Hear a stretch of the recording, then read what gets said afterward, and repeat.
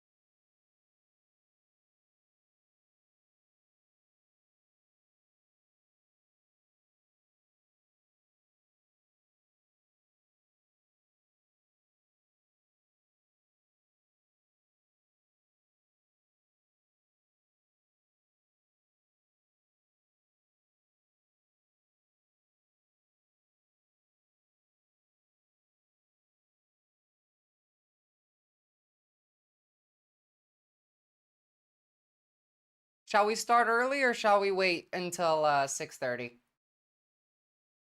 I'm ready.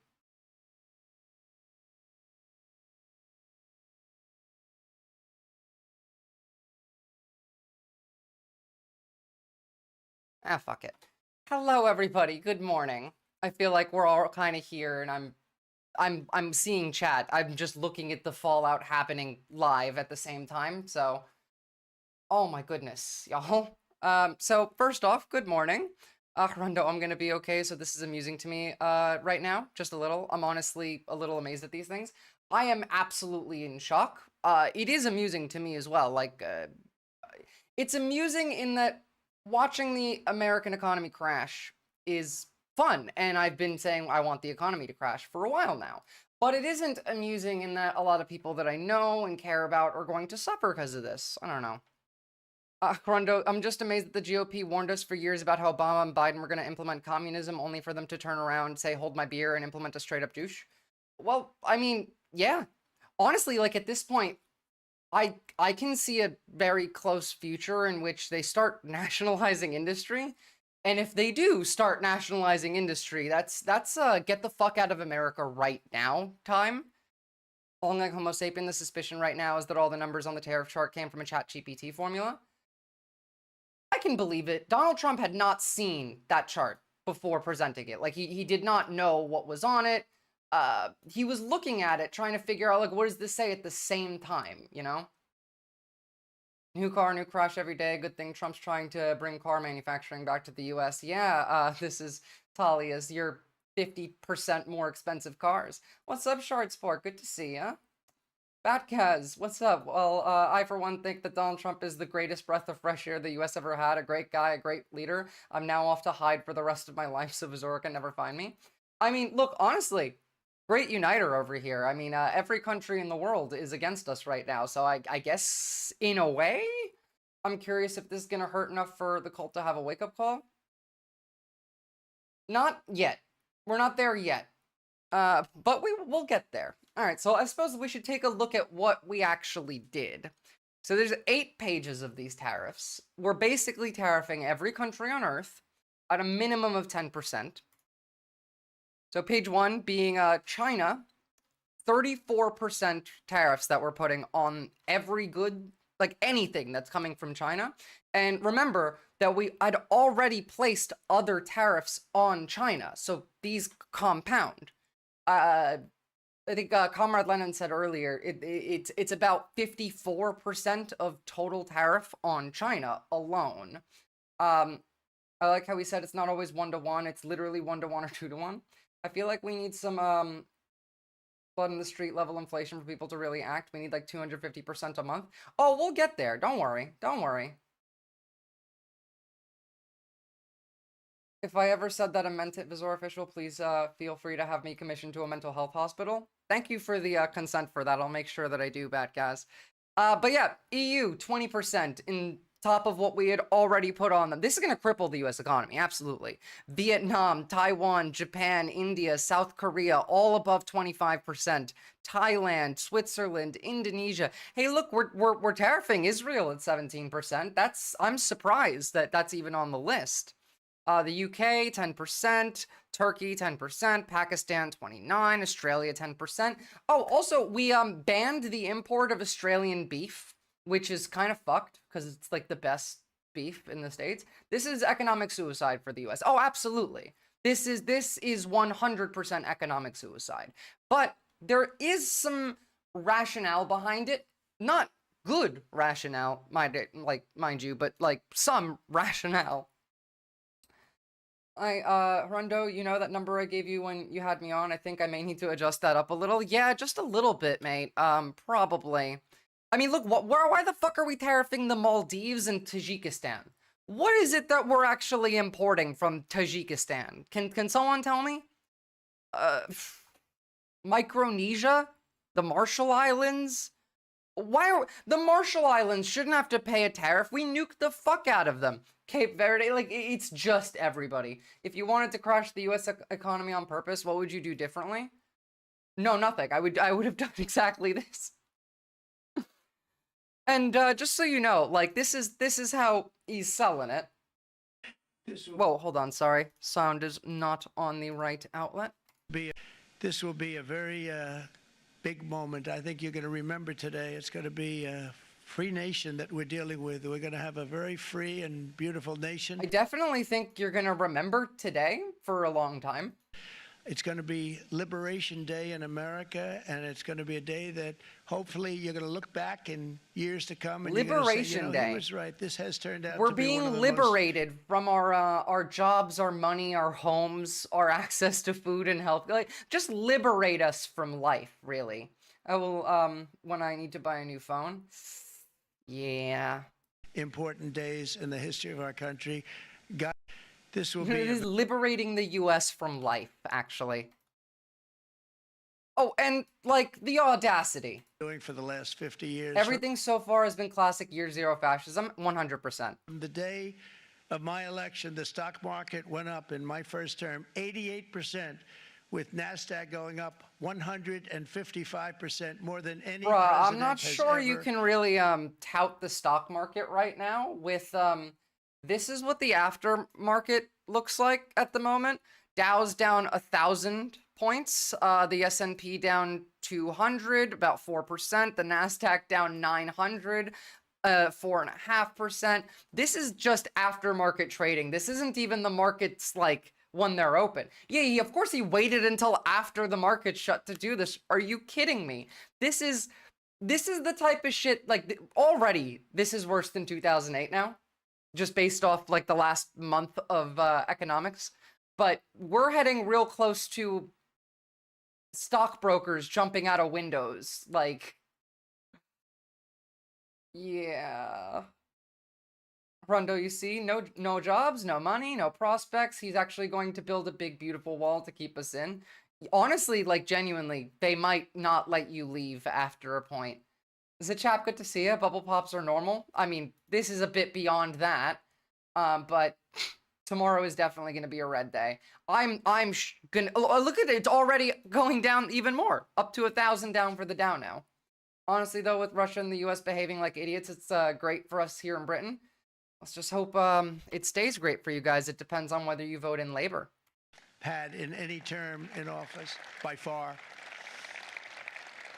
And I think we're going to blow that away. And maybe the numbers won't show, but I think they're going to show much better than even those numbers. But what you're yeah, the numbers aren't going to show how great I am, but I'm great. Don't question it. Heard McDonald's Islands are on the list, but it's uninhabitable. Yeah, literally, like, we're tariffing islands that we dropped, like, what, 90 nukes on? Isn't the Marshall Islands where Bikini Atoll is? Like, the whole reason that, you know, SpongeBob exists, for example. The Bikini exists, for example. Whatever. Yeah. Who the fuck lives there? We moved everyone out of there so that we could nuke it like 100 times. At the same time, we will establish a minimum baseline tariff of 10%. You notice that on the chart? Yeah, so And, everybody that'll be gets on other 10%, countries to help bare minimum. rebuild our economy. And But remember, like, how does anybody in this guy's life actually listen to him? Again, like, I don't think that he was the one making the chart. Like, he was reading off the chart as if he had never seen it before. It's a large area with lots of islands. Withok and Bikini were nuked, but there's dozens more. Yeah, just like, what are we importing from there that is a problem enough that we need to tariff them? I mean, again, like, here, let me send you guys the full 8 pages so that you can check yourselves throughout the day.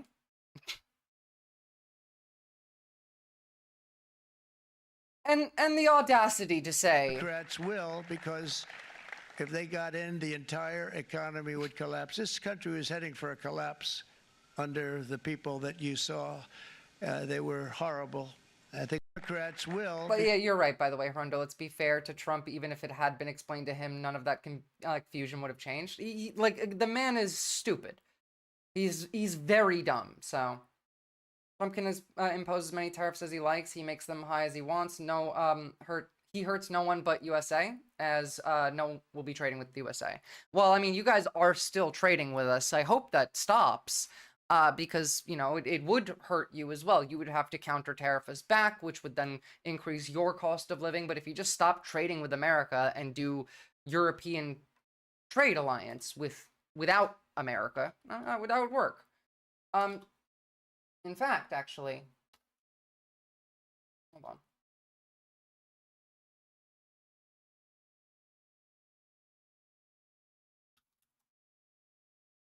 I was going to show this a bit later, but just to really hammer the point in, U.S. officials object to European push to buy weapons locally. As Europe wants to rearm itself, it wants to buy these weapons locally, not from the United States. They don't want to pay money to our defense industry, and we're not happy about that. We'll look into this quite a bit more tomorrow when I do more foreign policy. Today's just going to be like domestic stuff, obviously. Dems were bad, but it was bad. But when I'm here, it's gooder than ever before. Big numbers. Yeah, big numbers on the red. CNBC said this is fair to say worse than the worst case scenario that many in the market expected. Like, this is worse than the worst case scenario that the market expected. You know how insane that is? And I just want to remind you, not that I liked Kamala Harris, but she was correct here. Donald Trump has no plan for you. And when you Should look have voted at his for her. economic plan, it's all about tax breaks for the richest people. I am offering what I describe as an opportunity economy, and the best economists in our country, if not the world, have reviewed our relative plans for the future of America. What Goldman Sachs has said is that Donald Trump's plan would make the economy worse. Mine would strengthen the economy. What the Wharton School has said is Donald Trump's plan would actually explode the deficit.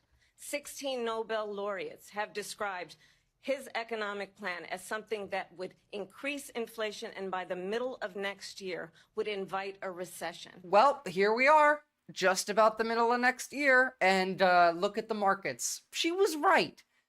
Trump tax was a good slogan. Call this Trumponomics, Trumpflation. It literally is. I don't like Kamala, but at least she was within the realm of normal human existence. Exactly. Like, she was not going to be a good president, but she would have been a rational one. And to the point of he is the great uniting influence, China, Japan, and South Korea will jointly respond to U.S. tariffs, Chinese media says. Do you know how much these countries hate each other? Do you know how bad you have to be to unite China, Japan, and South Korea against you? Actually, fuck it, by today's standards, I like her. Yeah, no, by today's standards, she would have been an excellent president. You have to, if you know anything about history, you know that this is crazy. And before the announcement, even Republicans like Tom Tillis were saying things like this. Anyone who says there may be a little bit of pain before we get things right Need to talk about farmers who are one crop away from bankruptcy. They don't have time, so we've got to be. This will bankrupt pretty much every farmer in America that isn't a mass manufacturer. Crisp on this implementation. Otherwise, we could do damage that's irreparable to farmers. Anyone who says Irreparable damage to farmers. Here's Tommy Tuberville before the announcement as well. What's up, Exhale? This is one thing that President Trump has got to sell, but it's also going to work, but it's going to be a slow pain first before we get the gain. We have to get jobs back in this country. We have to get manufacturing to come back. We can't control that. Guys, you guys realize that everyone is just afraid to come to America now, let alone like businesses? Tourists won't show up anymore. So even the mass manufacturers are going to hurt real bad. Bar a few of them, yeah. As the Senate, the one thing that we can control, as you said, we can control the tax cuts. We have to get those done, and we have to get it done this week. Yes, of course. We have to We'll give let the President billionaires Trump do the $6 tariffs. trillion. We do the tax cuts, get the debt limit put in with this reconciliation, fund the border wall, fund all of the immigration process that's going on. I don't know how they think they're going to fund anything. Like, I know that Trump exempts companies that he likes from these tariffs, but I'm not sure that that's going to be able to be a consistent thing because he's pissing off other countries. They might just not do business with those that aren't getting tariffed now. We have to get back to business up here. We've been dragging our feet, but I think with the tariffs this week and also the budget reconciliation that we'll do for the tax. Like the brain drain and the business drain has already started. It's not just started, like it's wild. Did you know that there are a lot of Americans fleeing to Mexico? We have American migrants fleeing to Mexico to escape. Great Britain travel agents are now advising people not to travel to the USA. Just let that sink in. Yeah, let that fucking sink in. Look at this. This is from France24, an analyst saying this is the most economically illiterate speech I have ever heard. Let's cross back to Professor Scott Lucas, Professor of US and International Politics. Scott, we spoke to you a Professor of US and International Politics. Little bit earlier. Now that we've heard what the detail is from Donald Trump, what do you make of all of that? Before talking They about want the the shock effects bulletproof and that bullet. they're bad, let me just say that I think that was the dumbest, most economically illiterate speech I have heard in my life. And I've heard a lot of bad ones. It was filled with lies and distortions. And I need to back that up. For example, the idea that the European Union has a 39% tariff rate on the United States. The weighted average of EU tariffs on the US is 1%. Yeah. Japan, which supposedly, according to Trump, had a 46% tariff rate, the weighted average of tariffs on US products is 3.2%. It's a bit more than that too. We have Scott Bessent actually explain it. Once we get through some of these videos, Scott Bessent had laid out exactly what they're trying to do just yesterday, actually. Marcus Peterson, who was excellent, highlighted the fact that other countries which actually have high tariff rates, like Turkey, all of a sudden get favored treatment from Trump, at least relatively favored, by paying only 10%. What you had, I think a lot of us felt like we were having someone a stroke listening to it. who is the President of the United States speaking almost absolute nonsense. And the biggest nonsense of all was the idea that tariffs can replace income taxes and that they The man said that getting rid of tariffs started the Great Depression. A switch flipped in your head today. AXL, what's the switch? will lead to economic growth. They won't. He is going Now, to try how and bad blame is the world this? for all of the economic problems. You have varying rates across the board. You have 20% on the EU. You have 34% on China, even higher on some countries. Based exhale. Lowest rates are still only going to be, are still at least 10%. The Aston Business School modeled this, and earlier this week Well, of came out course and not, said, Matty Holmes, in but the like, event of a that's 20 the to lie. 25% U.S. tariff, and we're roughly talking about that across the board, if the EU and other countries retaliate, the loss to the global economy will be 1.4 trillion.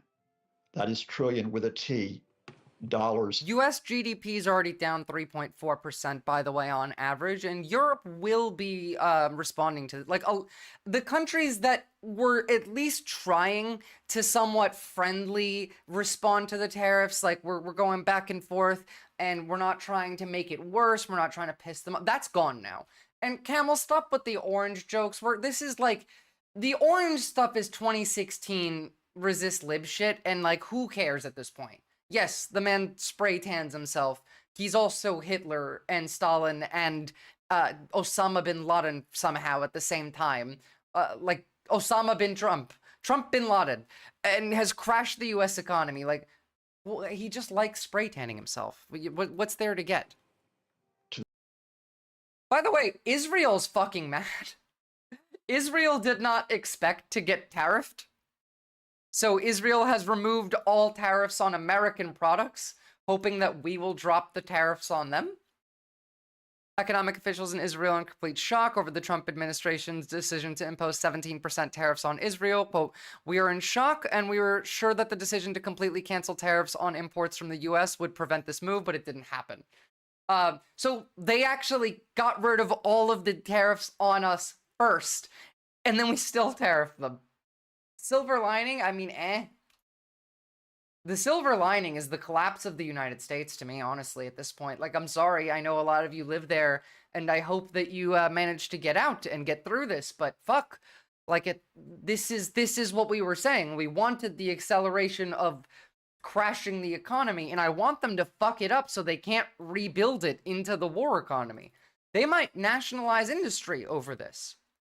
Let's take a listen to Australia's Prime Minister responding. I haven't seen many others so far. Melbourne, where Prime Minister Anthony Albanese is about to speak, reacting to the announcement by Donald Trump of a 10% tariff on all Australian We're not going to watch the whole imports thing. into I just the want to United get like an States. idea of what The US international President leaders... also mentioned a potential ban on on Australian beef exports to the US too. So we are standing by, and we will take you to Melbourne live with the PM as he approaches the election. Canada's also apparently spoken up. US Donald Trump just moments ago. The unilateral action that the Trump administration has taken today against every nation in the world does not come as a surprise. For Australia, these tariffs are not unexpected, but let me be Anthony Albanese, Rundo. clear. They are totally unwarranted. President Trump referred to reciprocal tariffs. A reciprocal tariff would be 0, not 10%. The administration's tariffs have no basis in logic, and they go against the basis of our two nations partnership. This is not the act of a friend. Today's decision will add to uncertainty in the global economy, and it will push up costs for American households. It is the American people who will pay the biggest price for these unjustified tariffs.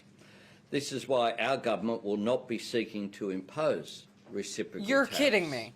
We will not join a race to the bottom that leads to higher prices and slower Are we going to cut trading with them instead? growth.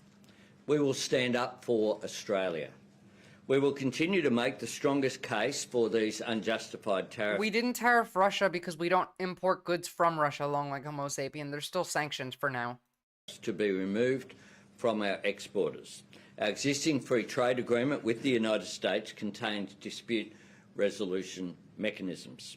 We want to resolve this issue without resorting to using these, as we do support continued what are you gonna do? constructive engagement No. with our friends in the United States. Why? Our shared history, our friendship, our alliance, these are all bigger than a poor decision. Jesus But Christ. the Australian people have every right to view this action by the Trump administration as undermining our free and fair trading relationship and counter to the shared values that have always been at the heart of our two nations' long-standing friendship.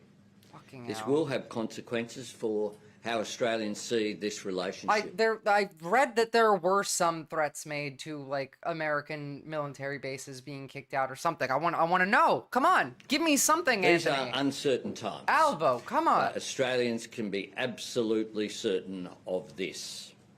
Our government will always stand up for Australian jobs, Australian industry, Australian consumers and Australian values.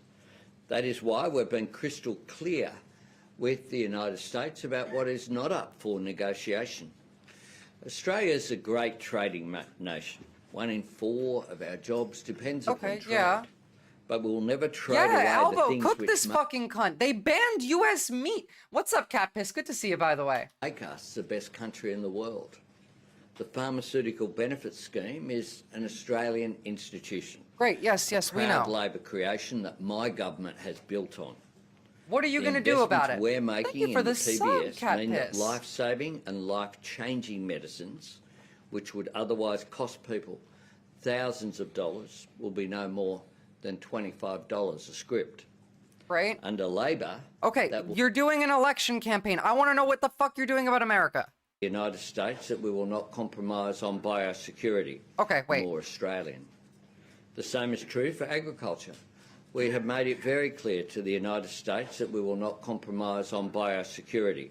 We will not weaken the measures that protect our farmers and producers from the risks of disease or contamination. Indeed, we've made it a priority to strengthen biosecurity, because one of the things that makes Australian food... I think this means that we're not going to be importing meat from the US. ...food and fibre the best in the world is that people everywhere know that it stands for quality, it also stands for safety. Another key point was technology. Our government stands by our media bargaining code. We strongly support local content in streaming services so Australian stories stay on Australian screens. And we have no intention of repealing the world-leading legislation that we passed with overwhelming support. I'm so mad set right the now. minimum age for social media at 16. Yeah, okay, that great. policy Love is that. about what's best for Australian children. That pisses off and America, Australian by the way. parents. That's a big issue that America has with us. They're actually trying to lobby for us to drop that, which thankfully, at least we're standing on that. These are our priorities. We stand up for Australia's interests. While we have an important trading relationship with the United States, it's important to put this in some perspective. It only accounts for less than 5% of our exports. True. Many other countries will be hit much harder by today's decision What about than imports? Australia. And because it is across the board, with no exemptions, of course, there's an argument actually about comparative impact of this decision made by President Trump that puts us in a position where I think no nation is better prepared than Australia for what has occurred today. For 3 years, my government has been working to make Australia's economy more resilient and our exports more diverse. We've deepened our economic engagement in Northeast Asia, Southeast Asia and India, the fastest growing region of the world in human history. That's really good because that means that we can import more goods from China, from India, from Southeast Asia without having to import from the United States. And honestly, like, since the US put a lot of tariffs on exactly those countries, China, Taiwan, Thailand, Malaysia, those companies are going to want to sell more to, let's say, Australia, to Europe. The tariff formula has been cracked. It is ChatGPT, isn't it? I think I did at least a chunk of the math. It's a trade deficit divided by the exports. EU exports 531.6, imports 333.4. Deficit 198.2 divided by 531.6 is 37, closer to 39. I'm not sure what this is trying to say here. I'm not smart enough to understand this, Zombie. I'm sorry. We are implementing our Southeast Asia economic strategy, developed by Nicholas Moore. First time viewer here. My bro Bullet said you do slug cosplay on streams. I can't wait. I don't know where he got that from. I've never done a slug cosplay, but I mean, I would, maybe. The logic behind the tariff percent per every country, why each country is a different percent. Oh, okay. I mean, does it really matter at this point? Like, yes, okay, each country is a different percent of tariffs because of, what, import to export deficit? Someone did the math here, but that's still not good for America. Moore, and I thank him and give a shout out to you just a month ago. This is about delivering for Australian businesses. On my left here, for the nature of that. What that has done is open up the markets of the Middle East through the UAE. We're boosting... So wait, is that not happening? I mean, not today. Look, basically what this means is Australia is going to have closer economic ties with China and the Southeast Asia region, as well as the Middle East, which is fucking excellent, as well as Europe. We are moving away from the United States. Militarily wise, though. Exports of Australian beef and red meat, expanding trade with the UK, European Union and Indonesia. And of course, we've cleared away over $20 billion in trade impediments with China. Backing local manufacturing with our Future Made in Australia plan. Investing in the skills, technology and energy to make more things here and stand on our own 2 feet. Good, good. That's pretty good, at least. Let's hear Mark Carney from Canada. What tariffs are coming our way? We know we'll be paying a tariff on steel and aluminum. You're not Mark Carney. You're not Mark Carney. That's rude. Anyway. Reaction now with certainly one of the industries that was singled out, the only Australian industry specifically that was singled out by Donald Trump. We'll get off Australia in a minute, but this does matter. Simon Stahl is the CEO with the Northern Meat Cooperative based at Casino in northern New South Wales, and he joins us now. Thank you very much for your time this morning. No, that was someone in the bottom left corner. That was like an analyst talking, not Carney. Feeling after hearing what Donald Trump said, or perhaps the lack of detail in what he said? I can find like everyone else, still unpacking it. There was a lot said, as he usually does, but I think one of the biggest takeouts... We have already threatened to kick them out of Pine Gap. Like, we did that a couple weeks ago. This is Talia. So I'm hoping that that threat comes back up again and we maybe actually follow through with it. Personally, I think Australia should expel all U.S. Diplomats and military personnel back to America. Me was, you know, a lot of this is about onboarding American manufacturing, and it's ironic. I think we're just collateral damage, because if you look at the US beef industry, they're the largest in the world, so there is really no argument to onboard US beef industry. So, as I say, I think we're collateral damage. Simon, I just wanted to ask, there's obviously been that ban. I found Mark Carney.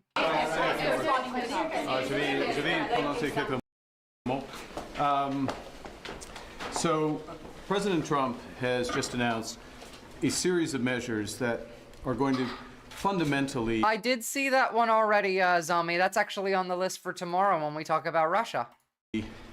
...change the international trading system.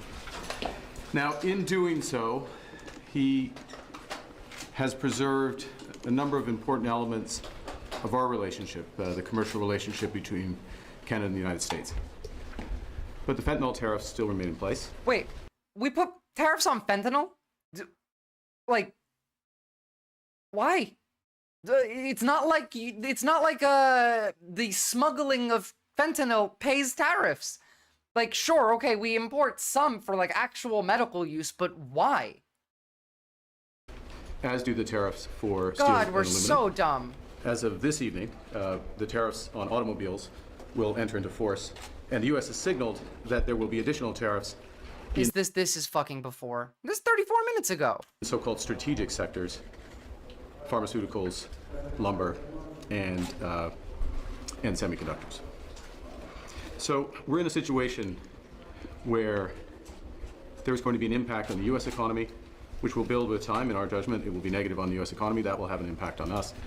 But the series of measures will directly affect millions of Canadians. We're going to fight. Gotta subsidize those internal drug lords. America first. We are going to protect our workers, and we are going to build the strongest. Look, from that, I'm getting that this is the same answer from Australia. We're going to work on our own industry. We're going to try and increase trade with other nations, and we're going to stop trading with America. Good. This is a Nike stock right now, a company that has more than 450,000 employees across 130 factories in Vietnam. So, yeah, look, the markets are not happy. Now, I was going to show you a timeline of the tariff war and what we've done so far, just to really get the math up here. So, the first one we started out with 25% on Canada and Mexico, additional 10% on China. Then we paused it.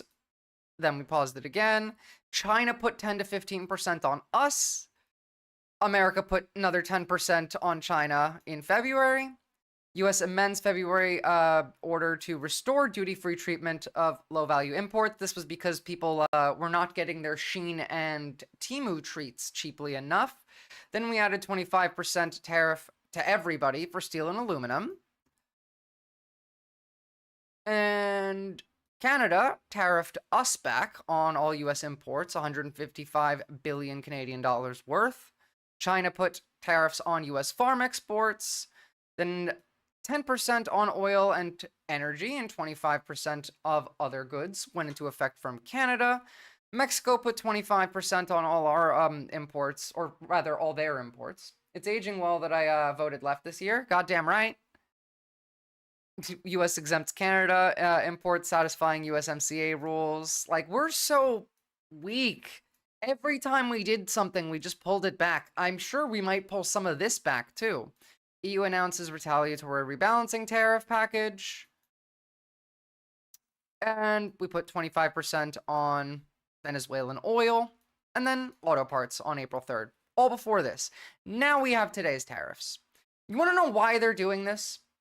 Beans again? Basically, yeah, get your beans in your rice. Guys, food's gonna be expensive for a while.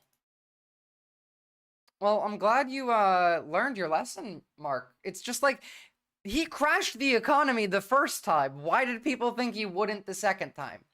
Here's Scott Bessent, the Treasury Secretary, explaining what it is they actually want to do. What's the point of all of this? 10% of Americans are 40 or 50% of consumption, and that is an unstable equilibrium.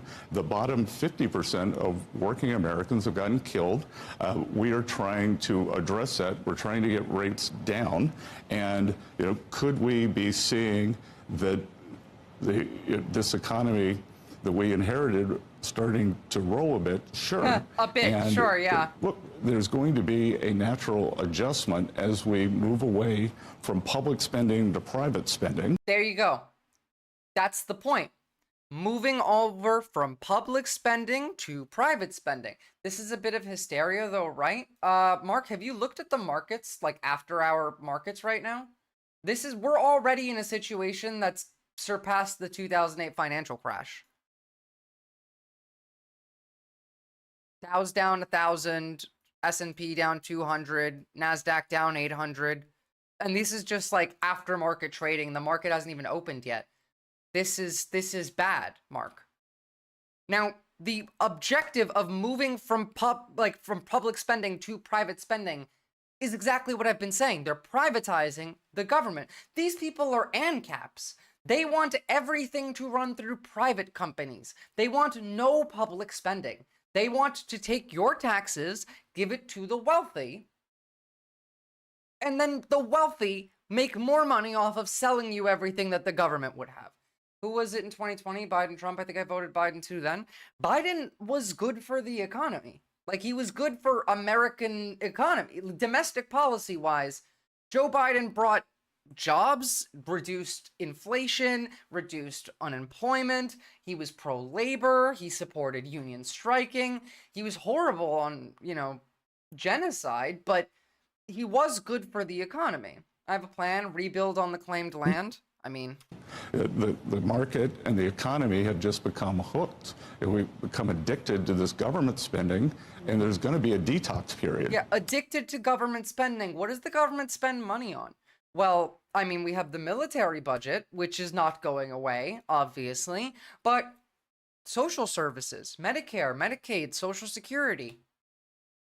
10% of Americans are 40 or 50% of consumption, and that is an unstable equilibrium. The bottom 50% of working Americans have gotten killed. I don't know. Exhale, I don't know why.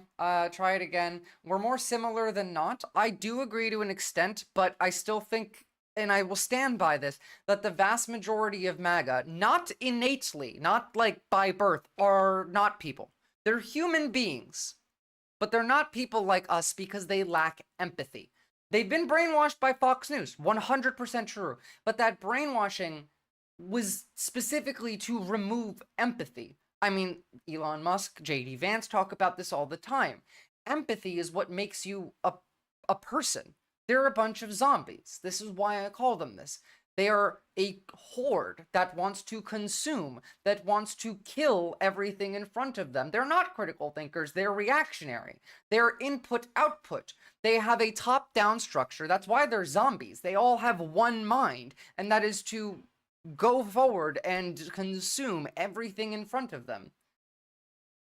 They're not human. They're demons, pure evil. No. The people on television, like the government officials, the people doing this, they're demons.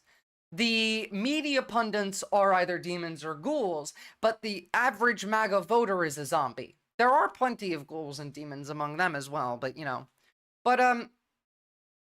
this is what they hear all day.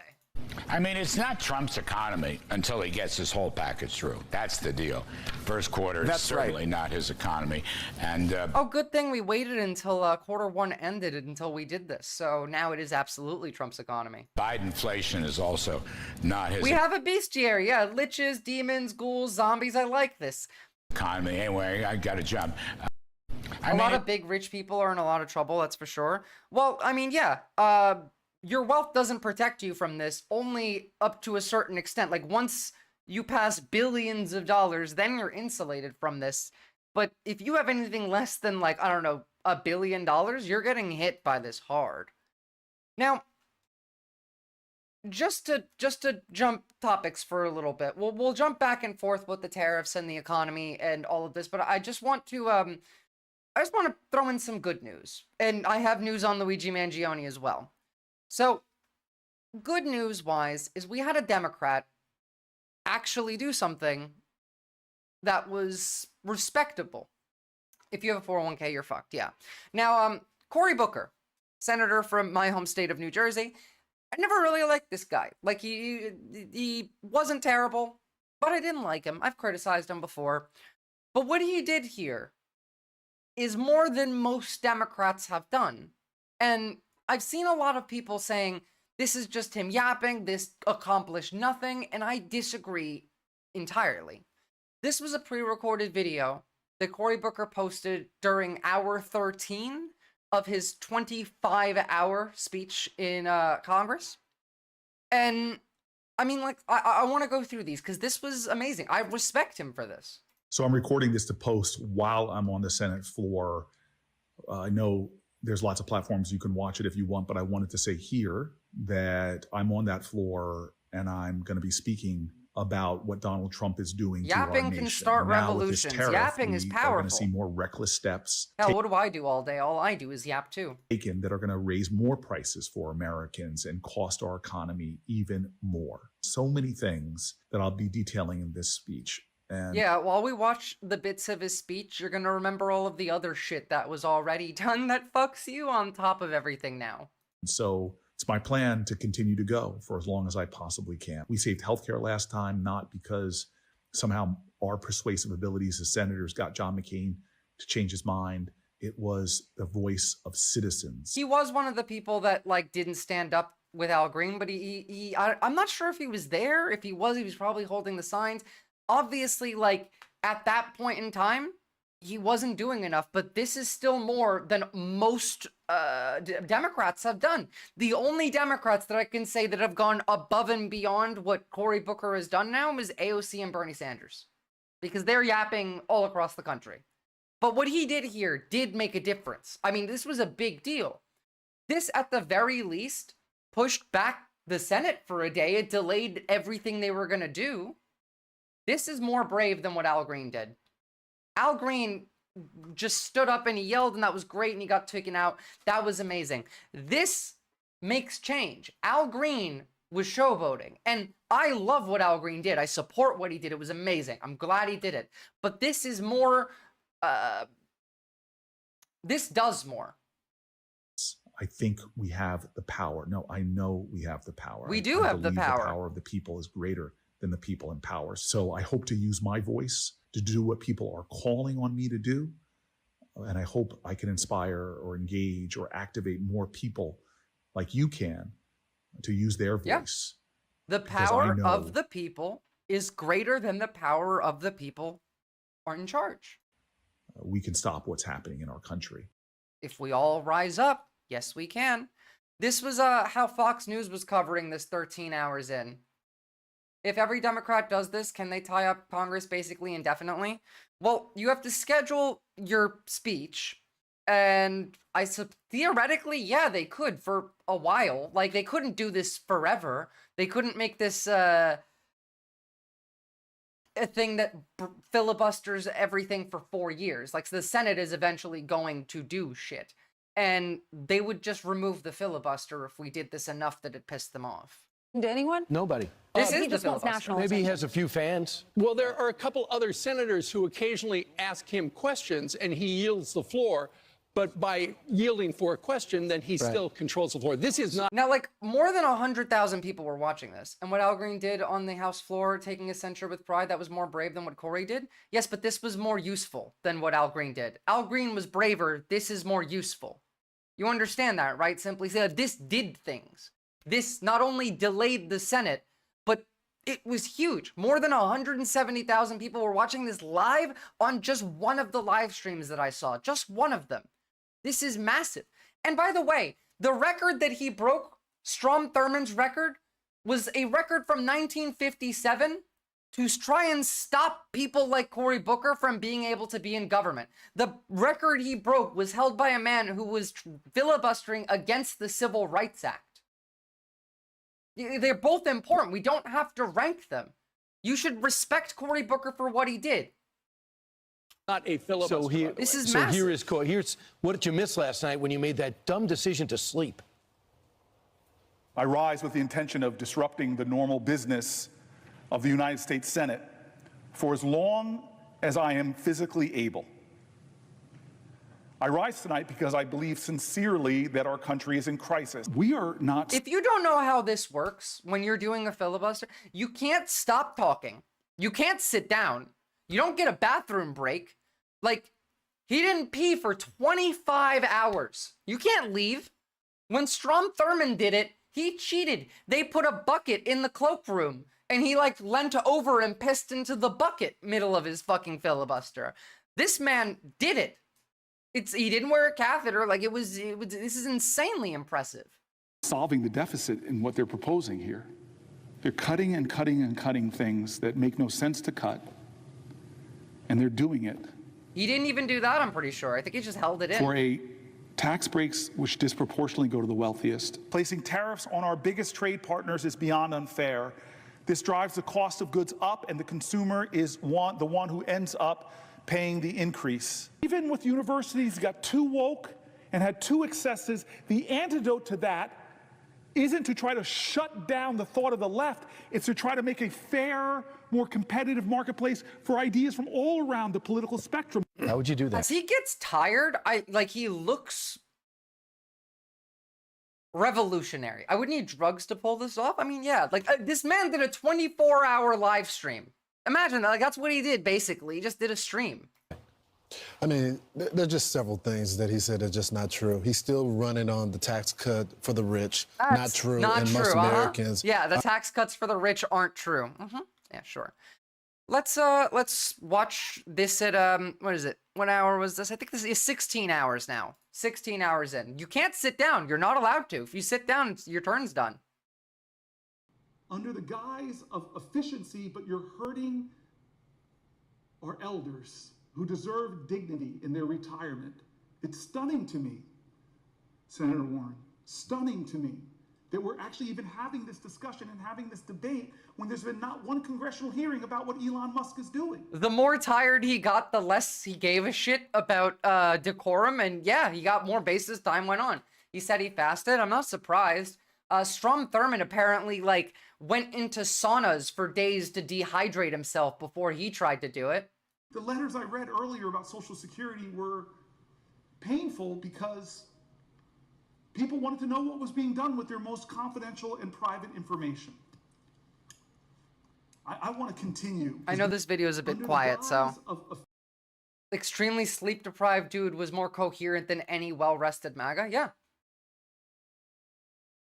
This is at 20 hours. Just look at him. Look how based this man looks right now. 20 hours in. This is how all of you should be feeling.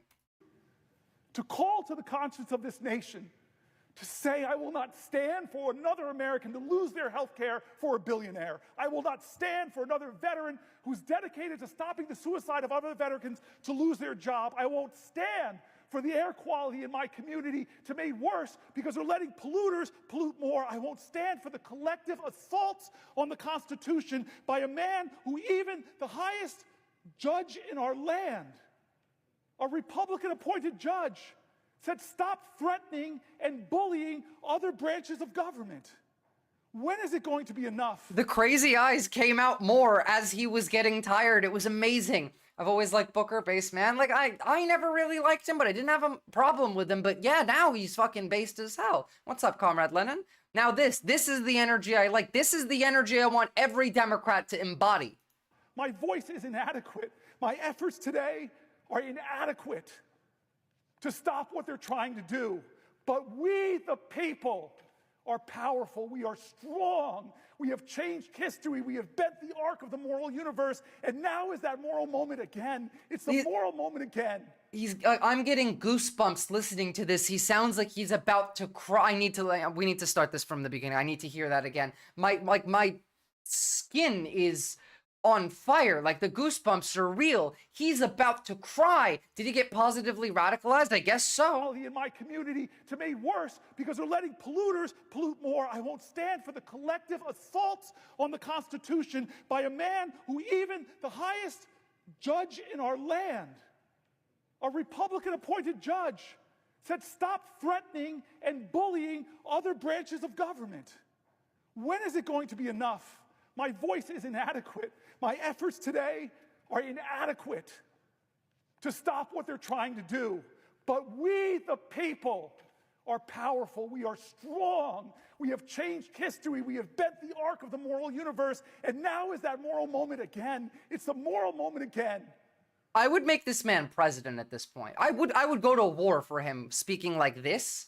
If this is what Democrats pick up, like this, embody this energy, and we will win.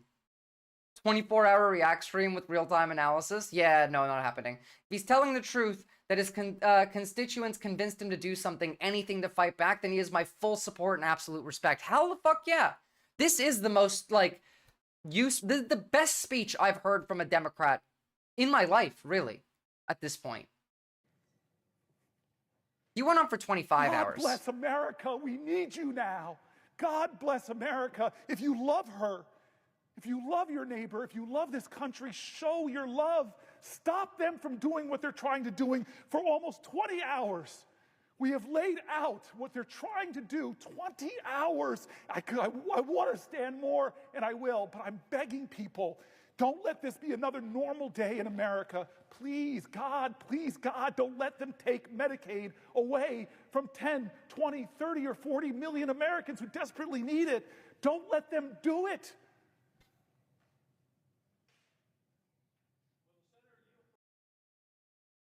Like, come on, guys. I'm gonna link this one for you guys, because it's great. I want this. We need this. This is at 24 hours and 18 minutes. This is when he breaks the record. He needs you too.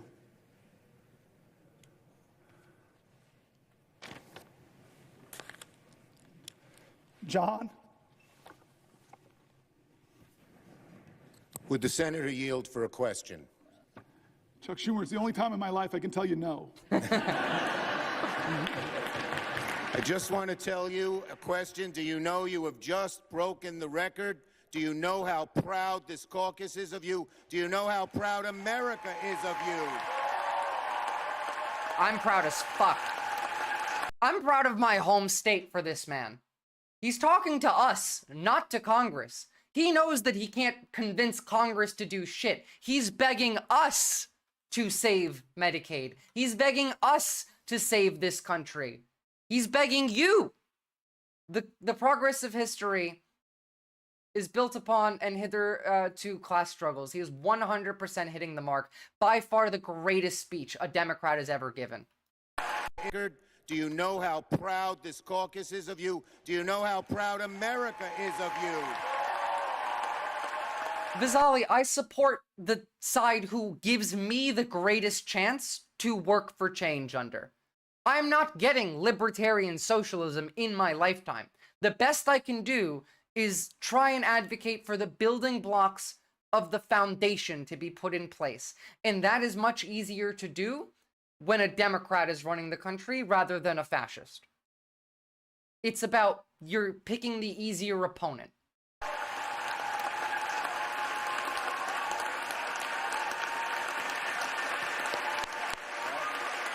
He broke that racist motherfucker's record. And he didn't have to cheat like Strom Thurmond did.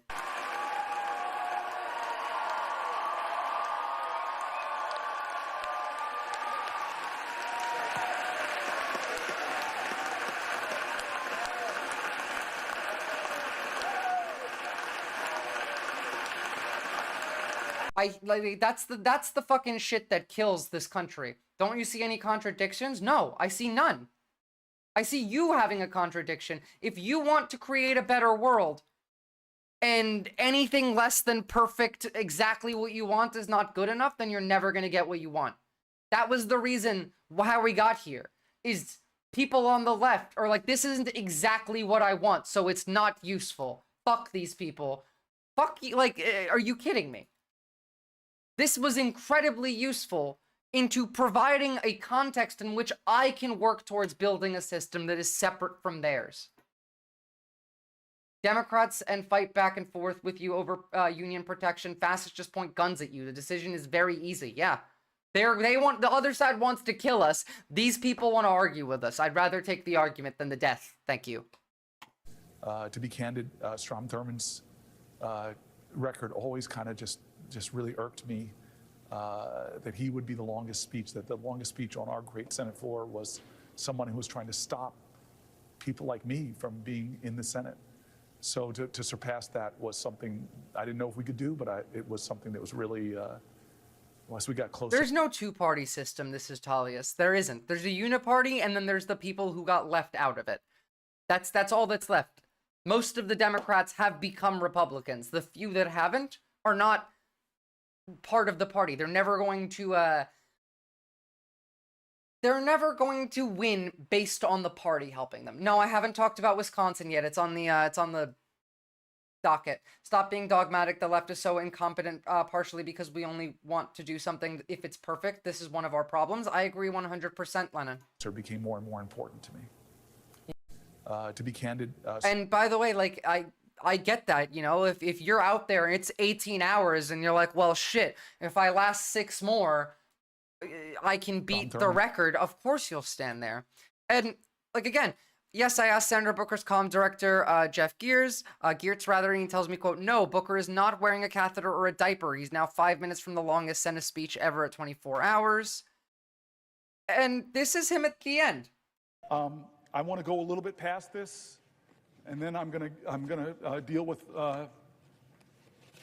some of the biological urgencies I'm feeling. Yeah, I'm sure you were feeling some biological urgencies. Great job, Cory Booker. Thank you for doing this. This is, to me, akin to, like, Rosa Parks standing up and saying, I'm not going to move on the bus. Did it functionally change anything on its own? No. But it was the beginning of a movement. It showed other people. It showed everyone else, hey, look, we can stand up. We are together. 24 hours, I think it was actually 25 hours that he made. It's a stepping stone. Kaidiris, Visora, do you think that the left needs to improve in being able to critique Democrat politicians while still emphasizing the need to vote Democrat? I think the left needs to improve in being able to critique the left without making them the enemy first. In general, not even just about Democrats, but other leftists. We need to be able to talk about other leftists who are not exactly the same as us and not think that they are the enemy just because their views are somewhat different than ours. And he spoke about leadership afterward. I haven't heard this yet, so I'm quite interested to see what he has to say here, because I know this is about leadership. So here's perhaps one of the greatest leadership lessons there is, that real leaders don't lecture you on how great they are. They remind you how great we are and how great we can be together. Real leaders don't spend all their time pointing fingers of blame. They remind us that we share collective responsibility to make things better. Real leaders don't stand up and say, only I can lead you, follow me. Real leaders remind us that we are the leaders that we need. We are a nation that's great not because of someone who held the Oval Office. We have had great ones. Is that to me, Comrade Lennon? Your biggest hater is yourself, which is good for self-criticism, which the left needs more of. I mean, I do feel like I do relate to that, so I don't know if that was to me or not, but you're right. We need to be able to self-criticize and not stop working together. We should criticize ourselves and each other and learn from them. That's what critical thinking is. That's what introspection's point is to learn from your mistakes. We're here because of all those leaders who reminded us of our responsibility, our capability, who reminded us that the power of the people is greater than the people in power. They were labor leaders. They were suffrage leaders. They were civil rights leaders who didn't just speak truth to power. They spoke truth to us. This is a moment that we need real leadership to remind us that this is our nation. I want our real leadership to not come from anyone in power. The real leadership we need is someone nobody knows. Nobody knows who this person is. We need somebody to act not from a position of power, but from the bottom up. That's the leader we need. We need someone to start that movement, to lead that movement, to command that movement in what we need. We need strikes. We need organized leadership that doesn't come from power. The real leadership is someone on the street right now. Exactly. That we can heal, that we can help. And most of all, in times like this, I want you to go out and be that leader. Must all lead. We must all lead. Thank you, Cory Booker. Again, incredibly based. This, that we must all lead out of the darkness.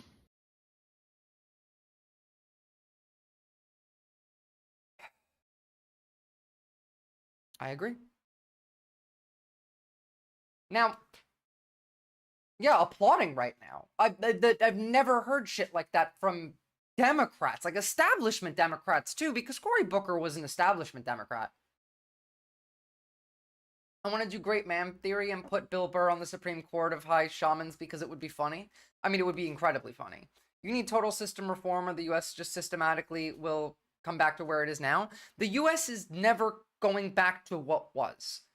We cannot return. We can't fix this country. We can only get through this and create what's next. There is no going back. They've made sure of that. Now, we had special elections yesterday. And I reckon based on the results, these might be the last free and fair elections we ever have. Did you know these old fucks have a basketball court? I can see the jokes now. Yeah. So, Brad Schimmel was Elon Musk's preferred candidate for Wisconsin. Elon Musk was out there giving $1 million to people that work for him and were pretending like they didn't to try and get this man elected. He lost, but I want you to just hear the kind of person that they wanted to put on the Supreme Court. And she reminded me of a story that I cannot deny. We had picked up our oldest Mackenzie at a friend's house, and there'd been a fib. I don't know what the fib was anymore, but she had told a fib about something, and she was denying that she had fibbed. So this was the most expensive election for a Supreme Court candidate in Wisconsin's history. Car ride home, I'm going to get her on the witness stand. So she's in the back seat. I adjusted the mirror, so I'm looking right at her, and she's looking right at me. And every time she looks away, I said, "Look at me." And I don't think I looked at the road the whole way. And I got her back there, and I'm grilling her about this, and I'm rebutting every fib she piles on the fib. And I got a Perry Mason moment right there in my car. He's a She very broke creepy down. weirdo. I did it, I did it, I did it. And I won my trial. She is next witness, rest my case. Well, she's in the back seat. She is just crying miserably. You might be a psychopath if, yeah. My wife's looking at me like I'm a monster. And I was proud of myself. That's probably maybe a red flag that you should do some introspection, mate. I just beat up on it. She was probably 8. I just psychologically beat the daylights out of an 8-year-old in the back seat. That was great. Yep. I psychologically beat the daylights out of my child, and I was so proud. Wild statement right there. What the hell? Yeah. And he told this story twice, by the way. Here's him telling the same story at a different event. Come home from a day of that kind of work, and you don't talk to your family for half an hour after you get home. Kind of lie an 8-year-old tells. It's nothing. But we're driving home from picking her up at her friend's house, and I adjusted the rear view mirror in the truck. So I can see her in the back seat. He's actually proud her. of this. Boom. To say this story twice, you have to actually be proud of this. This guy is a psychopath. But thankfully he lost. This goes to show how these monsters view children, again, as their property, not humans. Of course, 100%. We know that every accusation is a confession with these people. But this was what the voters in Wisconsin were doing as they waited in line. It's really a core memory for this fucker. It's going to be a core memory for his kid, too.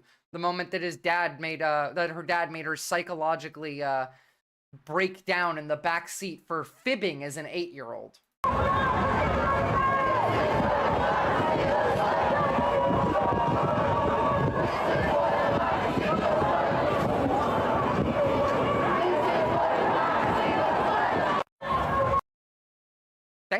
Thank you, people, guys. I need everyone should be out on the street doing this. Every single person, because we have to play cards with the cards that were dealt by living in reality and voting for harm reduction over ideological purity. True. When he's in an old folks' home, she ain't visiting. 100%.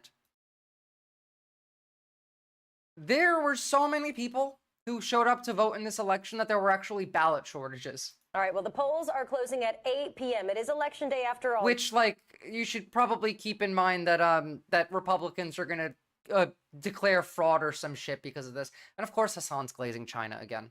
You know, China's currently encircled Taiwan and is doing live fire military drills. We're going to cover that tomorrow. Now, we do have some breaking news to pass along. Some locations are experiencing ballot shortages due to the higher voter turnout. Election officials are telling people to stay in line, not to leave. They are right now working to bring more ballots to those certain locations that are impacted. Election officials expect those results to come in after midnight, and we're going to have all of the... All right, Go to the streets, guys. The protests are the key to the future. Now, this was a landslide. This is a mandate, not Donald Trump's weak-ass 1.5%. 57.5 to 42.5. That's a fucking mandate. Dipshits. Let's see what she had to say afterward. You know, just moments ago, I received a phone call from Judge Brad Schimmel conceding the race.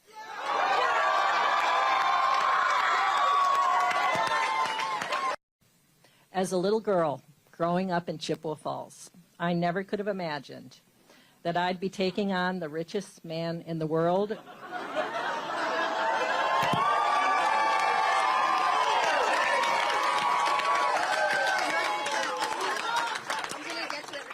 For justice in Wisconsin. And we won. It is so nice to see a non-demon win, yeah. Sorry, that's very loud. And Wisconsin's... Yeah. I don't think Hassan is pro-China. No, he is. He is. He said that he is.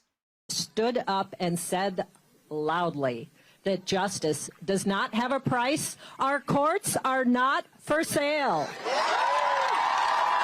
Oh, just so you know, this is what he posted after he lost.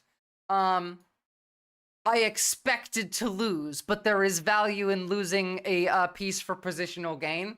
Mate, no you didn't. Stop trying to pretend like you were like, oh yeah, of course I'm gonna lose. I just might as well try my best. Shut the fuck up. And to my friends, Justices, Ann Walsh Bradley.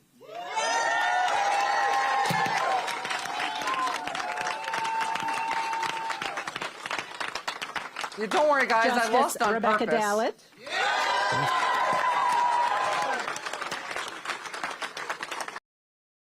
So, that's good. You know what else is really good? This is what the voter margins look like in Wisconsin. Everyone shifted massively left. Hence why I don't think we're going to have a free and fair election ever again. Because that's what Wisconsin looked like. That would be absolutely fucking terrifying to these people. So, you know, there's that. 12 point, that's a crazy swing, yeah. This was all part of my master plan to swing Wisconsin by 12 points to the left. Now, let's listen to Kornacki break down the Florida election, which we didn't win, but... Let's get right over to NBC's national political correspondent, Steve Kornacki, who joins us from the big board. You've been name-checked a couple of times. You have a lot you're watching here. Let's start with Florida. I mean, just talk to us about what you're seeing. Anything deviating from what we expected thus far? Yeah, Ellison, I mean, take a look right now. This is the race where we're just starting to get returns. The 1st District of Florida. This is the Panhandle, Northwest Florida, Pensacola based. And you can see, look, they count the vote real fast in Florida. 37% of all the votes in this district have now been counted. Now, if you're a Democrat, you're probably looking at the screen and saying, wow, this is fantastic. The Democrat gave Vallimont 3 points ahead of the Republican, Jimmy Patronis, with more than a third of the vote in. Kornacki Two is things famous, to keep in mind, though. Number one, the way they count the votes in Florida, the reason they can do it this quickly is because the vote by mail and the early vote, the votes that people cast before Election Day. Yeah, this was way closer than expected, and this is a big deal. Again, this is terrifying for the right, so... They can get those all ready to go before polls close, and they just spit them all out at once, basically. Each county does when the polls close. Those votes, early votes, vote by mail, tend to be much more democratic than votes that are cast on Election Day. So the most Democratic votes are the ones that get reported out first. So this is kind of probably the high watermark that you can expect if you're a Democrat, with still a lot of votes to come in. Because what's going to start to happen in this district now is votes cast today on Election Day, much more Republican votes. That's certainly the pattern we saw earlier in the 6th district where the Republican candidate won. That pattern suggests there's a lot more Republican votes. And in fact, there you could just see it. Mr. We Haji? just got, in the time I was talking, remember it was 37%. Now it's moved up to 49%. We've got half the vote counted in this district, and what had been a 3-point advantage there for the Democrat has basically been erased. Now it's 0.4 of 1 point, just 357 votes separating the Democrat and the Republican here. We could break this down. For the sake of hope, this is good. Realistically, though, I'm not sure. If you are a Republican candidate running in a swing state, you don't want Elon Musk anywhere near you. Yes, maybe you like the money, but you do not want his presence in your state. Musk Why is that? Elon Musk simply put is so unpopular that he's reportedly going to be stepping back from working for the government in May. Now, I wholeheartedly believe that he will only be doing so in the public manner, because he will absolutely continue working within the government, just not out in the open. The bad publicity has kind of got to him, so... Let me get some more links. We have so much to go through today, and some of it's extremely funny, and some of it's extremely not funny. Gonna try and space those out evenly as much as I can. One issue is that the special election electorate versus the general election might be very different. That is very true. Yeah, exactly. Short spork. Okay, so. Oops. Second. Load for me. Let's start with Kid Rock in the Oval Office. Interesting choice. That was part of his temp status thing, but he won't really be gone. Plus, we still have those Yarden bitches. Yeah, absolutely. Did Biden do news conferences like this, Peter? I don't No, think Biden did not do news conferences with Kid Rock in the Oval Office. He was never standing next to somebody who looked like they were about to be shot out of a cannon. Kid Rock is like famous for a song about pedophilia, so wouldn't have worked out. like that's his most famous song is about pedophilia. And just to really hammer that down, after the Kid Rock and after all of the tariffs that were released today, We're respected as a country again, and we're strongly respected. And people are amazed. I was with some very important people today, and they said that they've never seen a turnaround of a country as fast as this. We're respected as a country. We're respected as a country again. We're respected. Everyone in the world loves us, respects us, sure. Hey, look. Mike Waltz and other members of the Trump National Security Council conducted government business over personal Gmail accounts. They held conversations of highly sensitive information, including about military positions, powerful weapon systems, and more, in private Gmail accounts. Oh, Hillary's emails, though. Hillary's emails. These guys are insane. This is going to get our troops killed, like, genuinely. Gmail, yeah. But her emails. Sensitive information, including military positions and powerful weapon systems, over private Gmail accounts. Signal wasn't enough, clearly. And remember, Mike Waltz also had his entire Venmo friends list leaked, so everyone knows all of that as well. Like, these people are really bad at their jobs. Hypocrisy is a feature, not a bug. I guess so is incompetence. As one does, those things being on classified servers while screaming about, War Thunder chat rooms as God intended, yeah. I'd pay to see Hillary throttle these guys while screaming, what about my emails? Genuinely, at this point, yeah. How many felonies is this now? We're reaching upwards of 300 to 400, probably, in general, for, like, the administration. It's, like, at least 2 full life sentences for Waltz, though. Yeah, absolutely. And now we're just quoting Joseph Goebbels in House committee meetings in all seriousness, not even in a negative context. But I think you should check it out. That's all that happened, sir. So I'm going to leave you, and I'll yield back a little bit of my time. Why are you freezing? A direct quote from Joseph Goebbels.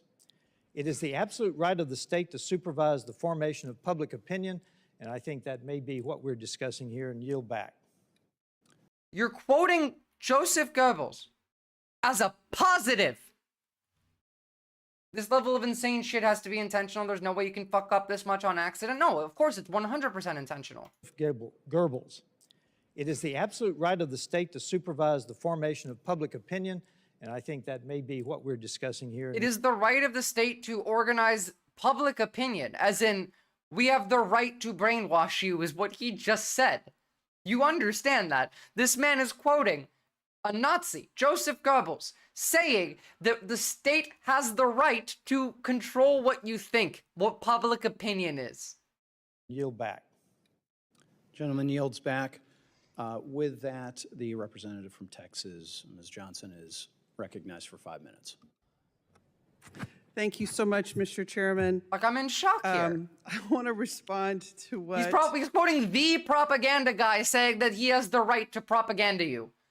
This is the woke Reich. I'm still not calling it the Burger Reich. It's the woke Reich.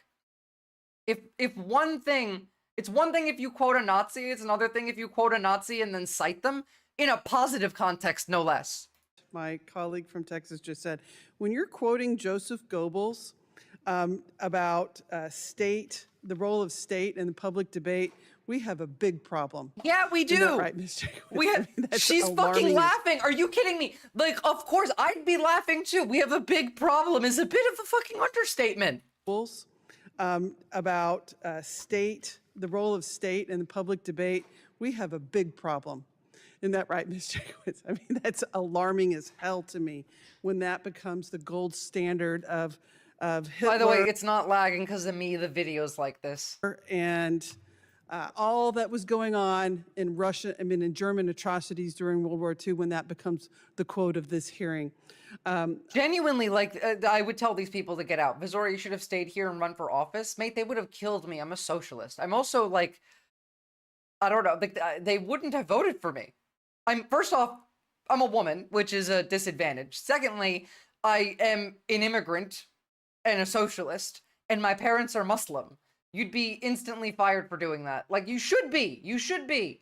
Democratic Congress is just slow like that. It's live footage. Yeah, true. I also want to respond to another comment where it said that Biden ruined our credibility around the world. I would argue that Mr. Trump is doing that right now. They're not, Kat's not good. Like, they're out there calling Kat a whore right now. I mean, look, I would, but I fled. I don't know. I didn't even flee. I left the country to go travel. And I just didn't come back because it was falling more and more and more. Communists and socialists were who the Nazis built the concentration camps for initially. True. Nothing like watching your mod remove my comment while she sits next to me on the bed. Let me fed post just a little bit as a treat. No. Beat you to it, Shardspork. Look, this is how much they hate you. Hi, I was a worker at HHS. I was fired illegally and yes, on February 14th. There are many people who are not getting social service programs, especially people with disabilities. Are you going to do anything to stop what's happening? You probably deserved it. I deserved it? You probably deserved it. I deserved it. Dude, wow. Yeah, that's... Even the people in the elevator are like, what the fuck, man? You can't say that. You probably deserved it. I deserved it. Dude, wow. Yeah, that's great to hear. Why did I deserve it? Because you seem like a clown. Okay, sir, you shouldn't have said that. Hi, I was a... Yeah, okay. That's how much they hate you. Thank you for the link. I'm going to look at that when we go through the immigration stuff. We have a lot of that to go through as well. If trans women were men, do you think that trans women could run for office because they don't think they're women, so wouldn't it defeat misogyny? Lennon, they want to kill all the trans folks, so no. It wouldn't work. But yeah, wow is the right answer. Here's the press secretary talking about some insane shit. You know, there's a spiritual revival, it seems, in this country right now, especially in the youth. We've seen this at college campuses all over the country, really. What do you attribute that to? Is there a spiritual revival going on in America, or at least wanting to begin in America? I think so, especially amongst younger generations. You see the videos of college students worshiping on their campuses, many students getting baptized in the middle of their campus. It's a really beautiful sight. I think people are moving closer to God, and I hope that they are. I pray that they do. Do you think President Trump is part of that? Hey, look, bulletproof bullet, trans people aren't illegal everywhere yet. I can still say the word, and we have trans people in this community that I would like to support. And Mr. Haji, no, thank you. I appreciate it. They want to turn us into sex slaves and then kill us when they're tired of us, Comrade Lennon? Yeah, kinda, yeah. Keep your dang religion kink away from me. Exactly. In terms of ushering in this renewal, this spiritual revival, some of his policies, and do you think that kind of goes hand in hand? I would say so. I think the president has been a great voice for young people. You know, there's a... Yeah. They only take in sex offenders and coke addicts. Sorry. Honestly, kind of true. And again, like, you want to know how much they hate women? In general? Well, it is always an adventure around here. This afternoon, they tried to run the rule that allows us to vote on various pieces of legislation that included their entire agenda for the week. And part of what they included in that rule was some language to try to shut down a bipartisan petition that was signed by the majority of House members on both sides of the aisle to make it possible for new parents with newborns to proxy vote, which means you can vote remotely so that you don't have to endanger your baby and new parents by coming in those early days. And like I said, it was bipartisan. It was supported by both some of the most conservative and progressive members on both sides of the aisle. And the speaker is so hell-bent on shutting down this bipartisan petition, and we're not sure why, that it got voted I know why. down the rule. The why is A, they don't want women to be in positions of power.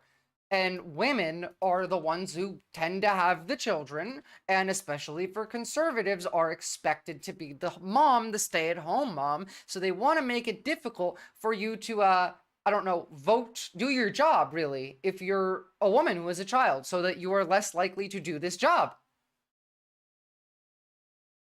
Got voted down on the floor, which was trying to shut that down.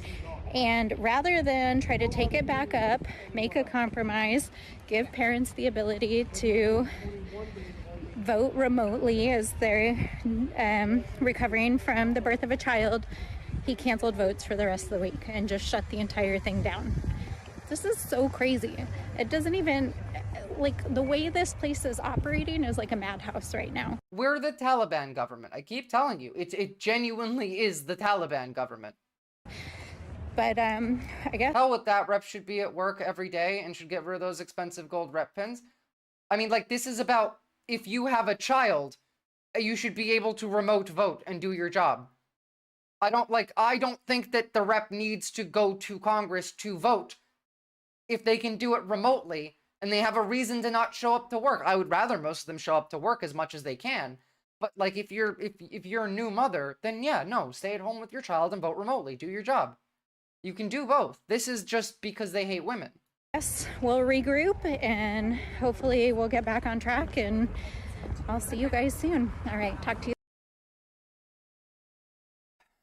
It's sad. Dude just got mad and shut down the votes for the rest of the week. Inefficiency in government detected? Kinda, yeah. Transphobia is always misogyny plus. Yeah, absolutely. The basis of transphobia comes from misogyny.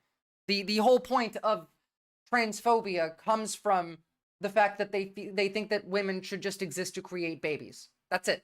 If they change the voting laws requesting birth certificate, that would impact rural married women. Actually, they've already kind of done that, Mr. Haji.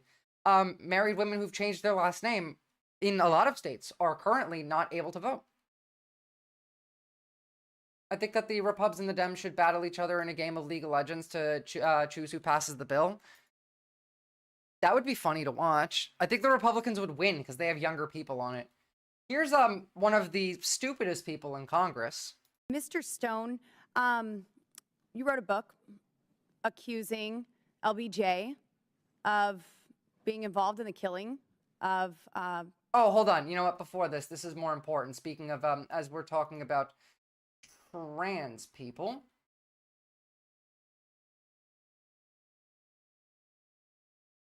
They are revoking IDs in Texas. All trans people in Texas are becoming undocumented.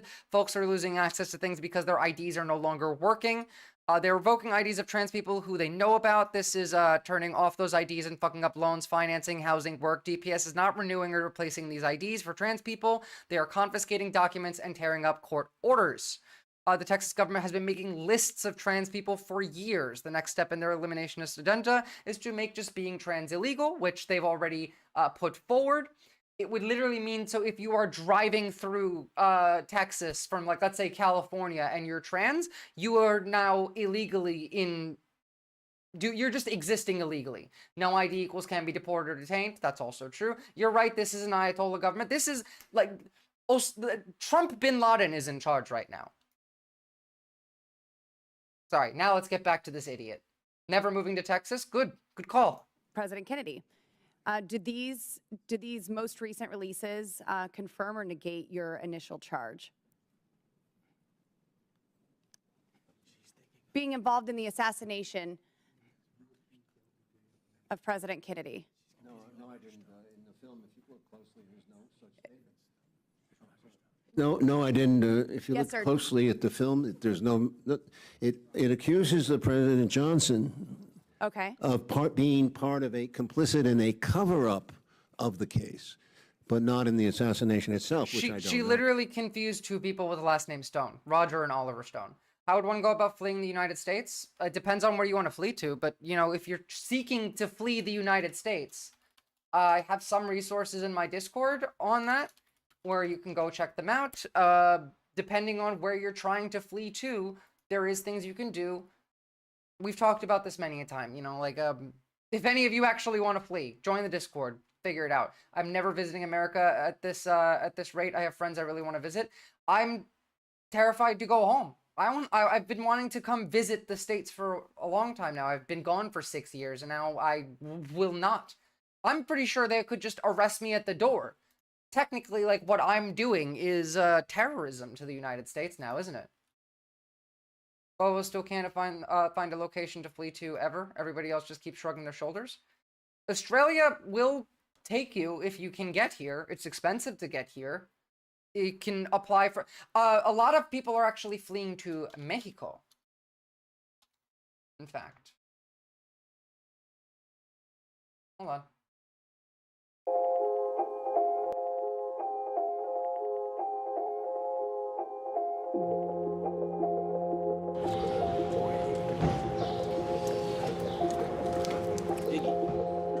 Seeking refuge from Donald Trump's America and neighboring Mexico.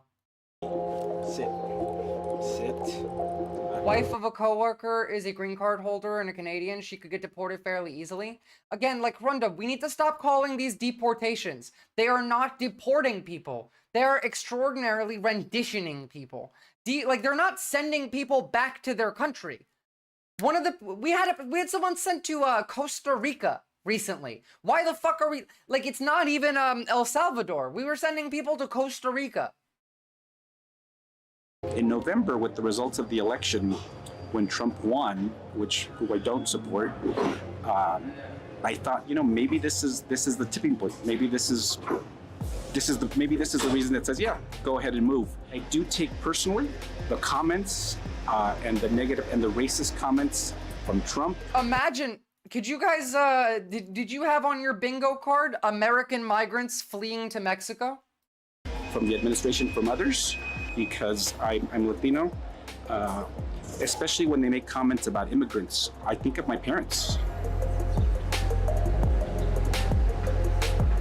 Oh, thank you for the sub, Mercury. Much appreciated.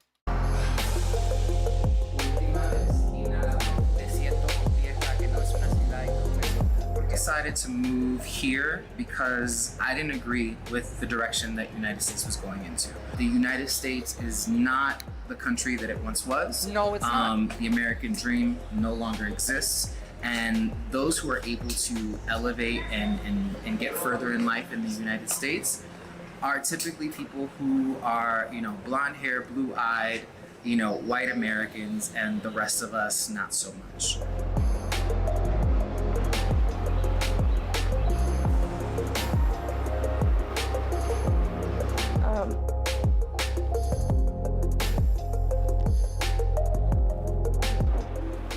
So it's hard, guys. It's a challenge being a black woman here and experiencing not feeling safe in your country. You to see the shift of where things are going in America politically and where things are going in Mexico with, Claudia Sheinbaum as the president, and just reading about how she was in physics and all the amazing things she's doing for like social programs, social equity, and to see that we're actually going backwards in America. It's just insane.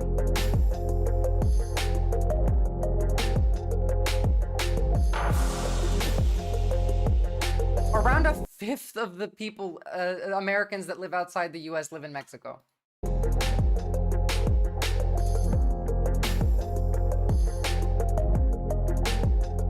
All right. Now, we got some bad stuff to look at. Elon Musk wants protesters arrested, but also organizers arrested. With the purpose of intimidation, and it's harming innocent people. It's really terrible.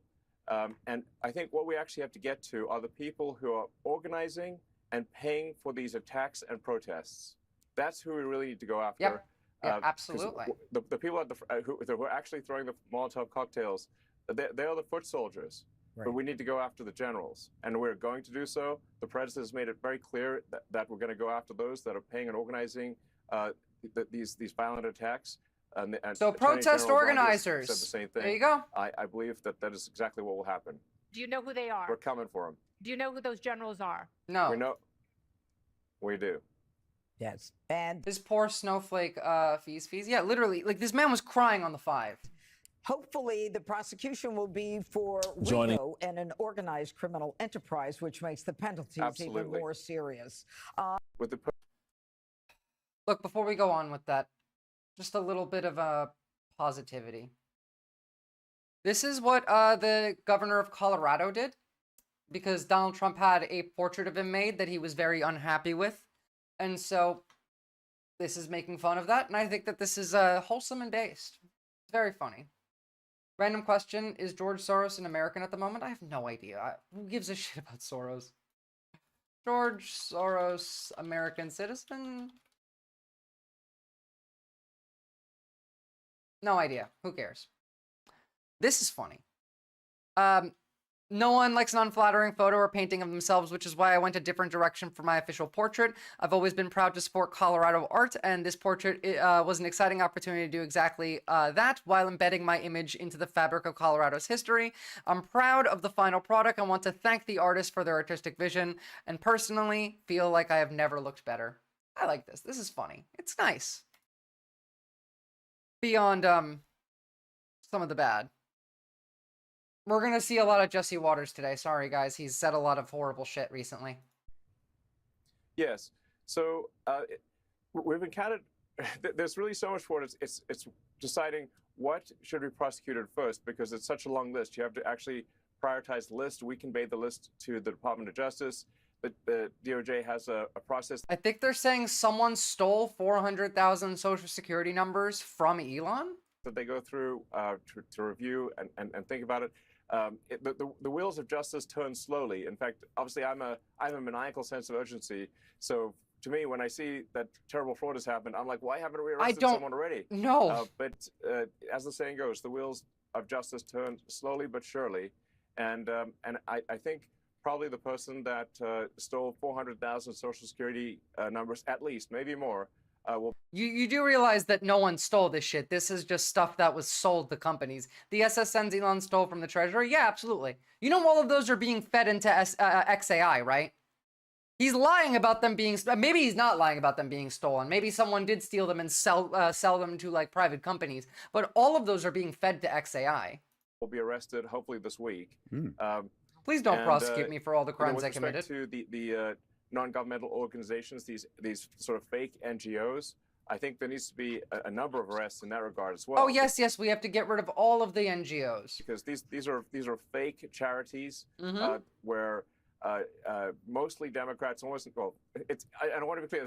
There's sometimes a little bit of Republican in there because they sometimes throw the Republicans a bone to say, hey, be quiet about this. So that's where you start getting the uniparty thing going on. But it is overwhelmingly to Democrats. And all of this is a lie, flat out. They're fake and they're probably gay. Yeah, exactly. Run by Democrats. He sold the info after putting it into XAI. Now,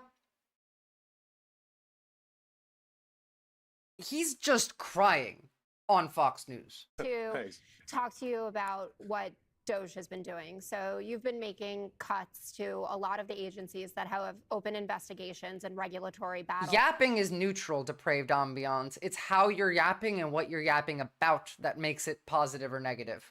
With your companies. At the same time, you continue to get billions in government contracts. Tesla gets billions in subsidies. How do you explain that to the American people? How do you explain that? Well, everything that Doge does is an open book. So I think the most transparent the most transparent organization. This is such a lie. Again, like, there's been no fraud arrest. Remember, all these cuts for waste, fraud, and abuse, there's been no fraud arrests. It is a felony to defraud the federal government, which Doge was looking for. There is 0 arrests. Her expression is fantastic. Yeah, she fucking hates him. Like, Jessica Tarlov seems to be the only person on Fox with a semblance of a soul. Every single Doge action is listed on the Doge.gov website. It's also listed on the X handle. I'll show you why in a minute. She clearly does have somewhat of a soul. They can bring that up. They can raise that. And I do want to say, like, sometimes we make a mistake. Nobody bats 1,000. We will at times make a mistake. We'll act very quickly to correct it. I am under such an extreme spotlight, so much scrutiny, that it's literally impossible for me to get away with anything nefarious. And obviously, it's so funny. Look, nor do I wish. we're going to go talk about like the immigration stuff quite a lot more, but I want you to see this really quickly.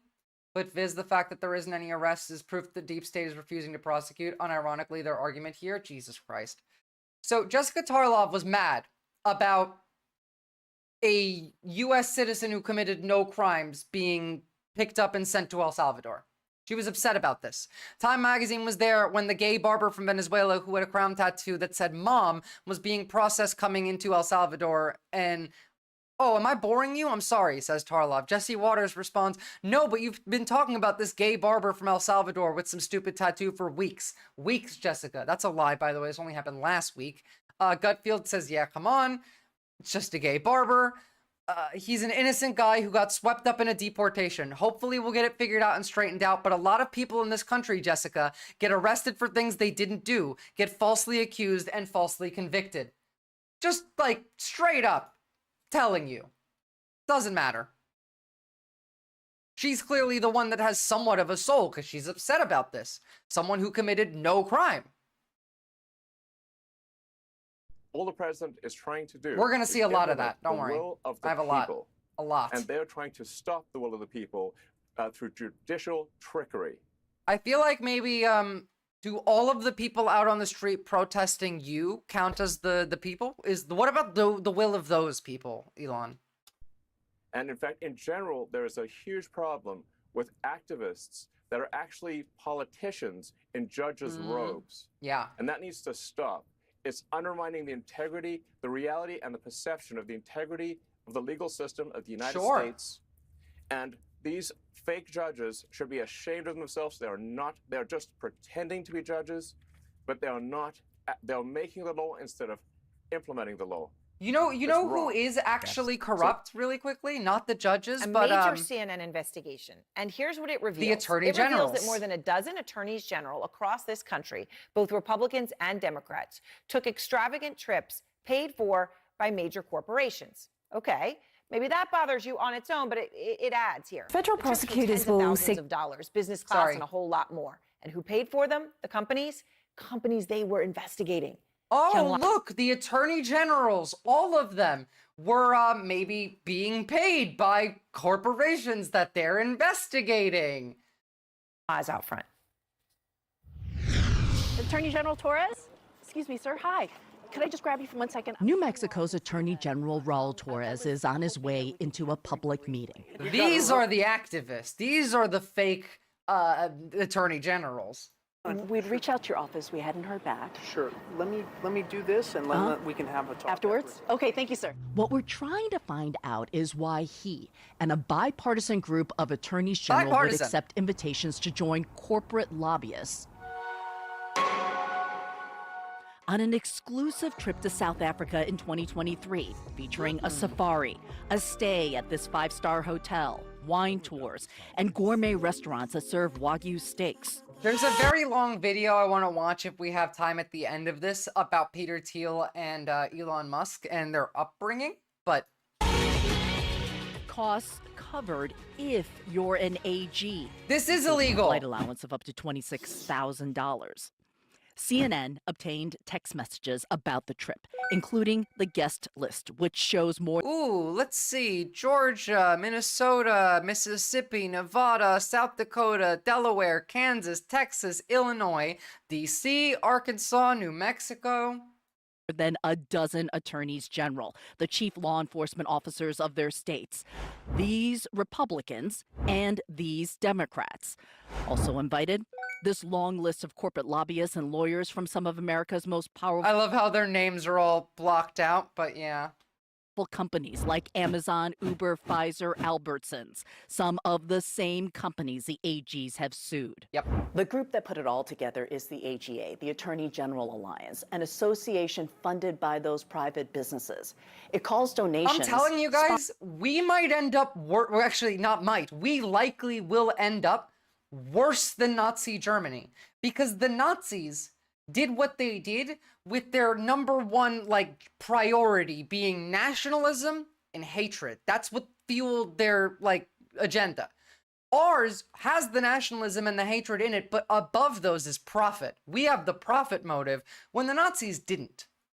Sponsorships. And as you can see on this AGA document, the more the corporations pay, the more they get. For example, $150,000 would get a company special projects and collaborations and access to 2 invite-only events. The AGA has hosted international trips to Spain, France, and scheduled for next month, Italy. Invited with the AGs on these work trips, a +1.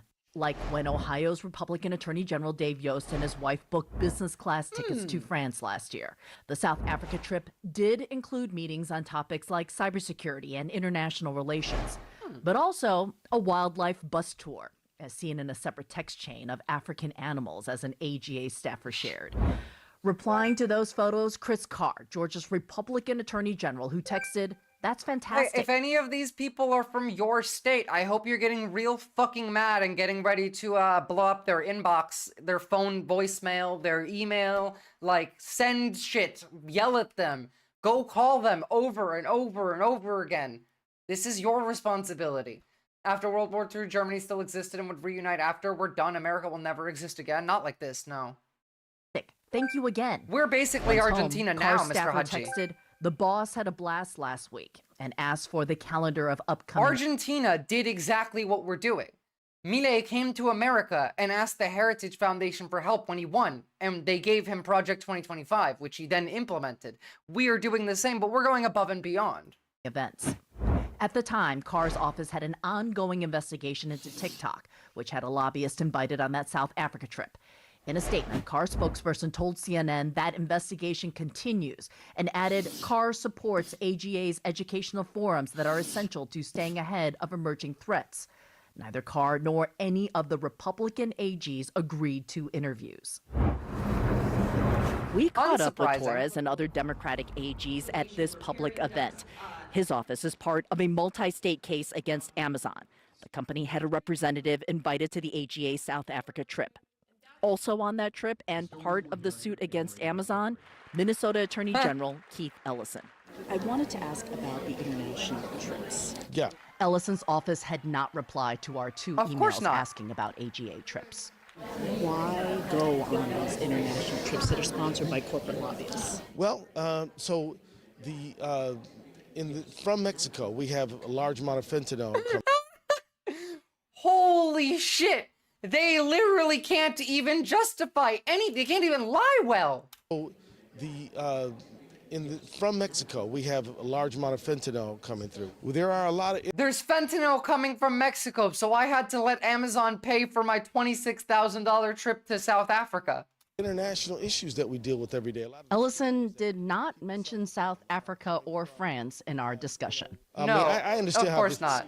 Game is played. I mean, us. Yeah, the game is rigged against us. That's how it's fucking played. Sounds like corruption. Yeah, it does, doesn't it? It does sound quite a bit like corruption. I wonder why.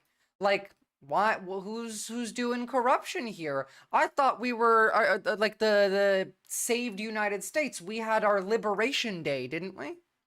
You guys want to see something really weird though? Like just out of pocket, unexpected, incredibly weird.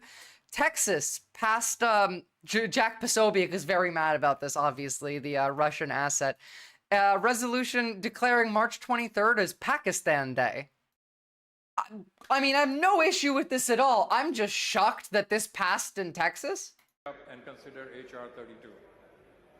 Members, you've heard the motion. Is there any objection? Chair is none. The rules are suspended. Following resolution, the clerk will read the resolution. Huh? Yeah, huh is... recognizing Pakistan Day at the state capitol. I don't get it.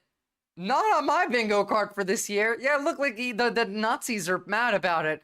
Texas passing Pakistan Day while taking away trans people's IDs. No, corruption can only come from Koruptia Oblast of Russia. Otherwise, it's just sparkling lobbying.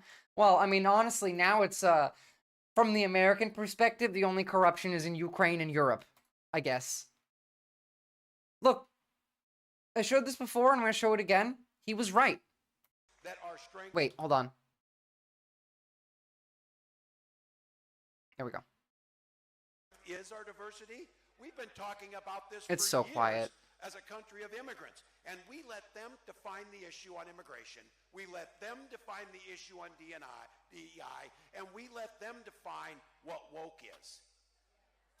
We got ourselves in this mess because we weren't bold enough to stand up and say, you damn right we're proud of these policies. We're going to put them in, and we're going to execute. We should have stuck with, like, what we knew. We should have pushed our policies. We should have talked about how good for Americans DEI is. The vast majority of DEI grants went to white women.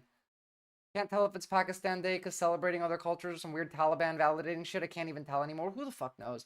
Sounds like we actually need an audit of every single state and federal government for corruption and prosecution. Nazi sympathizers, corrupt politicians need to be prosecuted and barred from ever holding public office again. Well, I mean, that's exactly what I would do if I was in charge, but, you know, I'm not in charge. Guys, we've lost our minds. We've lost our minds. Republicans see that Canadians and the European Union are our enemy. We've lost our minds as a country. The fucking psyoping on Twitter is clearly working because Republicans think Canada and Europe are our enemy. And I suppose now they are. At this point, I'm America's enemy, an enemy of the state. But we do still have some people who are speaking out in a useful way. I see the watch you have. I see the belt you wear. I've worked in fashion for 20 years. I know what I'm looking at. I've seen the car you drive. I've seen the lake houses you have. I've seen, you know, the 4-car garage you have. So let's talk about what you're really saying here. Am I asking you to forego your lifestyle that, yes, you have earned? I am. No. I also like nice things. I would love to someday have a lake house. I also want an Hermes belt. I also want an IWC watch, this and that. I'm an entrepreneur too because I like nice things and I want to be in control of my earning and my money just like you. But let's talk about the actual math that we're talking about. Under this law that the people passed, workers earn 1 hour of paid sick leave for every 30 hours worked. So if we're talking about 1 hour of paid sick leave for every 30 hours of work. A grocery store, a liquor store, a instrument store in Columbus, what are your workers earning? Are they earning $15 an hour? Are they earning $18, $20? Are they earning $30 an hour? Let's be generous to you, Rolex-wearing man, and say your workers are earning $30 an hour, which we know they're not. Yeah. And those workers would have to work 30 hours to earn 1 hour of paid sick leave. So let's say they earn $30 an hour, work 30 hours to earn $30 off, and you're walking around with your Rolex watch and your expensive Porsche with They your want to lake steal from house, you. saying that if you have a worker who works 30 hours, you can't give them $30? I'll walk up to you right now and you'll give me $30 if I ask for it. I know that's right. If I said, will you take me to lunch? Will you get me some drinks? Man, I drink 2 drinks. That's $30. Yeah. If you go to the wrong cocktail bar. If you go to the wrong cocktail bar, 1 drink is $30. That was the most fucked up legislation.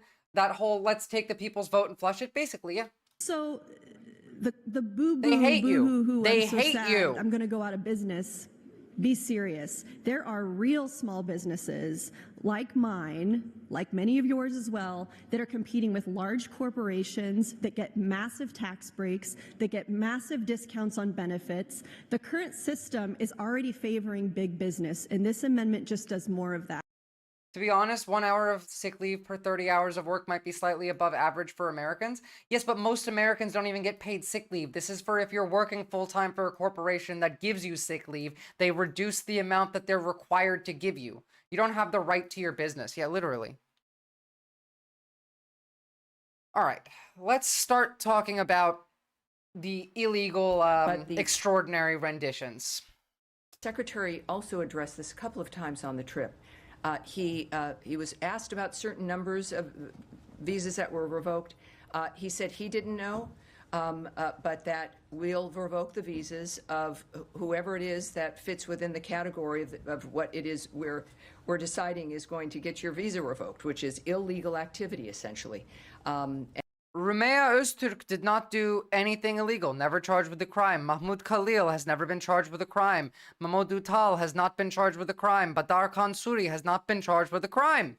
And I do know that from our own conversations here, that, here we go, the department, I can say this specifically, revokes visas every day in order to secure America's borders and keep our community safe, and will continue to do so.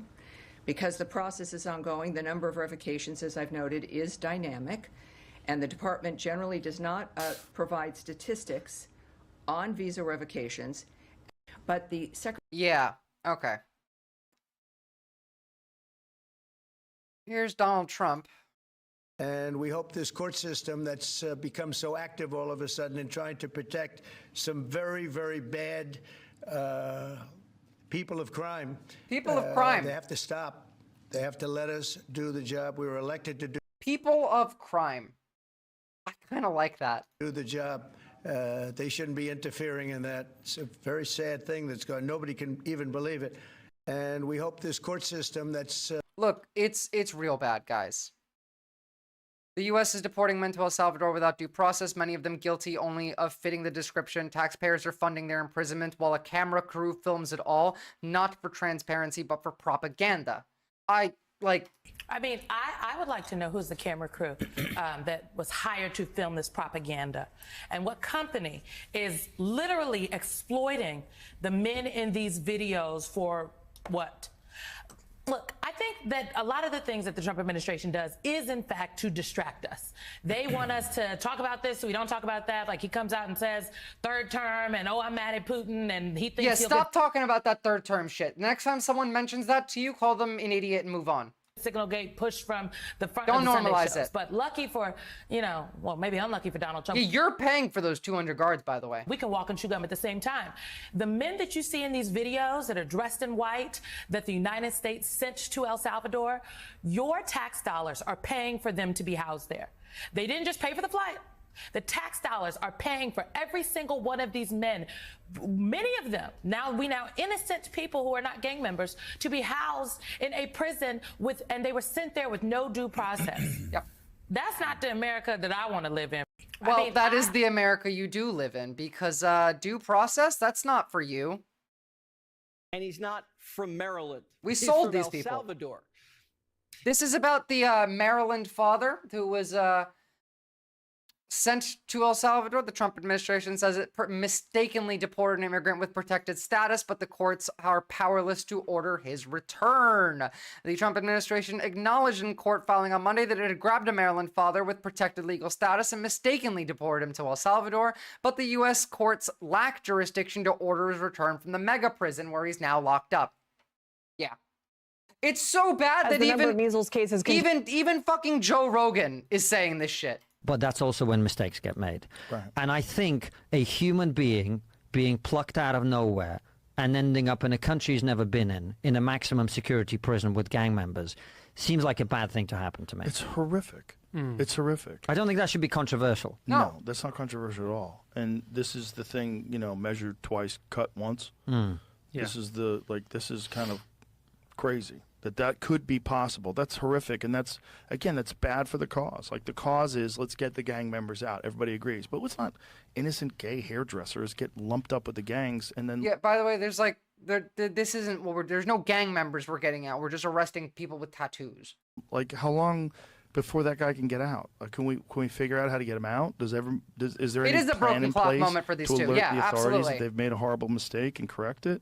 Well, if you think about it from a government perspective, and this is where I think it gets quite sinister, is once you've done that, the incentive structure is never going to be to admit that and deal with it. The incentive structure is to say nothing, to cover it up, to pretend it didn't happen. But right? that is horrible. So someone ends up in a black hole. Yeah, that's fucking horrible, Joe Rogan. That's why you have due process. Exactly. I want to ask you about a few things. Shit, sorry, that was really loud. My bad. And he's not from Maryland. He's from El Salvador.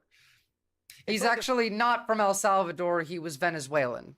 Okay, but continue. If I snuck south of the border and got arrested in Mexico City on gang charges, would Democrats call me a Mexico City? He was here on legal protected status. Dad.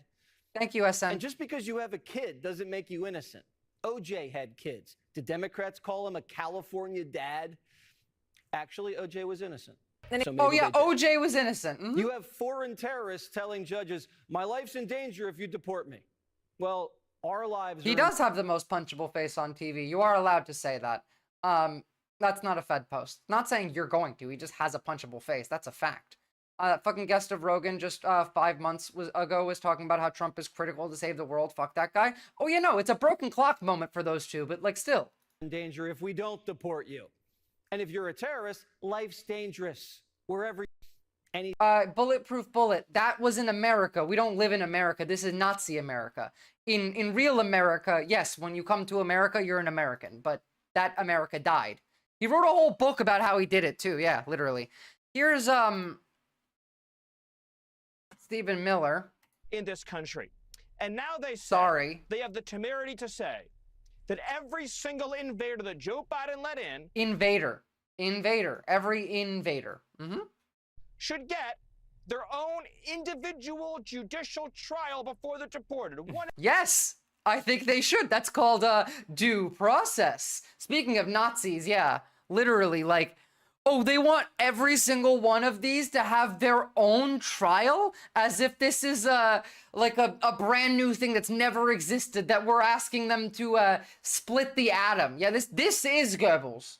One at a time. Each one gets $1 million trial in front of a communist judge to decide whether Excuse me, a communist judge? What the fuck are you talking about? we can send them home. How about hell no? How about we pick them up and we get them out of this country so they can't hurt anyone else? Yeah, well, they have to use the word invaders instead of immigrants. Yes, they're trying to manufacture the eternal war. This is Goebbels. This is our propaganda chief. It's insanity. But you know what? This man speaks for me. Meet them. The one that I'd like to meet is Stephen Miller, who hates Latinos more than life itself. He's the architect of all this for Trump. I'd like to meet him and knock him out. Yeah. Holy shit. Yeah.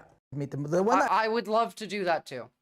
I would love to go and punch Stephen Miller in the face. Not that I will, not that I can, but it would be a great joy to me. Were news anchors tried at Nuremberg? I don't know, but this one should absolutely be. Stephen Miller is a freaking disgusting Nazi? Absolutely. He is like the Nazi in America. That's not Fed posting. You can't say that. I can. Actually, hold on. Before we get there, we got some more. Before we get to, you know what?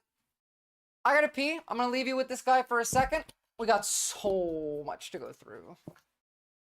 Joining us now, Justice Correspondent for The Nation, Elie Mystal. He's the author of Bad Law, 10 Popular Laws That Are Ruining America, which is available now. It's a great book, folks. Also with us, National Security Attorney Mark Zaid. So good to see you, Mark. He's the co-founder of Whistleblower Aid. This is chilling. It is absolutely chilling. And I have heard folks describe this, Ellie, as the United States government disappearing people. They are rounding them up. They are targeting them.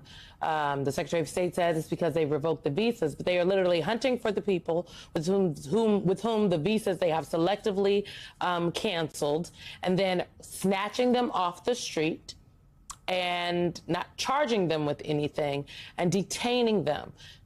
This is happening currently this year in the United States of America. Yeah, this is what fascism looks like. I don't know what y'all expected it to look like. I don't know if you thought that one day would be a headline in the New York Times, fascism here today. This is what it looks like. And when you say detained, I'm actually going to push back a little bit. That is a nice way of putting it. These people are being abducted and, yes, disappeared from our... I'm back. Guys, this shit is fascism. It is. We live in a fascist country. Well, you do.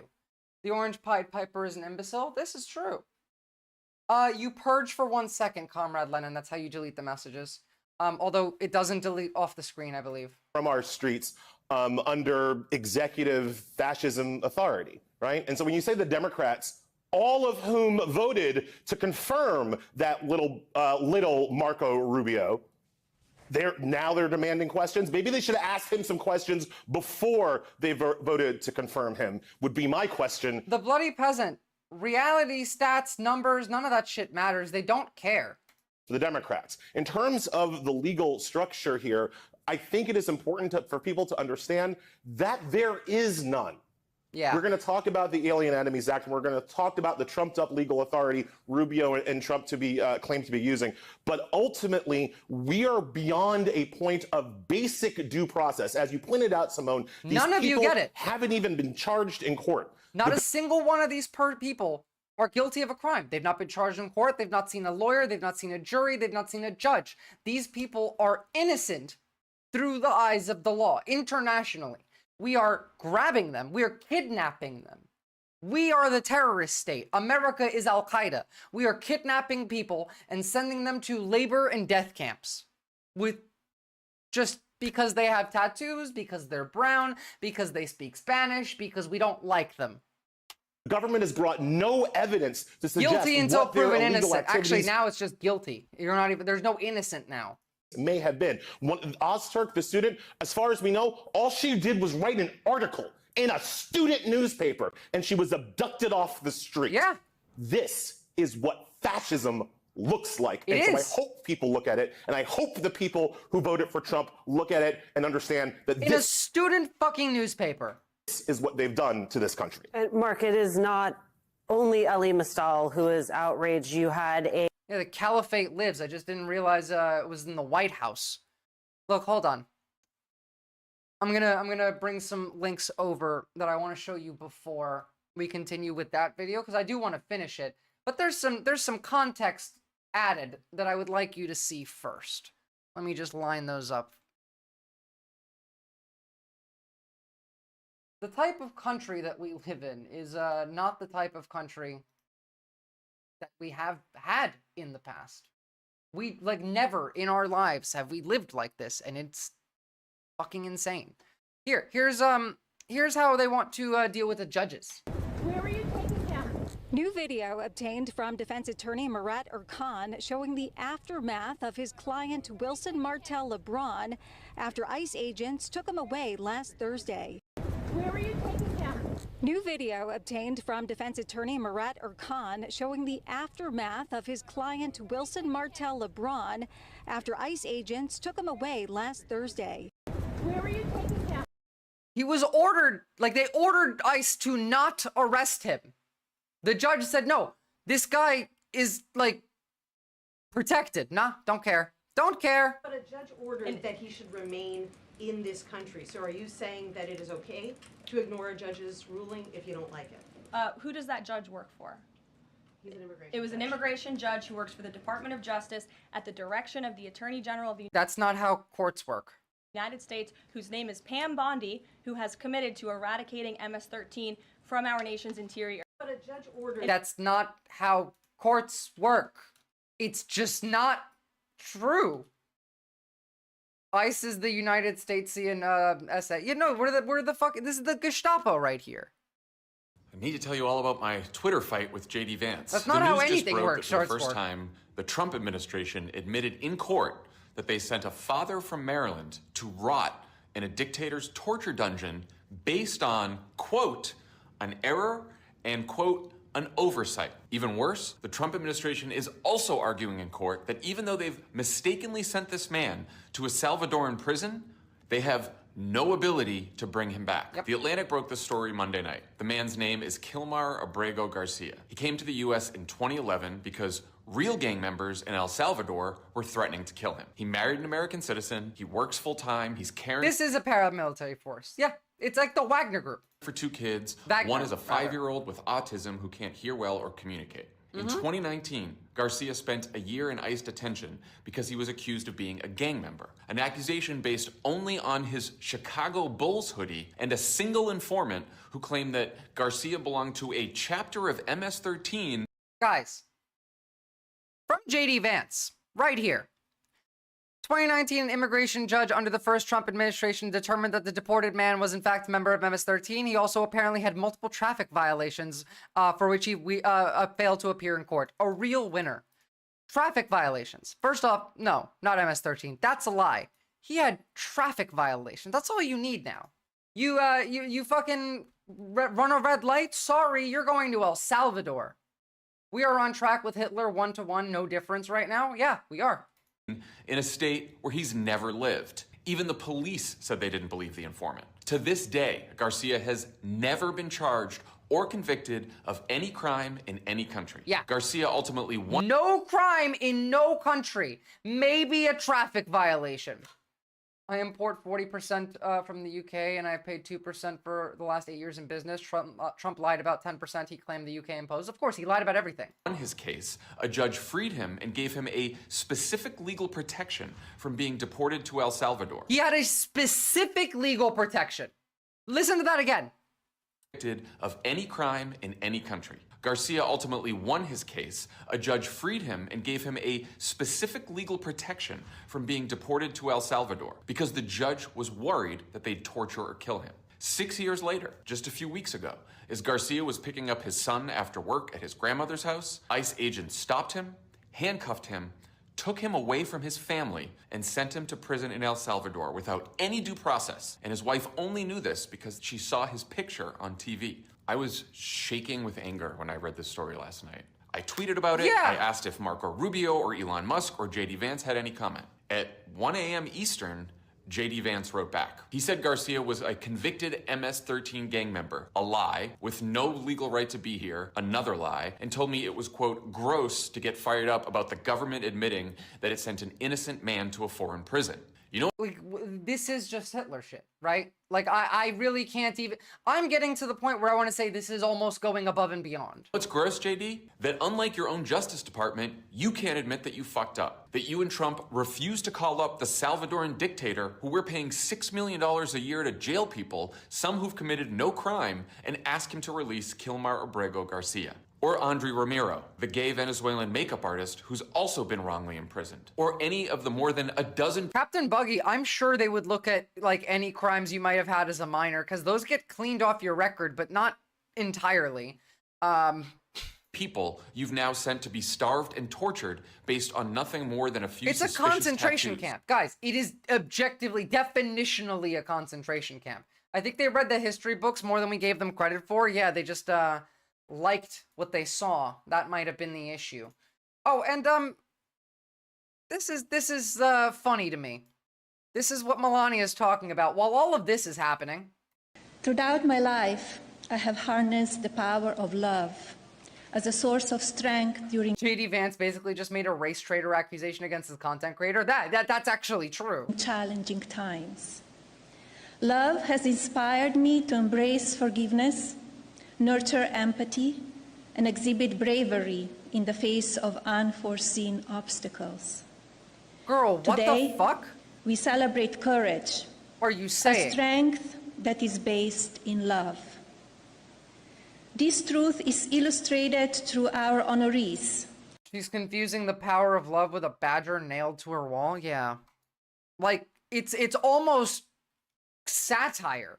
The Onion couldn't come up with this shit, guys.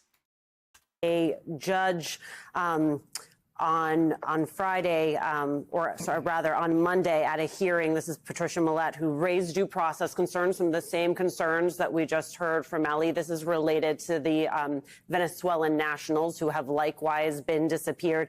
And I think the top line out of that was this, her saying that Nazis were treated better. What does it tell us about where we... Oh my god. Nazis got better treatment under the Alien Enemies Act the last time it was invoked. We're treating these people worse than we treated Nazis the last time the Alien Enemies Act was invoked. Like, take that in for a second. Excuse me, barista, I don't believe I ordered the automatic ice brew Americana. You gotta get that Canadiana now. Guys, go like the YouTube stream, drop a sub, please. That'll definitely help. We are in this country, if that is the truth. It tells us we're in a really bad place and going down further. Look, let's make a distinction for one thing.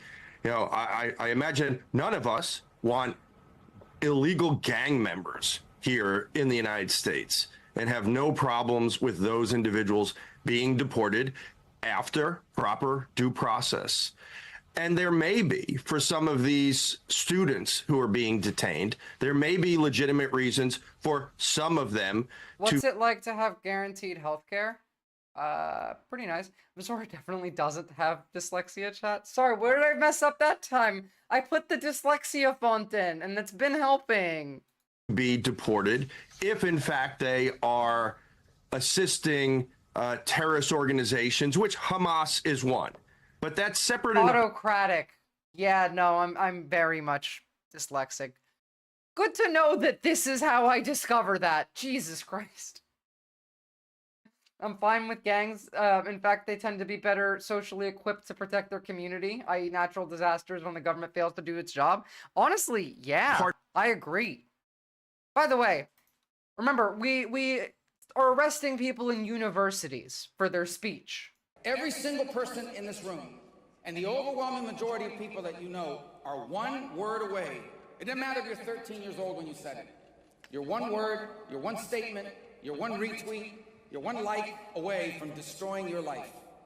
There are kids in America that have had their admissions to a college revoked. There are now certain things that you're not allowed to say on a college campus. Mr. Secretary, a Turkish student in Boston was detained and handcuffed on the street by plainclothes agents. A year ago, she wrote an opinion piece about the Gaza war. Could you help us understand what the specific action she took led to her visa being revoked? Yeah, and what was your State Department's role in that process? We revoked her visa.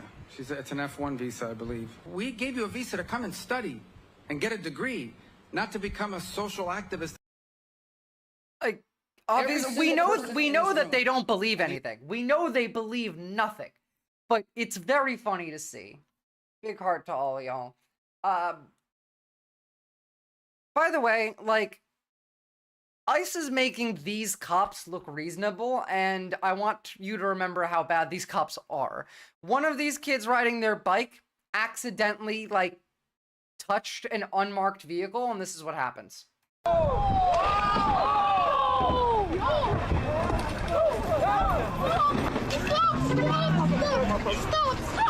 Yo!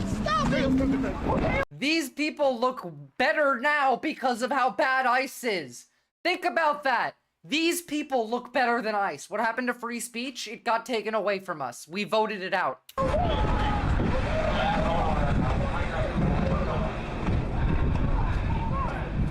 Pig, yeah.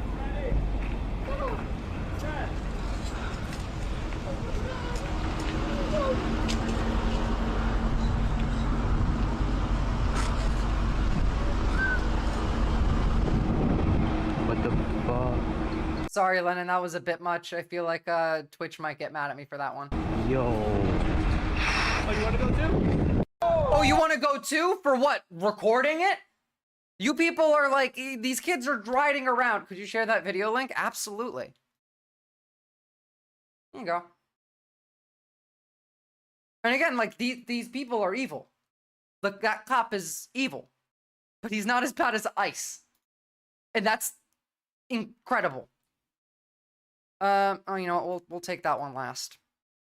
Oh, by the way, Rikers Island inmates keep dying.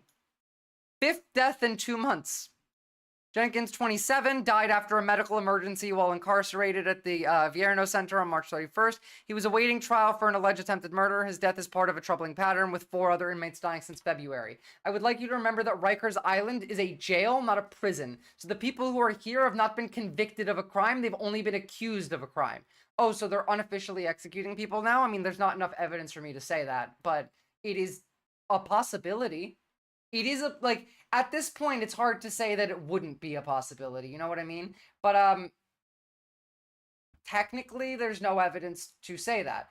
But I also want you to remember that 2 former Biden staffers died in the last month as well, aged 28 and 43.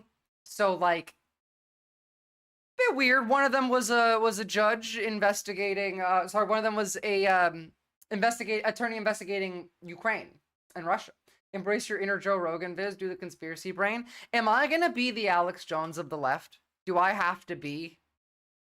Is there no one else who will take up the mantle of the left's Alex Jones? Because I'll do it. I'll do it, but y'all aren't gonna like it. Well, U.S. Secretary of State Marco Rubio has cancelled more than 300 visas. People die out of medical issues in prisons all the time. There's nothing unusual about it. People 27 years old, homonyms, 27 years old dies of a medical issue in prison. Maybe that's the prison's fault. First of all, it's not a prison. It's a jail. The person there, the people dying, the 5 deaths in the last 2 months have not been convicted of any crimes. They've been accused of crimes. It is the prison's job to also supply medical care to these people. So the fact that they are dying, even if it's a medical issue, is still an issue with the prison. But 27-year-olds don't just tend to die from medical issues all that quickly. Like, let's say maybe he's a diabetic, sure, but they would have listed that. 5 deaths in the last 2 months in Rikers Island. That's fucking suspicious, man. It's definitely suspicious. At the very least, there is a claim of a lack of any care being given to these people. At worst, yeah, we're just executing them. In a crackdown on pro-Palestinian protesters who took part in university demonstrations. 300 student visas were taken away just now. Remember, we've also taken away 500,000 people's legal status. And says he will keep doing this. He also defended the detention of a PhD student whose visa was revoked. The arrest has sparked a protest in the state of Massachusetts. At a rally in Massachusetts, crowds were angry over this. Oh no, Peter Dutton is responding to the tariffs too. Goddamn, I'll have to watch that. I want to see if it's worse or better than Albo, really quickly. Life type extension for the states, and obviously to expand other markets, which is exactly what a coalition government does and has as a priority, and always has had. It's obvious to us that there is more consumption than there is supply of beef. Oh, thank God. He's so boring. There's no way he wins this election at this point. Albo is so much more energetic. We're in a war mentality around the world. Whether World War III has started or not, in the minds of the people, it has. A PhD student from Turkey studying at Tufts University, taken away by mass immigration agents.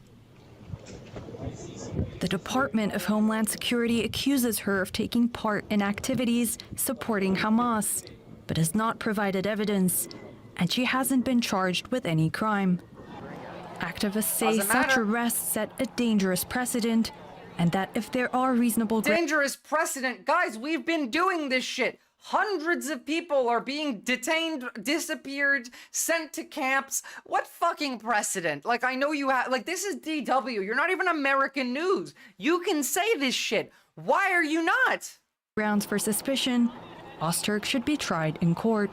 I saw a posting of her being abducted by plainclothes people and was outraged. I wasn't familiar with her. I heard she hates Israel. Personally, I love Israel. I want peace. ICE agent be like, you look brown, deported. ICE agent be like, you look like you're poor, deported. I don't want bombing. I don't want... It's not just brown. Wars, but that's all beside the point. I'm here, maybe not majority, but I'm here because this woman's been abducted by our government. It's really just one step away from fascism, actually. What? One step away? We here, mate. We're already in the fascism. The fascism started 2 months ago. Pay attention. It's not even a step away. It is full-blown fascist intimidation. The Trump administration. If the Holocaust was happening, the Libs would be like saying, very concerning turn of events as there's alleged rumors of chemical weapons being used to exterminate prisoners. Well, to be fair, in Nazi Germany, most people living there kind of knew what was happening, but they didn't want to think about it. They just pretended like it wasn't, and no one spoke about it. And so most of the, like, at least in like places like Berlin, people knew, but they didn't know the specifics, they didn't know the extent, and they didn't care to find out. Has been targeting non-U.S. citizens involved in pro-Palestinian protests on university campuses. U.S. Secretary of State Marco Rubio says over 300 visas have been canceled. I don't care what movement you're involved in. Why would any country in the world allow people to come and disrupt? Trump is worse than Orban. We're pretty equal with Bibi, and Putin owns us. But at the same time, like, it's not even Trump making the decisions. We gave you a visa to come and study and get a degree. Yeah, shut the fuck up, Marco Rubio. We just saw you being a hypocrite a second Federal ago. prosecutors will seek. Why did I open this so many times? Okay. Let's finish this and then we'll talk about Luigi. Apart from simply exercising First Amendment rights, including, as Ellie is saying, an article in the newspaper. Once we get down to that line, we start really devolving in. You know what? No, hold on. I'm bored with you. You've bored me. Let's see what the photographers revealed of the nightmares happening in our concentration camps. Thank you for the link, whoever sent it. An exclusive and disturbing account, a new account from the brutal prison where Trump is sending migrants in El Salvador. Philip Holsinger is a photographer. The Supreme Court captured these exclusive images for Time magazine, and he is speaking out now. He was the only photographer, not from the government, on the ground that night. Now, we've exclusively taken you inside that maximum security prison. It's housed some of the world's most dangerous criminals. Our David Culver has shown that to you. It's where El Salvador keeps what it calls the worst of the worst. The U.S. Homeland Secretary is slated to visit this week, Kristi Noem. Out front now, Philip Holsinger, photojournalist reporting for Time. And Philip, this, you were the only one there. You're the eyes that were able to see this, that are able to share it with the world. Tell me what you saw. Yeah, the arrival that night was in a way a typical transfer of people in El Salvador. It's late night. Literally, the planes landed around, I think, 10:30 p.m. and we're surrounded by about 500 military and then about 500 police officers in riot gear. Then came to the bottom of the gangways of the planes, and then they prepared to offload the detainees. Remember, they're sending college students and grocery clerks to prison with MS-13 members. I'm sure they'll do just fine, though. They ain't, they're both brown, ain't they? Exactly. Like, the thing is, there are definitely some people who are criminals being sent there. It's just, first off, we don't know how many of them. We know that it's likely not the majority, and it doesn't matter because all of them are abused. You know, in this prison, you're not allowed to talk. You're not allowed to speak. They shave your head. You're stuffed into living chambers that are too small for one. You have to have 3 people on a bed type shit. We've seen this. They're concentration camps. So you're talking about 1,000 military and police for this one foot, yeah. Yeah, and that's in a way it's typical because even if you are a criminal, first off, most crime comes from poverty. If you wanted to fix crime, you would just remove poverty, not make poverty worse. But no, they want to send you to labor and death camps. You have guns pointed at you from all sides 24 hours a day forever. The building of the Sikot stole a loaf of bread or some shit.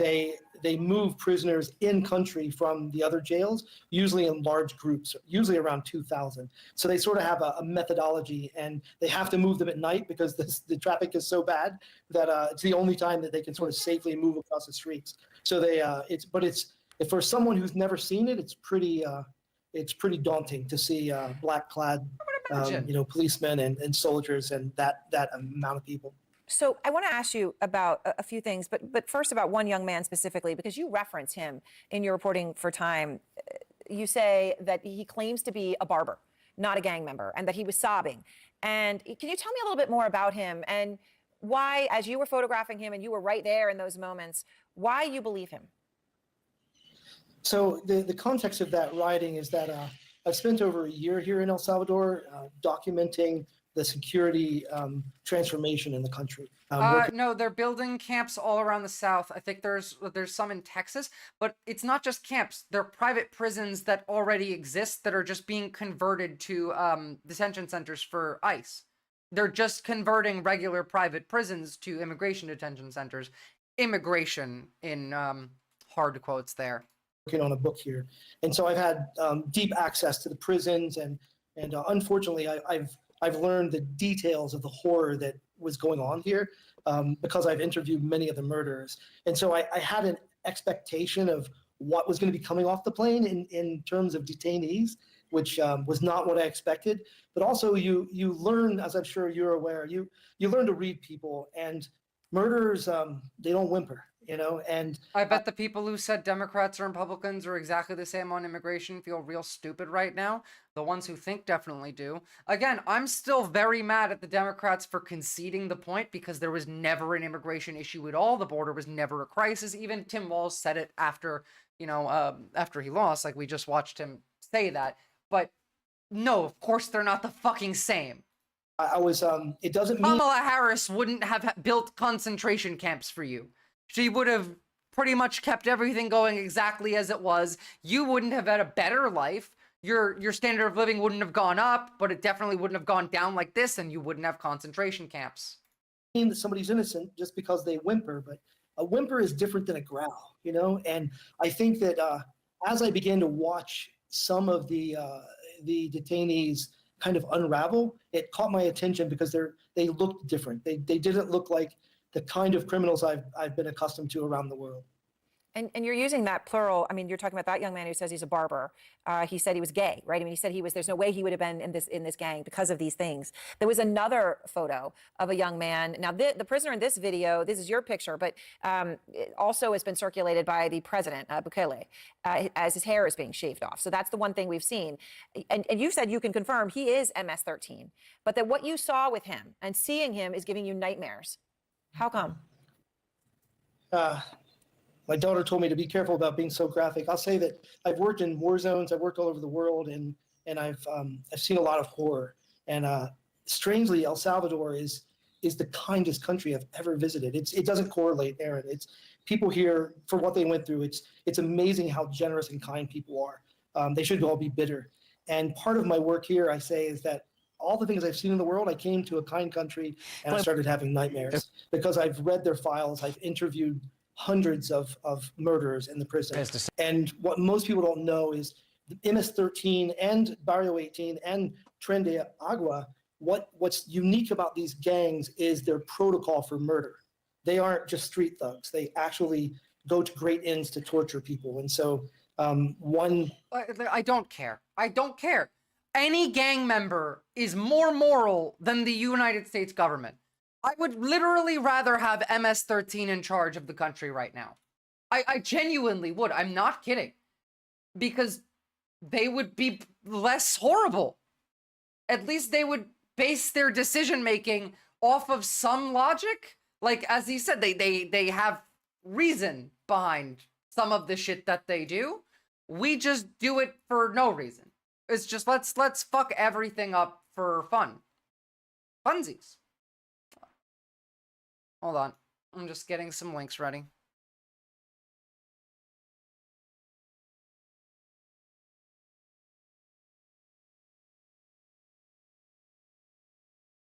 So, I do have, one piece of somewhat funny news, and then I do have some good news, and then I have some infuriating news. So, let's start off with some of the good news. Oh, what's up? What just happened? You guys are in trouble. Ooh. Okay, there was a gun debate in argument is over, stop fighting. Mama says so. Gun debate nearly turns violent between lawmakers, and I think this is Tennessee. This is very funny. Whoa. Decided to uphold restrictions on so-called ghost guns, untraceable, homemade weapons linked to violent crimes. The decision keeps in place a Biden-era rule requiring serial numbers, background checks, and age verification to buy the gun kits online. Meanwhile, a debate over different gun restrictions at the local level nearly led to a brawl between two politicians. 5-minute recess. Chaos at the Tennessee state capitol, an argument between lawmakers nearly turning violent. Democrat Justin Pearson was proposing a bill to reinstate gun carry permits. The chap, I have no idea what happened, and honestly, I don't care. Just weeks after he says his brother died by suicide using a gun. I appreciate the conversation and discussion because that's what democracy requires. Our participation, our questions, our conversation, our discussion, not just the end of debate because you don't want to hear something. Moments later, Republican Andrew... You're always welcome here, depraved ambiance. I have no idea what happened. there was clearly an argument that was distracting chat. That's all that was about. You guys really need to stop taking shit so personally. You get muted for 1 second, or like, it's suddenly, I'm not welcome here? You're always welcome here. It's just like, sometimes you have to take responsibility for whatever the fuck you do. I still don't even know what happened.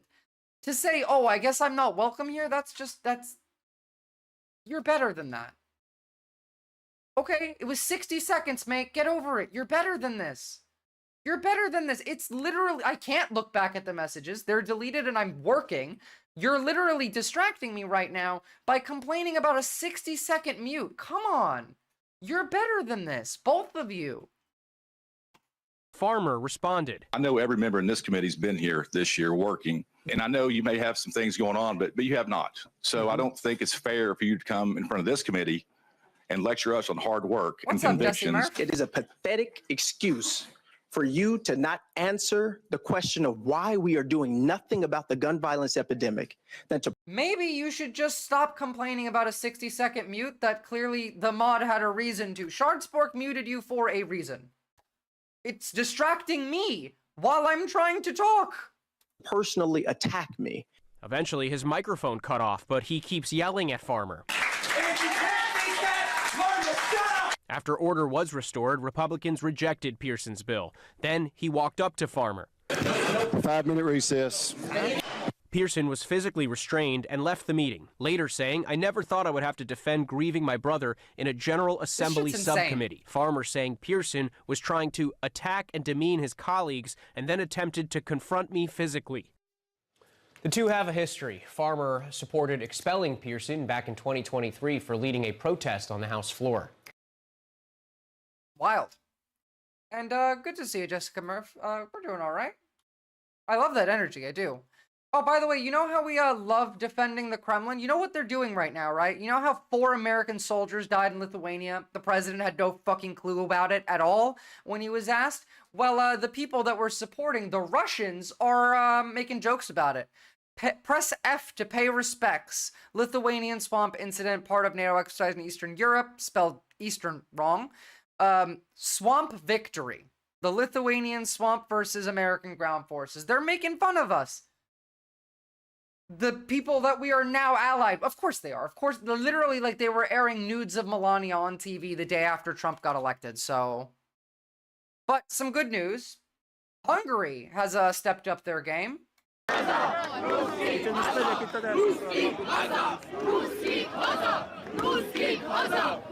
Yeah, everyone should get a gun right now. There are Nazis everywhere. Buy a gun, protect yourself. Make fun of America in this economy? Yeah. These protesters in Hungary are saying, Russians, fuck off. And I think that's based.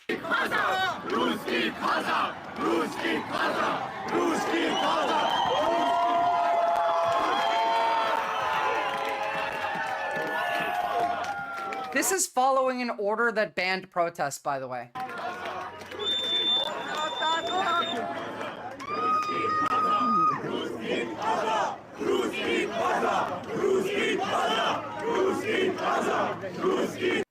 This got so bad that they had to rush Orban out of Budapest in a motorcade because people just entirely ignored the outlaw of protest.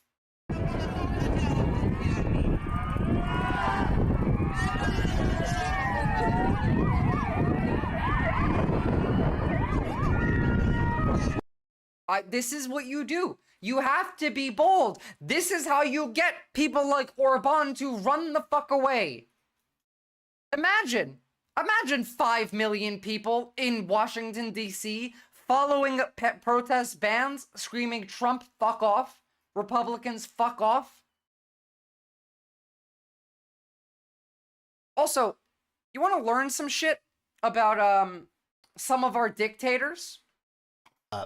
Thiel was born in Germany, but brought to South Africa as a young child. His father was a mining... We have the full documentary on this. I'd like to watch it at some point, but we have too much to go through, so a little clip for today. Engineer, lived in Johannesburg and then moved to Southwest Africa, which was then a South African colony, is now Namibia.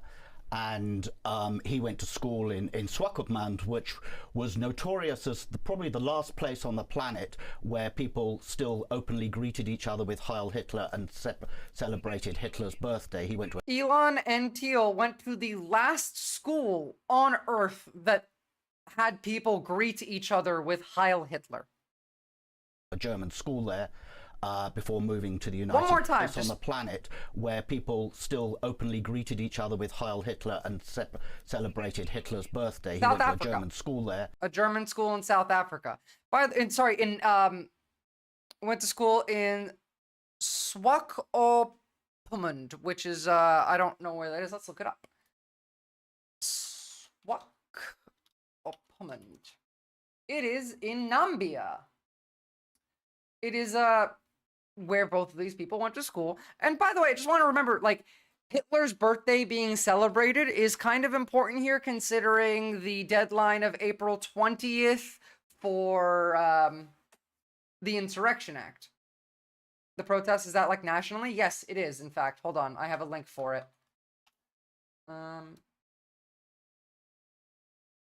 Someone also probably does. That'll beat me to it. Yep, it's supposed to be mass protests all around the United States. Where is my link? West Resistance Movement. 50501. Come on. Where's the... There it is. 50501. Protests. 50 states, one movement. Come on, give me the link. I found the Reddit page. Here, you'll make do with that one. Reddit page. This is the movement. You show up. Please be sure to, like, if you can, bring first aid kits. It might get rough, guys. Like, be prepared for that. Notorious as the problem. Now, oh yeah, let's finish this one. The last place on the planet where people still openly greeted each other with Heil Hitler and celebrated Hitler's birthday. He went to a German school there. Before moving to the United States when he was 10 or 11. Now, then we look at Teal. They were the Obama-Biden people. They were so delusional. These are our dictators. They thought they were on the right side of history, and, you know, they were going to be the winners. They would always get to rewrite the rules. It was like the Ancien regime, right. Pre-revolutionary France. They thought it would go on forever. The Ancien, yeah. Okay. And so if you're in a world where you think you're on the winning side, you will always be able to get to rewrite the rules. You know, it does. On one analysis, how much will you push the envelope? How much will you bend these rules? And so I think there was a lot, and there's a lot there are a lot of strings that can be pulled, and if we pull enough of them. I've pinned the link to the protest on April 5th. Show the fuck up, bring your friends, bring your family. Y'all can have disagreements in chat, just keep it respectful, don't antagonize each other, we're all on the same side here. Yeah, please, guys, come on, like, leftist infighting is the trope that I hate the most. We can work together. What the fuck is wrong with this face? Evil. Evil is wrong with this face. I fully believe that when you are a piece of shit to this degree, that it physically shows in your features, like your facial features at the very least. The Lizard man the fabric over here. of the ancien regime of liberalism will... Ancien regime of liberalism, yeah. Okay, I hate ChatGPT, but thank you for this one, Zachap. Peter Thiel looks like that because of unrestrained capitalism warps both the soul and the flesh, and when you dedicate your life to accumulating wealth through exploitation, monopolization, hollowing out of public goods, it leaves a mark. The stress of hoarding power, dodging regulations, and funding dystopian projects probably doesn't do wonders for your complexion. Also, there's a certain irony in a billionaire who's obsessed with anti-aging tech looking like a vampire who hasn't fed in a while. Capitalism makes people believe they can buy their way out of entropy, but no amount of money can reverse the toll, being a real-life cyberpunk villain. Based as fuck over there. No, like, that's entirely correct. Like, 100% correct. Evil just does that. Alright, now let's talk about the fact that we want to give Luigi Mangione the death penalty. Which I think is incredibly dumb, by the way. They're gonna make this man a martyr if they do this. Like, he's been sanctified. You've seen the, like, Saint Luigi images and all that. They want to give him the death penalty to prevent more of the... Do you think this is really a good deterrent? The death penalty against Luigi Mangione, the man accused of gunning down a health insurance CEO in New York last year. Our North America correspondent, Cayman Gok, joins us now from Washington. Good morning, Cayman. This is a new approach. We weren't sure what kind of penalty prosecutors were going to pursue, but this is the death penalty, they're saying. Yeah, Luigi Mangione's lawyer had previously stated she feared the federal government could go down this path, and today that fear was confirmed. US Attorney General Pam Bondi has directed federal prosecutors to pursue... Do I need to put on like a nice funny little video for 10 minutes so that we can all just like take a deep breath? Oh, everyone, please just take a deep breath. Stop looking at each other like anyone's done anything wrong. None of us have done anything wrong. We are all welcome here. Everything is fine. Let's talk about the fascists. I don't care about the chat logs, Captain Buggy. I don't care if you did something wrong or not. Let's just take a breath and move on from it. I don't want to get stuck here. Can we move on? I don't want the stun lock. It's fine. We're sorry for your unjustified mute for a minute or 10. I don't know. I want to move on. Usually when the state wants to kill someone, they kind of CIA influence some low-level dudes to kill them. Doing it straight from the state is never the play. Well, I mean, like, that's when we had a state that actually, functioned properly. Capital punishment for the 26-year-old if convicted. Luigi Mangione allegedly gunned down Chief Executive of United Healthcare back in December. Recommendations for protest boots: get some boots that fit your feet properly, are sturdy. I don't think you really need steel-toed boots or anything. You're not going there to fight. Don't bring any weapons. You're there to get your ass kicked and shout your lungs out. That's your job at the protest. Just wear thick enough clothing that when you get shot with the rubber bullets, or God forbid, the actual bullets, you might have some protection. Wear Kevlar if you can, honestly. Remember, last time Donald Trump did want to use live ammunition against protesters. The only reason he couldn't is because the generals wouldn't allow it. And this time, they're gone. What if I wear steel-toed boots for work and I'm coming from work? Then wear them. It's fine. Like, you don't need them, I was saying, but you can have them. Wear sturdy clothing that you're protected from, at the very least, rubber bullets. Wear an N95 mask. They work really well for tear gas. Luigi in the US, Pikachu in Turkey. Any chance Kirby will pop up in Russia? Who knows? In Manhattan, the killing sparked a 6-day manhunt, and Mr. Mangione was arrested in a McDonald's hundreds of kilometers away from... Also, by the way, they definitely used illegal technology to get him, but that's a whole other story. The crime scene. This sparked widespread condemnation from authorities and the business community, but it also galvanized healthcare critics, and there had been large... Brundo, then maybe you should bring a bunch of N95 masks and pass them out to the people who are scared. Protests in support for Mr. Mangione by many there who say they're despondent about the state of the healthcare system in the United States. Now,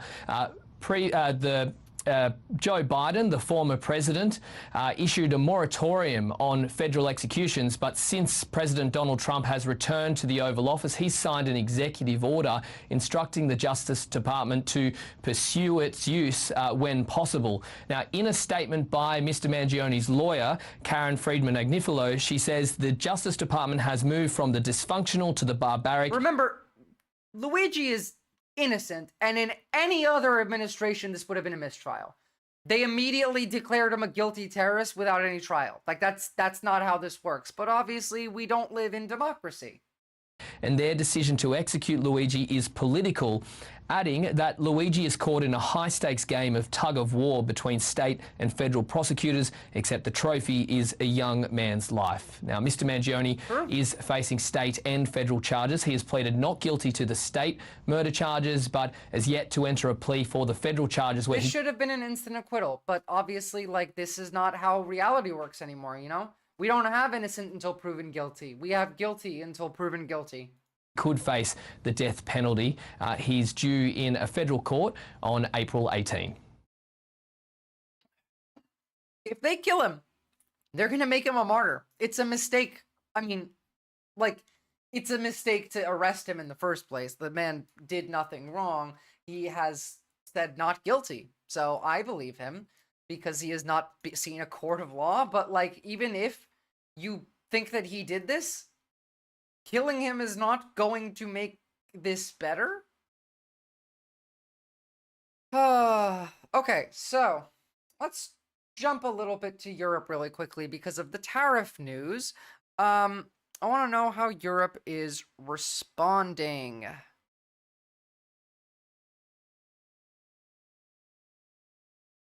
have a look. We begin with breaking news from the United States, where Donald Trump has... Why are you doing this to me, YouTube? We begin with breaking news from the United States, where Donald Trump has announced a raft of tariffs on goods imported into the US from around the world. The US president declared a 10% baseline tax on imports from all countries and higher rates on dozens of countries. Oh, I should check what the aftermarket looks like now. It's been a couple hours. Surpluses with the United States. All foreign-made cars will be hit with a 25% tax. He said his administration would charge half of what he claimed other countries were charging the US. Starting tomorrow, the United States will implement reciprocal tariffs on other nations. It's been a long time since we even thought... Again, he's lying. Because reciprocal means that we're tariffing them. As we watched with Anthony Albanese, Australia doesn't tariff America. So America putting 10% tariffs on Australia is not reciprocal. He's lying. Aftermarket looks like this. We're about 1,000 down in the Dow, which has actually gotten a little better. This was actually over 1,000 down. The S&P has lost 3%. It was at 4%, and the NASDAQ has gotten worse and gotten up to nearly a 4% loss. These are all going to go down massively tomorrow. This changing and like this going up a little is because people are buying in companies that aren't going to be affected as much as this, but the sell-off tomorrow is going to be wild. We've already passed 2008, by the way, but you know, if you want a Fed post all day and all night long, you got to get a signal. Thought of that. We used to think about it a lot. We didn't think about it for I'm kidding. That doesn't many even work. decades, and you see what's happened. For nations that treat us badly, we will calculate the combined rate of all their tariffs, non-monetary barriers, and other forms of cheating. And because we are being very... I might actually be able to buy the dip here. I don't know. Yeah, assuming there's a comeback, I wouldn't. Kind. We're kind people. Very kind. We will charge them approximately half of what they are and have been charging us. So the tariffs will be not a full... I don't miss the Obama years. Obama wasn't good either. This is just insanity. Here, hold on. I want to listen to this idiot talk again. 25% on foreign-made cars, 20% on the European Union, 34% on China, 26% on India, 24% on Japan. This is not counting the 25% on steel and aluminum. We've put flat on everybody else. Our tariffs to China are probably closer to like the 50s percent-wise. All foreign-made cars. This isn't going to kill the stock market, by the way. The dip will dip, but we're not, like, it's not crash. This is not the Great Depression yet. 20% tax on imports from the European Union, 34% on goods from China, 26% on India, and 24% on Japan. Let's get more on this from our correspondents, Janelle. 60% on anything steel or aluminum from China, yeah. Malone in Washington and Jack Parrock in Brussels. Welcome both. Let's start with you, Janelle. Talk us through the announcement. Yes, Wet Camera Inc., you're correct. The point is to rig the stock market and to devalue the dollar. We talked about this last time. The point is the dollar is too high, and that is actually true. The dollar is very high, which makes it very difficult to import export goods from the United States. But they're not going about this in a way that's going to help the American people. The dollar's going to go down, and yes, that's going to make exports cheaper, but we don't have the manufacturing base. What's the reason behind the 99% tariffs on those few countries? The schizophrenia, Capis?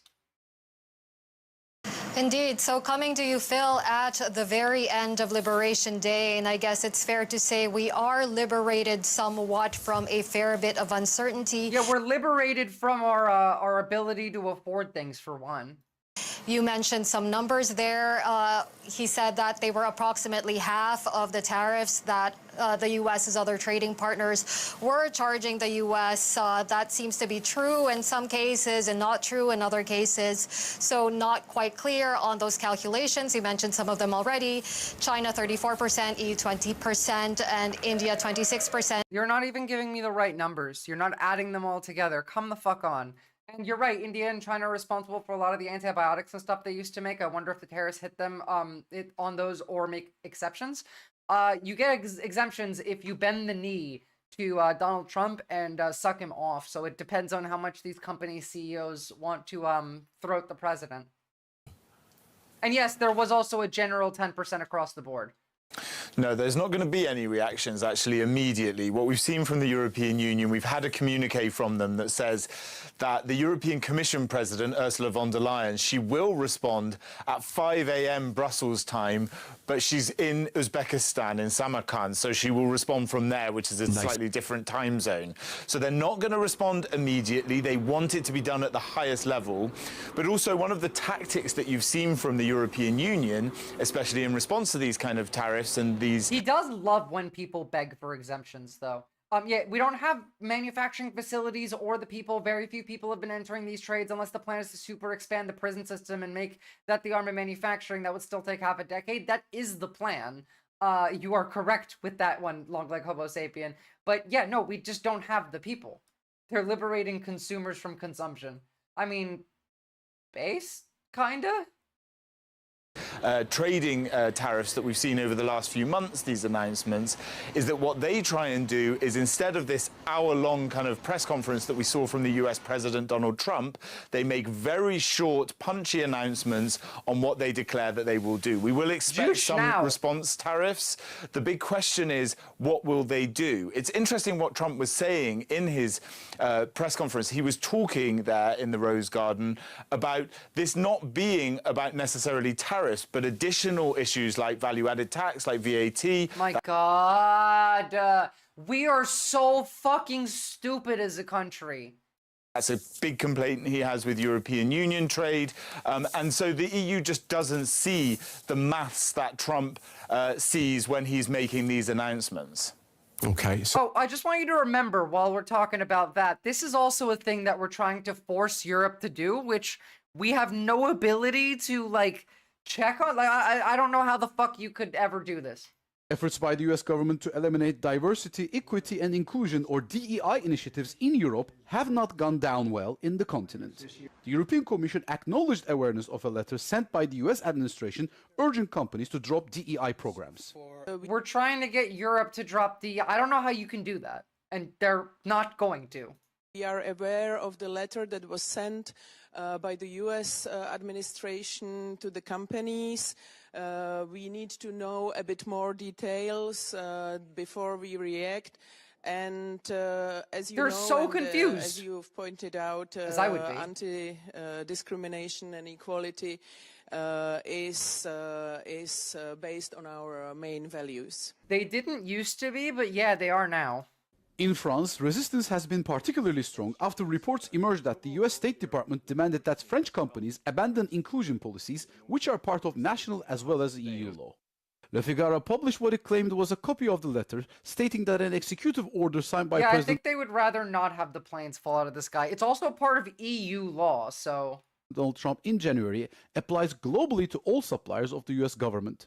French Foreign Trade Minister Laurent Saint-Martin told RTL Radio that France would not compromise on these principles. America are Nazis and the Europeans are just racist. There's the difference. And if you go look at the Baltics, they're even more racist. Oh, hold on. You want to see something wild? I saw this today from Serbia. These guys did not learn their lesson the first time. I feel like we might need Bill Clinton back for a hot minute. I'm proud to be a Serbian, kill me, wearing a Kosovo is Serbia pin. I think we might need Bill Clinton back for just like 5 minutes. Jesus Christ. The world has lost its mind. Belgium also pushed back against perceived US interference. Finance Minister Jean Jambon declared, "We have no lessons to learn from the leader of America." In a joint statement, Belgian Foreign Minister Maxime Prevot and Equal Opportunities Minister Rob Beenders condemned the move as a step backward, asserting that diversity and inclusion strengthen economies and societies. In Spain, Barcelona's mayor announced his municipal government will defy Trump's rollback of DEI initiatives, which had impacted cultural programs hosted by the city. Across Europe, leaders have stressed that I'm going to get off because my anxiety will get out of control. Sorry, Camel. Yeah, I wish I had better news for you. Okay, we bombed the Chinese embassy in Serbia just once more as a treat. Oh no, not Milosevic. We're back. We're going back. Trump said we were going back, and clearly we are going back. So remember Marine Le Pen was given a 4-year prison sentence, 2 years of house arrest, and was banned from politics in France for, was it 5 years? Well, the judge who ruled against her is now receiving death threats. Although, like, this was incredibly based. Fuck Marine Le Pen, the goddamn Nazi. Now, Emmanuel Macron told his cabinet that the judiciary here in France is independent. The French president issuing that clarification after far-right leader Marine Le Pen accused the government of weaponizing the justice system to keep her out of the presidential race in 2027. On Monday, the National Rally leader was found guilty of misusing EU public funds and barred from running for public office for 5 years.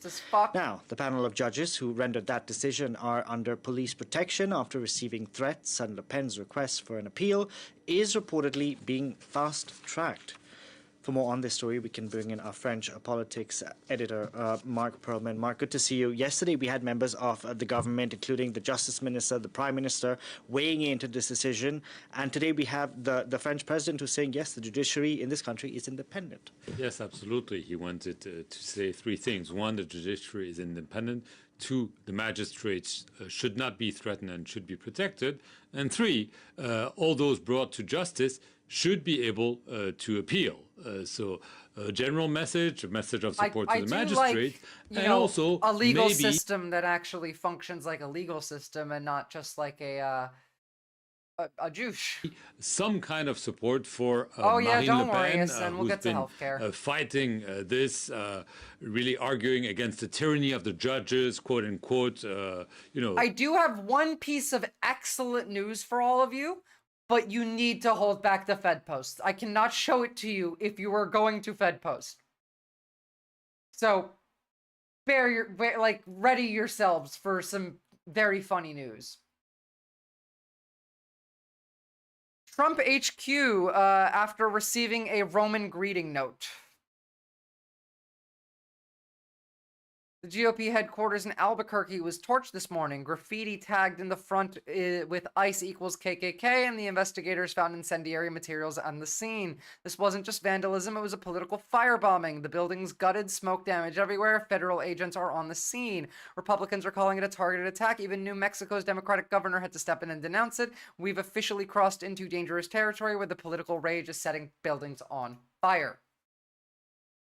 So revolution kind of starts like that, if you know what I mean. A full-fledged attack on the judiciary and so on, because her goal is to be able... Yeah, have we considered that GOP headquarters just do that sometimes? I feel like this is like a Republican psyop. This might have been outside agitators, actually, paid by foreign agents. Like, I don't know, Israel might be paying for this because they are mad about the tariffs that we imposed on them. To have an appeals trial in time for her to be candidate for the presidential election scheduled in exactly 2 years.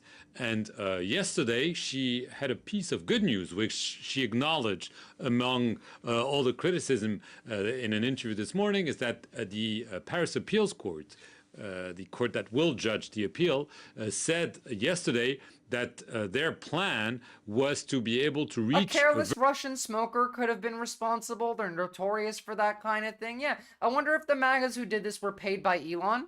It wouldn't surprise me. Verdict I'm so of that proud trial. of you people. So not All only of the you. trial, but the actual verdict by next summer of 2026, which is a way of saying, you know, she will be... That's boring now. I gotta pee, and then let's find out about the CDC burying measles assessments that stress the need for vaccination. I couldn't help it, except for Lennon. Yeah, look, I didn't expect Lennon to pass that one. I'll be 2 seconds. I'll bring the cat.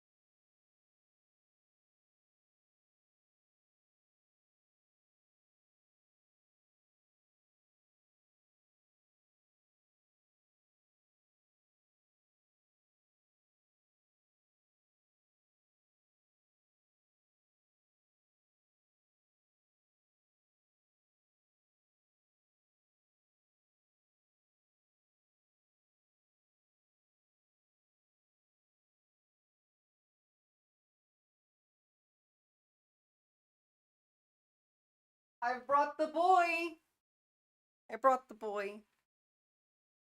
Hi, Franklin. Big stretch. Yeah.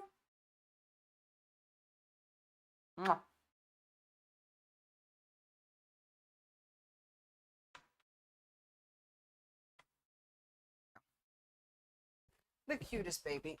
The bestest boy. The cat hair all over my mouth now. Well, I gotta take this vest off. It's getting too hot in here. It's getting hot in here. Hello, Mr. President. Exactly. Franklin Delano Roosevelt. Oh, he's in his box now. There he is. See, it's anti-Fed posting. I'm reverse Fed posting. I'm not sure that's how that works, mate. But, you know, give it a go. Give it a go. If it does, you can let me know. All right. Again, guys, go jump and drop a like on the stream on YouTube. I would very much appreciate it. Can we vote for him? Next time, next election, you can vote for Franklin Delano Roosevelt. And join the Discord if you haven't already. Power levels down. Power levels never down. It's only ever going up. All right, so what do we got here? We got some healthcare stuff. And then since we've gone through this fast enough, I think we actually will be able to watch the Democracy Now! Doco on Elon's childhood, which explains a lot of things. So let's get through it. First things first, ivermectin is now officially available over the counter in Arkansas for some fucking reason. Now, the CDC buried measles assessments that stress the need for vaccinations. Now, remember, just last week we were watching RFK talking about how the COVID vaccine gives you AIDS. So continues to rise. A new report claims the Centers for Disease Control and Prevention buried a measles forecast that stressed the need for vaccinations. ProPublica reports the blocked assessment showed a higher risk for measles in areas near outbreaks where vaccination levels are low. In a statement to ProPublica, a CDC spokesperson said the agency did not release the assessment because it was information already known to the public. It also noted that vaccines were the best way to prevent measles. However, the statement went on to say, quote, the decision to vaccinate is a personal one. People should consult with their health. No, it's not. It's not a personal one. You not vaccinating yourself does not just affect you. It affects everyone around you. We still haven't learned this from the fucking pandemic. You function in a society. You can be a carrier of diseases. You can be the reason why diseases mutate. You should get vaccinated. It should be the law, as it used to be. Care provider to understand their options to get a vaccine and should be informed about the potential risks and benefits associated with vaccines. The agency now reports 483 confirmed measles cases across 19 states. The Jesse Murph, I hope you got vaccinated after, you know, you were old enough to. If you haven't, I'd probably go get it now if you're missing any vaccine. You know they want to get rid of Gardasil? They want to get rid of fucking Gardasil. The worst in Texas, where state health officials have reported more than 420 cases and 42 hospitalizations. ProPublica reporter... Yeah, RFK, like, people gonna be really okay with RFK spreading bird flu and measles? His plan to deal with bird flu is to let it spread to form super chickens that are resistant to the bird flu. That's what he said on television. Patricia Callahan joins us now. We're going to get to that quote in a minute, but first I want to ask you, why was the plan to roll out this assessment aborted? Well, the CDC is saying it was because, the public already knows this. But in the past, the CDC has always communicated with the public about what their risk is and done so in a very... Do not shit talk Shai Hulud. He's the worm is the rational part of his brain. Is my chicken nugget price going to go down if the government lets people eat cyberpunk chickens? I mean, you'll die, but sure. Very forceful way. You guys saying, understand that, like, bird flu has a 50% mortality rate while COVID had a 2% mortality rate? Hey, if you're in an area where vaccine rates are lagging, there's a high risk that you might get measles, and so therefore you should get vaccinated. And that's not what we're hearing this time around. How are public health experts reacting to that CDC statement about personal choice? Yeah, I mean, in the past, the folks I talked to said they're making it sound like it's a coin toss. That's what the director of the pandemic... U.S. top vaccine officials quit over RFK Jr. lying. That was the headline of a video I showed last week. They gutted the CDC today. There's no need for April Fools when reality is a nightmare for every human on this planet. Thousands of scientists fired, entire departments erased. No more occupational health research. No more HIV research, tuberculosis, STD research, no environmental health or science research, no chronic disease or prevention. Cruelty is the point. This won't make anyone healthier. This will do the opposite. Yeah, we've been liberated from our health. I wrote about this with Dr. Katie Suleta months ago. The plan all along had been to undermine and erode our federal infrastructure from the inside out. That's why RFK, Marty Makary, Callie Means, Mehmet Öz, or others are being installed. They do more than just dabble in pseudoscience and conspiracies. They are its creators. They are a threat to science-based public health and the very institutions designed to protect people from predatory, profit-driven wellness center schemes. The whole point of this is so that, like, they can sell you a little blue drink and tell... We're going back to, like, snake oil salesmen, you know? I have an elixir that will cure everything. It's just like me pissed in a bottle. Here's my elixir. It'll cure your cancer. Drink my pee. When a clown moves into a palace, he doesn't become a king. The palace instead becomes a circus. Turkish proverb. Yeah. Yeah.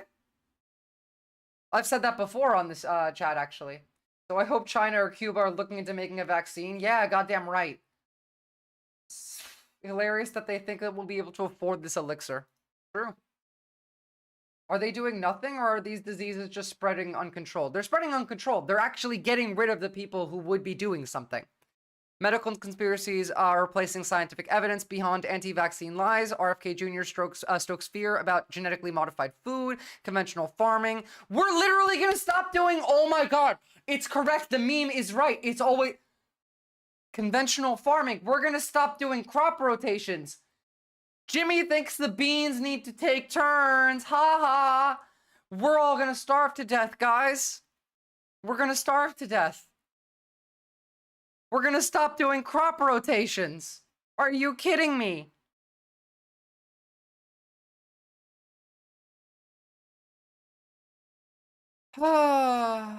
His rhetoric doesn't just harm public health, it makes healthy choices like affordable fruits and vegetables seem dangerous. No swapping one food color for another isn't doing shit. Preventing low-income families from accessing food will, though. Marty, Makari, now FDA head, has a history of eroding trust with misinformation. He lied about medical errors being the third leading cause of death. He falsely claimed healthcare providers ignore root causes of illness and cancer rates have doubled due to poisons in food. May as well replace the CDC with the League of Witch Doctors. That's kind of what they're doing. We're all gonna fucking die. Please invade us, Canada. Genuinely. Guys, get the fuck out of this country. You want to put water on crops? Like out of a toilet? Wait. You want to put shit on the crops? Why would you do that? We're going to stop using fertilizer. We're going to stop doing crop rotations. Oh my God, we're going to starve to death. We are all going to die.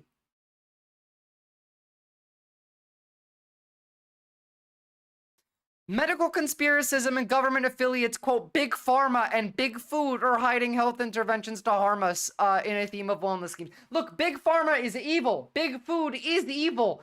This is not getting rid of that. We're just like the Soviets after they starved a bunch of peasants. No. This is closer to Mao. We are closer to Mao than the Soviets right now. Anti-science rhetoric reinforced this message, portraying conventional medicine and public health measures as corrupt and untrustworthy. Fuck, guys. These people are institutionalizing wellness culture and medical conspiracism, eroding public trust in health agencies, dismantling vaccine programs, reversing decades of progress in food and health safety. We're getting closer to Pol Pot, to be honest. Yeah, by the minute, actually. This isn't just bad policy, it's a green light for pseudoscience to dictate public health. Intellectualism is fake news until anti-intellectual mark is in full steam. Yeah, I'd rather live in Mao-era China than this. Holy shit, y'all. Like, I didn't read that before I opened it on stream. I don't like to pre-watch or pre-read shit. My mind is blown. We're genuinely gonna stop doing crop growth. We're gonna stop putting fertilizer on food to grow. This is gonna be every single person in America now. Lies cost lives. I just had a baby, 7 months old. And, you know, my baby, I was like, no, I'm not going to get any vaccines. Sure. The doctors came in. They made me feel like a very bad mother for not doing that, right? I was very pressured. You are a bad mother for not vaccinating your child. You should have Child Protective Services should take your child from you if you don't vaccinate your children. And then I had a family friend who had a baby at the same time. Prepare for the impending famine? Goddamn right, y'all. Stock up on those rice and beans right the fuck now. Go buy, like, bulk perishables. I don't know, spend your savings on food right now. I swear to God, you're gonna need it. RFK Jr. and his shit-stained brain are gonna fuck everything up. They're gonna kill us all. Vaccines to the baby. I mean, obviously not kill us all, but, like, millions of people are gonna die because of this. Genuinely, millions. Obviously not all of us, but millions. The baby had seizures and has had seizures since. Well, first of all, congratulations on the birth of a 7-month-old. This is every person in America The fact that anyone made you feel bad in the healthcare system. Doctor, if you think that woman shouldn't go to prison for not vaccinating her fucking children. Well, okay, this is entirely unrelated to what I was talking about with the healthcare. I think holy shit, like I need to take it down a notch because that shook me. I'm kind of shocked that I completely forgot that the incompetent government easily results in famine. I mean, I have been saying it for months now, long lang homo sapien, that you guys need to get healthy, quit smoking, stop doing drugs, stop drinking, start exercising, and learn to cook delicious low-cost meals because you're gonna need to. I've been saying this since fucking October, really. And dried beans cheaper and more portable. True. Like, whatever you can, guys. Stock up now. Yeah, you're not going to get any healthcare. You're not going to have healthy food. Like, you have to be healthy. You have to take care of your health because you're not getting access to it. I've been stocking up on dried pasta. That's good. Yeah, don't forget to start collecting bottle caps or some shit. Who the fuck do they think they are? 17th century Russia? Who knows at this point? You guys want to learn about Elon Musk's childhood? Are we able to do this, or are we all stuck on the fact that we're all gonna starve to death?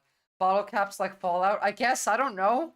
Who knows at this point where this is headed? This is the most ridiculous, like, there is no prediction of this stuff. Like, yes, you can predict that. At the very least, I thought that they would keep some of these programs in place for the wealthy. At the very least, I thought they would keep some of it in place for the wealthy. But no, not even for them.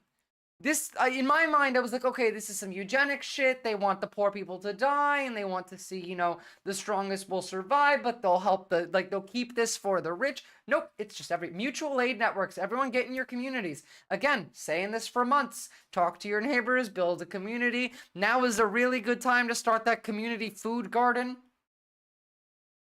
Get an Article 5 group chat in your phone with every one of your neighbors and your friends, addresses in a PDF file. So any message in this group chat is like, come to my house and help me. So you can't call the police.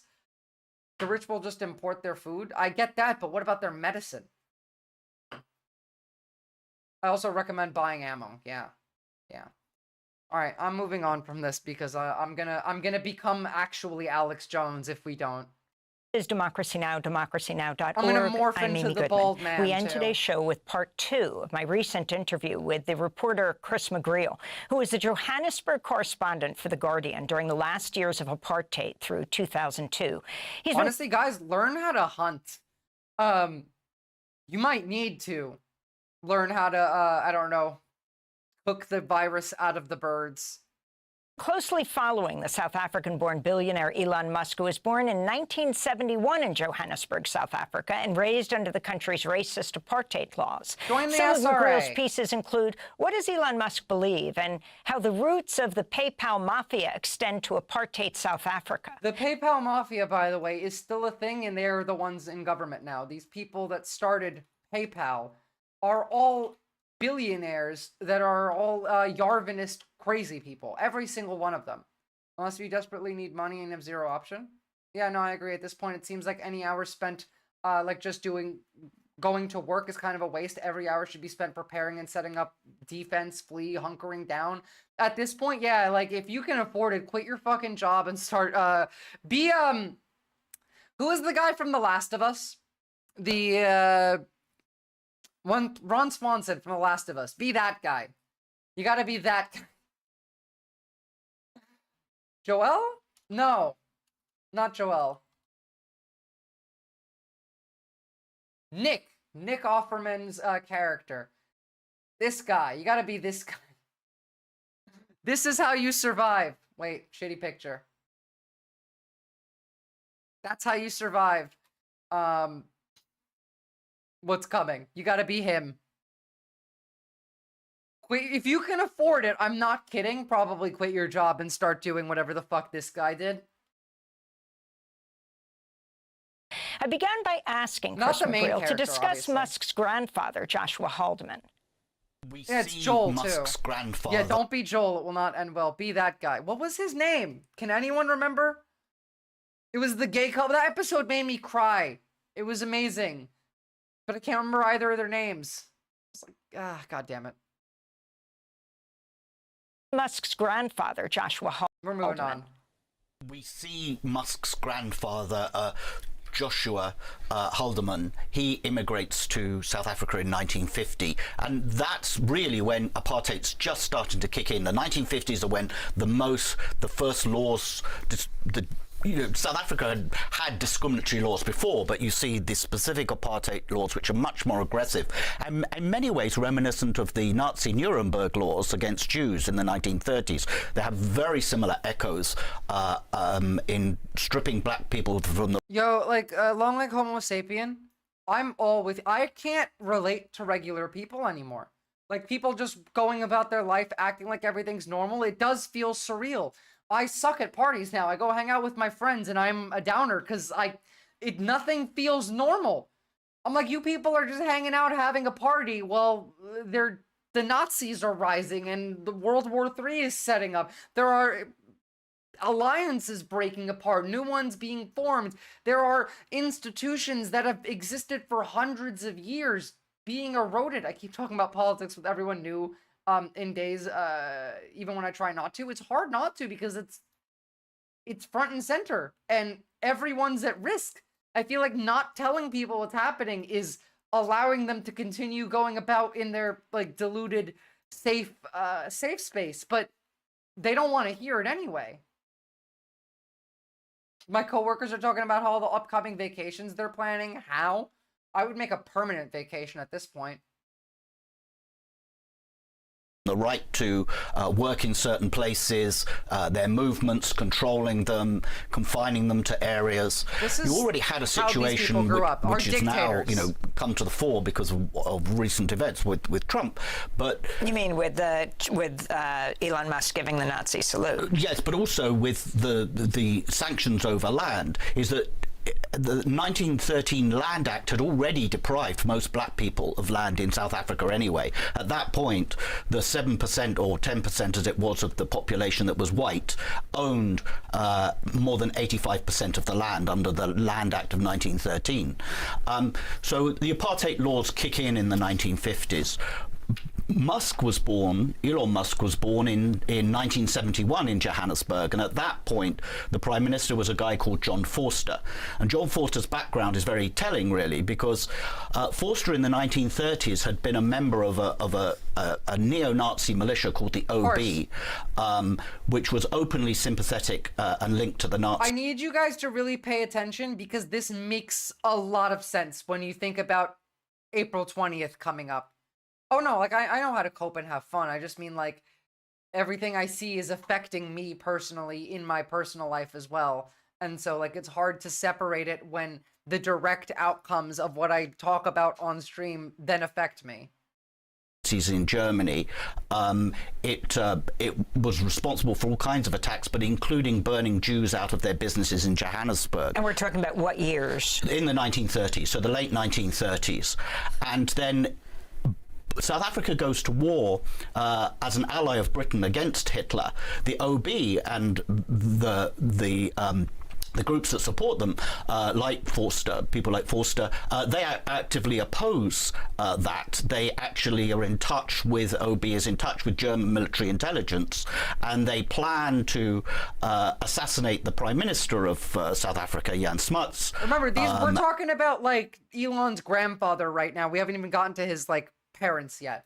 And overthrow the government and have it support Hitler. That plan fails because the Germans are unable to provide the necessary weapons and back out. But in 1942, John Vorster, later Prime Minister, stands up and gives a speech, and he talks about the system that their kind of ideological belief system, which was Christian nationalism. And he says, Christian nationalism in South Africa is the same as Nazism in Germany and fascism in Italy. It's all anti-democratic. It's all the same thing. By to an extent, yeah. 1971, when Elon Musk is born, that man is the Prime Minister of South Africa. And Christian nationalism is the basis of not only the political philosophy, but the entire education system that Elon Musk is brought up into. So take us from Elon Musk's grandfather moving to South Africa in the 50s to his father, how they gained their wealth. So Elon Musk's grandfather moves there in the 1950s. Oh my God! Holy shit, this is really funny. Wait, guys. I can't believe I didn't realize this. Trump just pissed China off to no end because when we put tariffs on Taiwan, we recognize them as a country. And yes, Elon went to a Nazi school, but that just, I forgot, like that never actually clicked in my head. We just recognized Taiwan as a real country. He's not particularly prosperous. He arrives without a lot of money, but it's Elon Musk's father, Errol, who makes the real money, principally through investments in emerald mines in Zambia. And mining conditions in southern Africa in that period were really pretty dire in the 1960s and 70s. Very high death rate, very poor conditions, but the owners got very rich. And Musk lived what can only be described as a neo-colonial life. If you were white South African in that period and you had any money at all, you lived with servants at your beck and call. Sorry, it's not Chinese Taipei. Donald Trump says that Taiwan is a country and not China. Also, we tariffed uninhabited islands, like population of 0. So lived in sprawling housing. And what you see with Elon Musk is that when we get a glimpse into just how much money he had when he and Elon's mother get divorced, she says at the time that, well, he owns a yacht, he owns a jet, he owns several houses, so there was considerable wealth there. Was the grandfather of Elon Musk on the record in his support for Forster? Well, he was certainly on the record in his support for apartheid, very vividly so, yes. And he said that that's why he'd moved to South Africa from Canada in 1940 was in support of it.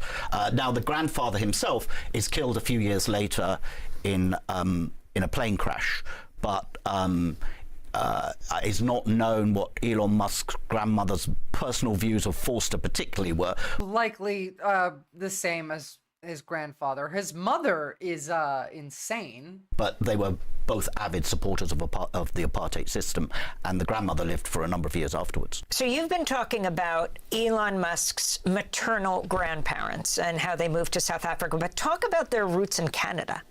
Originally, the grandparents have no connection to South Africa. They're born and grew up in Canada.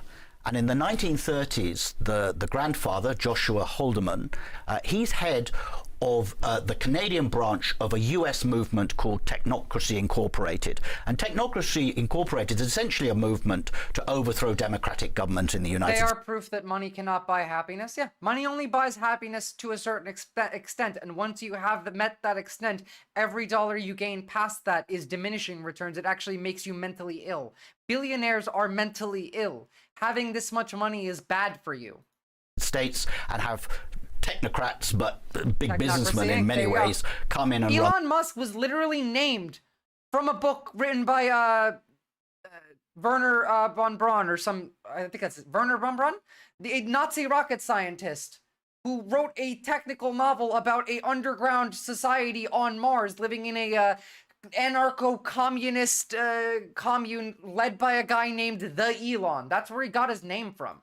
On the country. That's partly a reaction to FDR's election, I believe, yeah. And New Deal and massive reforms that he's introduced in the United States. So from Canada, they would help to launch a coup against FDR? No, Canada had its own branch of this movement to overthrow the government in Canada. Haldeman heads that branch. And through the 1930s, it takes on increasingly fascist overtones. They start wearing grey uniforms, modelled on the Nazi brown and black shirts. And so when Canada declares war on Germany in 1939 alongside Britain, the movement is banned because it's clearly sympathetic to Hitler. Then Haldeman is arrested. Elon Musk's grandfather. Elon Musk's grandfather is arrested. They find documents sympathetic to the Nazis and other subversive documents inside his house, and he is sent to prison for a few months and then remains on essentially a subversion watch list for the rest of the war.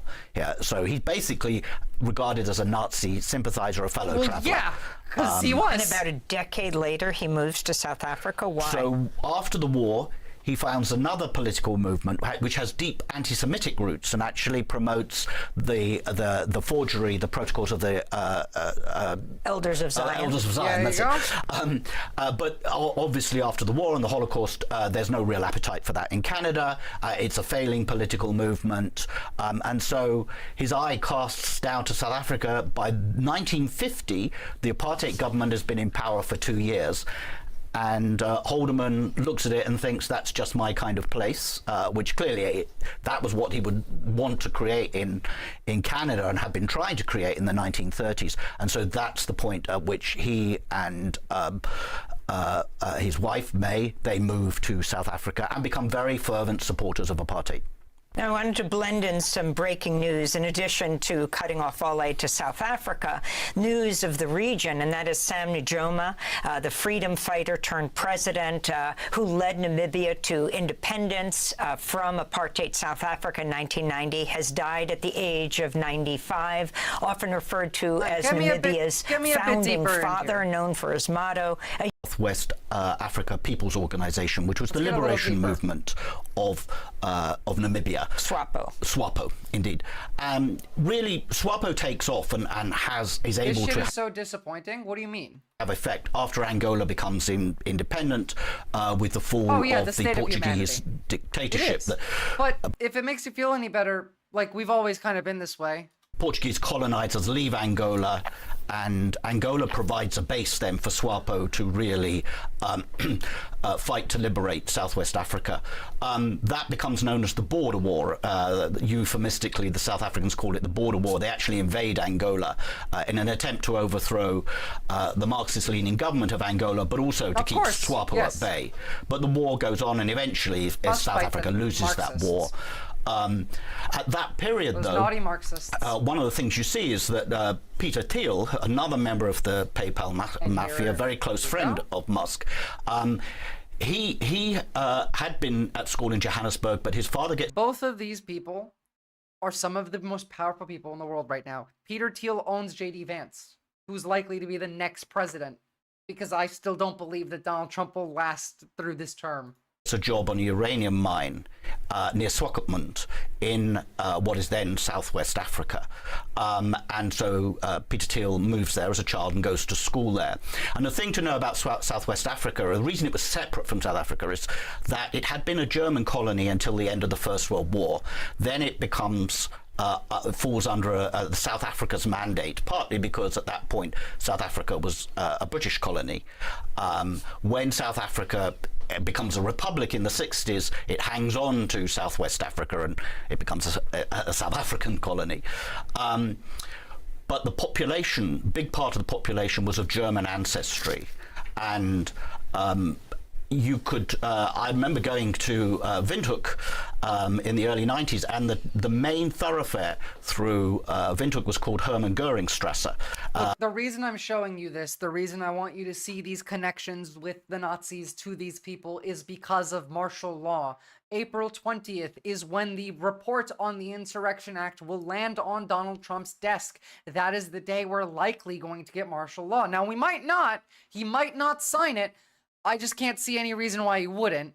And, like, these people went to school where saying Heil Hitler and celebrating Hitler's birthday was normalized, and therefore I feel like there is some sort of a rational reason to be worried about that date, more so than normal. Society must collectively rehumanize. It's going to take tremendous deconstruction. Yeah, like, we're fully in the barbarism, so... named not after the Luftwaffe chief, but after his father, who had been a governor of German Southwest Africa. In Swakopmund, it was even more extreme. It was notorious for many, many years, really into the 80s and 90s, as a hotbed of open support, continued support for the Nazis and for Hitler. The New York Times has a story from the mid-70s of a reporter pulling up at a gas station to get his car filled with gas, and the attendant openly giving a Nazi salute and saying Heil Hitler to him. Interesting. You could go to curio shops in Swakopmund and they would sell Nazi-themed mugs and flags and things. In this kind of a society. They openly celebrated Hitler's birthday every May. Why May? I don't know. I feel like maybe growing up in a society like this might impact a child's development. Thiel went to a German school there, so that's the atmosphere he grows up in. His father Thank you for the sub. is an official on a uranium mine there. I really appreciate and the it. interesting thing about the uranium mine, amongst many other things, is that it supplied part of the uranium to develop the South African atomic bombs in the 1970s, which were developed in league with Israel.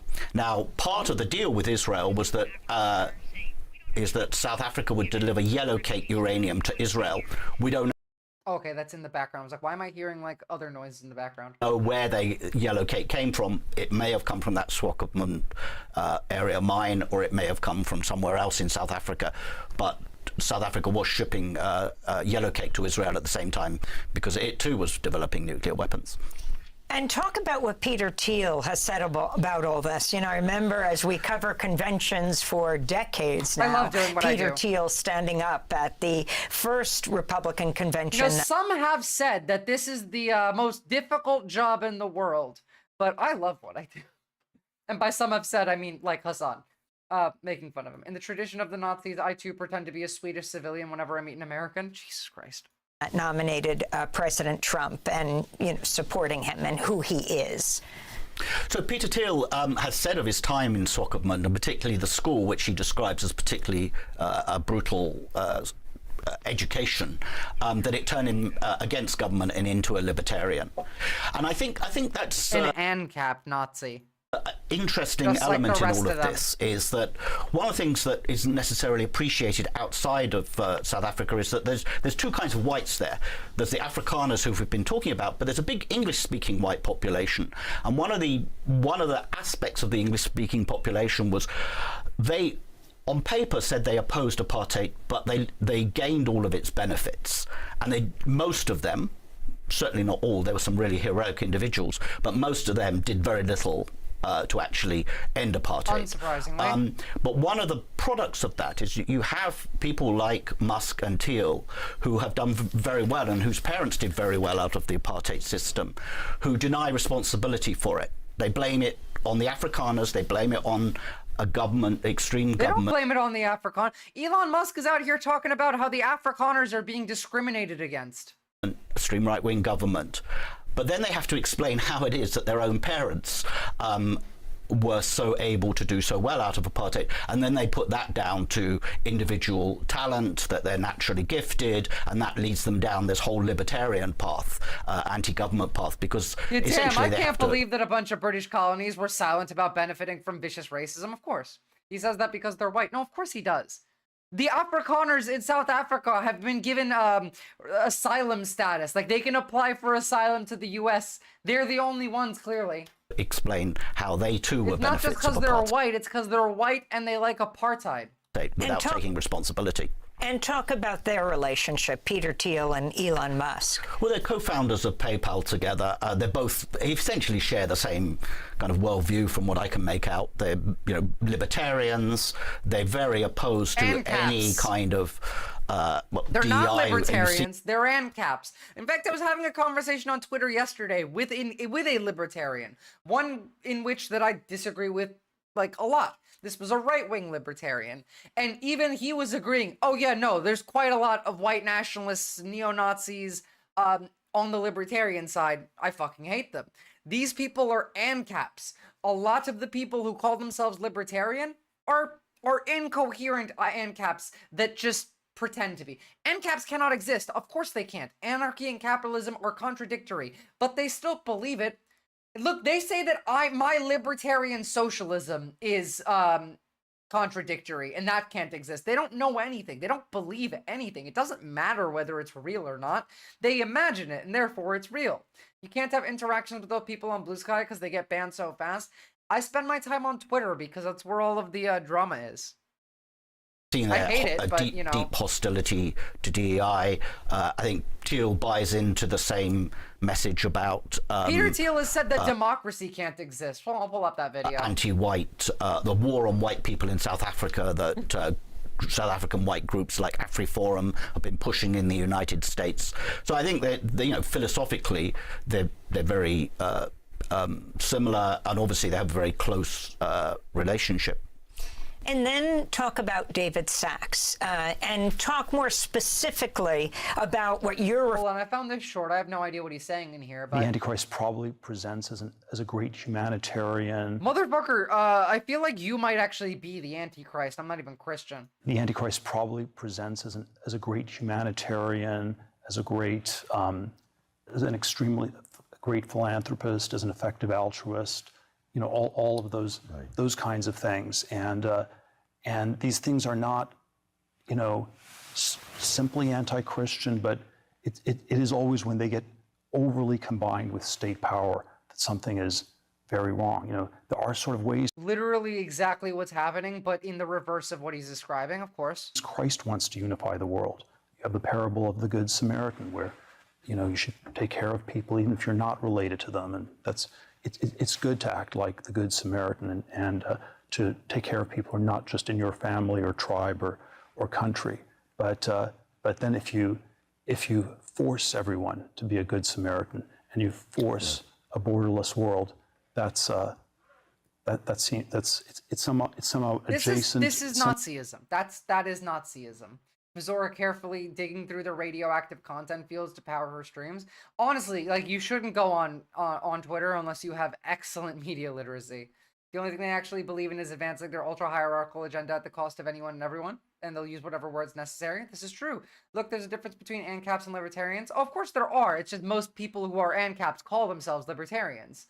People who call themselves ANCAPs are usually still in high school. People who call themselves libertarians aren't allowed within 1,000 feet of one. This is true. But again, most of those are, like, there's large overlap. That's something a demon would say? Absolutely. Bro, the real-life Jesus would have committed vandalism and called these fascists evil? Probably. Referring to as the PayPal mafia. I don't think most people in this country understand all of these connections and this unusual situation where these some of the wealthiest men in the world work together, founded PayPal, and now surround the president of the United States. Yeah, so David Sachs was born in Cape Town in the 70s, and he moves, his parents take him to Tennessee when he's 5 years old, so he didn't grow up in the same milieu as Musk and Thiel. But here we go, found it. It's sort of a question of what is actually going on in the Democratic Party or in this progressive cult is like that is the left. And again, maybe a cult is too kind a word, because a cult normally has a cult leader. There's like at least one person who's thinking inside a cult, the cult leader. And it is, again, it's a machine because there are no individuals. And it's like, you are just a small cog in the machine, and you're destined to become an ever smaller cog in this ever bigger machine. And that's kind of the vibe of it. And it doesn't, ideas don't matter, debates don't matter, it is self-reporting. Speech Absolutely. doesn't matter. It's just some kind of fast consensus formation process. We get to an answer, and then we are not individuals to them. No, of course not. Enforce it. We're property to them. We're tools to be used. We're not, people. It's always too extreme to describe it like the Communist Party or something like this, but it's just this extremely regimented process that's, somehow not very democratic. Exhibit 10,948,483 of every accusation is a confession. Yeah. He did grow up in the white South African Peter Thiel is literally a demon. For sure. He clearly shares the same views. As you say, they're part of the PayPal mafia. They all get rich from the creation of this company. They're all at the top running it. And now Sachs has emerged as Trump's AI and crypto czar. Again, part of the same project. So you can see this. And he was a chief fundraiser for President Trump, as you said, born in Cape Town. Yes, a big. So they've all emerged with essentially, from what I can make out, the same philosophy.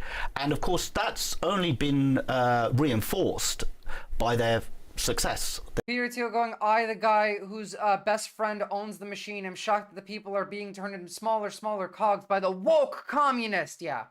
They're convinced, obviously, of their own genius and worth, and that government, whether it's South African government or in this case it seems to be the US government, is an obstacle to success. And then we talked about it in part one.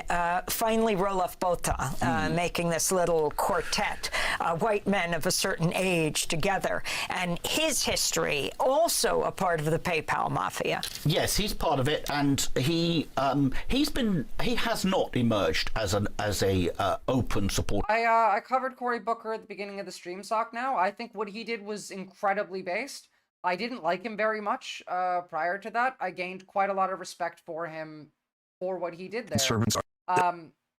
It was great. I mean, like, I want to see more of that energy. That shit was amazing. In fact, like, here, hold on. I want to show you my favorite fucking clip. Just one more time. Because it was just so good. It was so good. This is how I want more people to be speaking. Conscience of this nation. To say I will not stand for another American to lose their health care for a billionaire. I will not stand for another veteran who's dedicated to stopping the suicide of other veterans to lose their job. I won't stand for the air quality in my community to be made worse because they're letting polluters pollute more. I won't stand for the collective assaults on the Constitution by a man who even the highest judge in our land, a Republican-appointed judge, said stop threatening and bullying. Look at his fucking face. We need this. And Dan, so you're right, but like Americans don't get that. Other branches of government. When is it going to be enough? My voice is inadequate. My efforts today are inadequate to stop what they're trying to do. But we, the people, are powerful. We are strong. We have changed history. We have bent the arc of the moral universe. Fourth time today I'm hearing this and I still have goosebumps. And now is that moral moment again. It's the moral moment again. God bless America. We need you now. God bless America if you love her. At this point, Agard, I don't care. He wants democracy, not fascism. I don't care who's paying him. If you love your neighbor, if you love this country, show your love. Stop them from doing what they're trying to do for almost 20 hours. We have laid out what they're trying to do, 20 hours. I want to stand more, and I will, but I'm begging people, don't let this be another normal day in America. Please, God, don't let them take Medicaid away from 10, 20, 30, or 40. He's not talking to Congress right now. He's talking to you. Million Americans who desperately need it. Don't let them do it.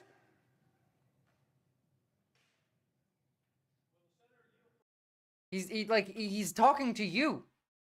Like, the fact that he beat Strom Thurmond's record without cheating, by the way, like Strom did, in and of itself is amazing, but that's the energy I need. I would go to war for that man right now. I don't give a fuck who's paying him, what he supports. Right now, he is what we need.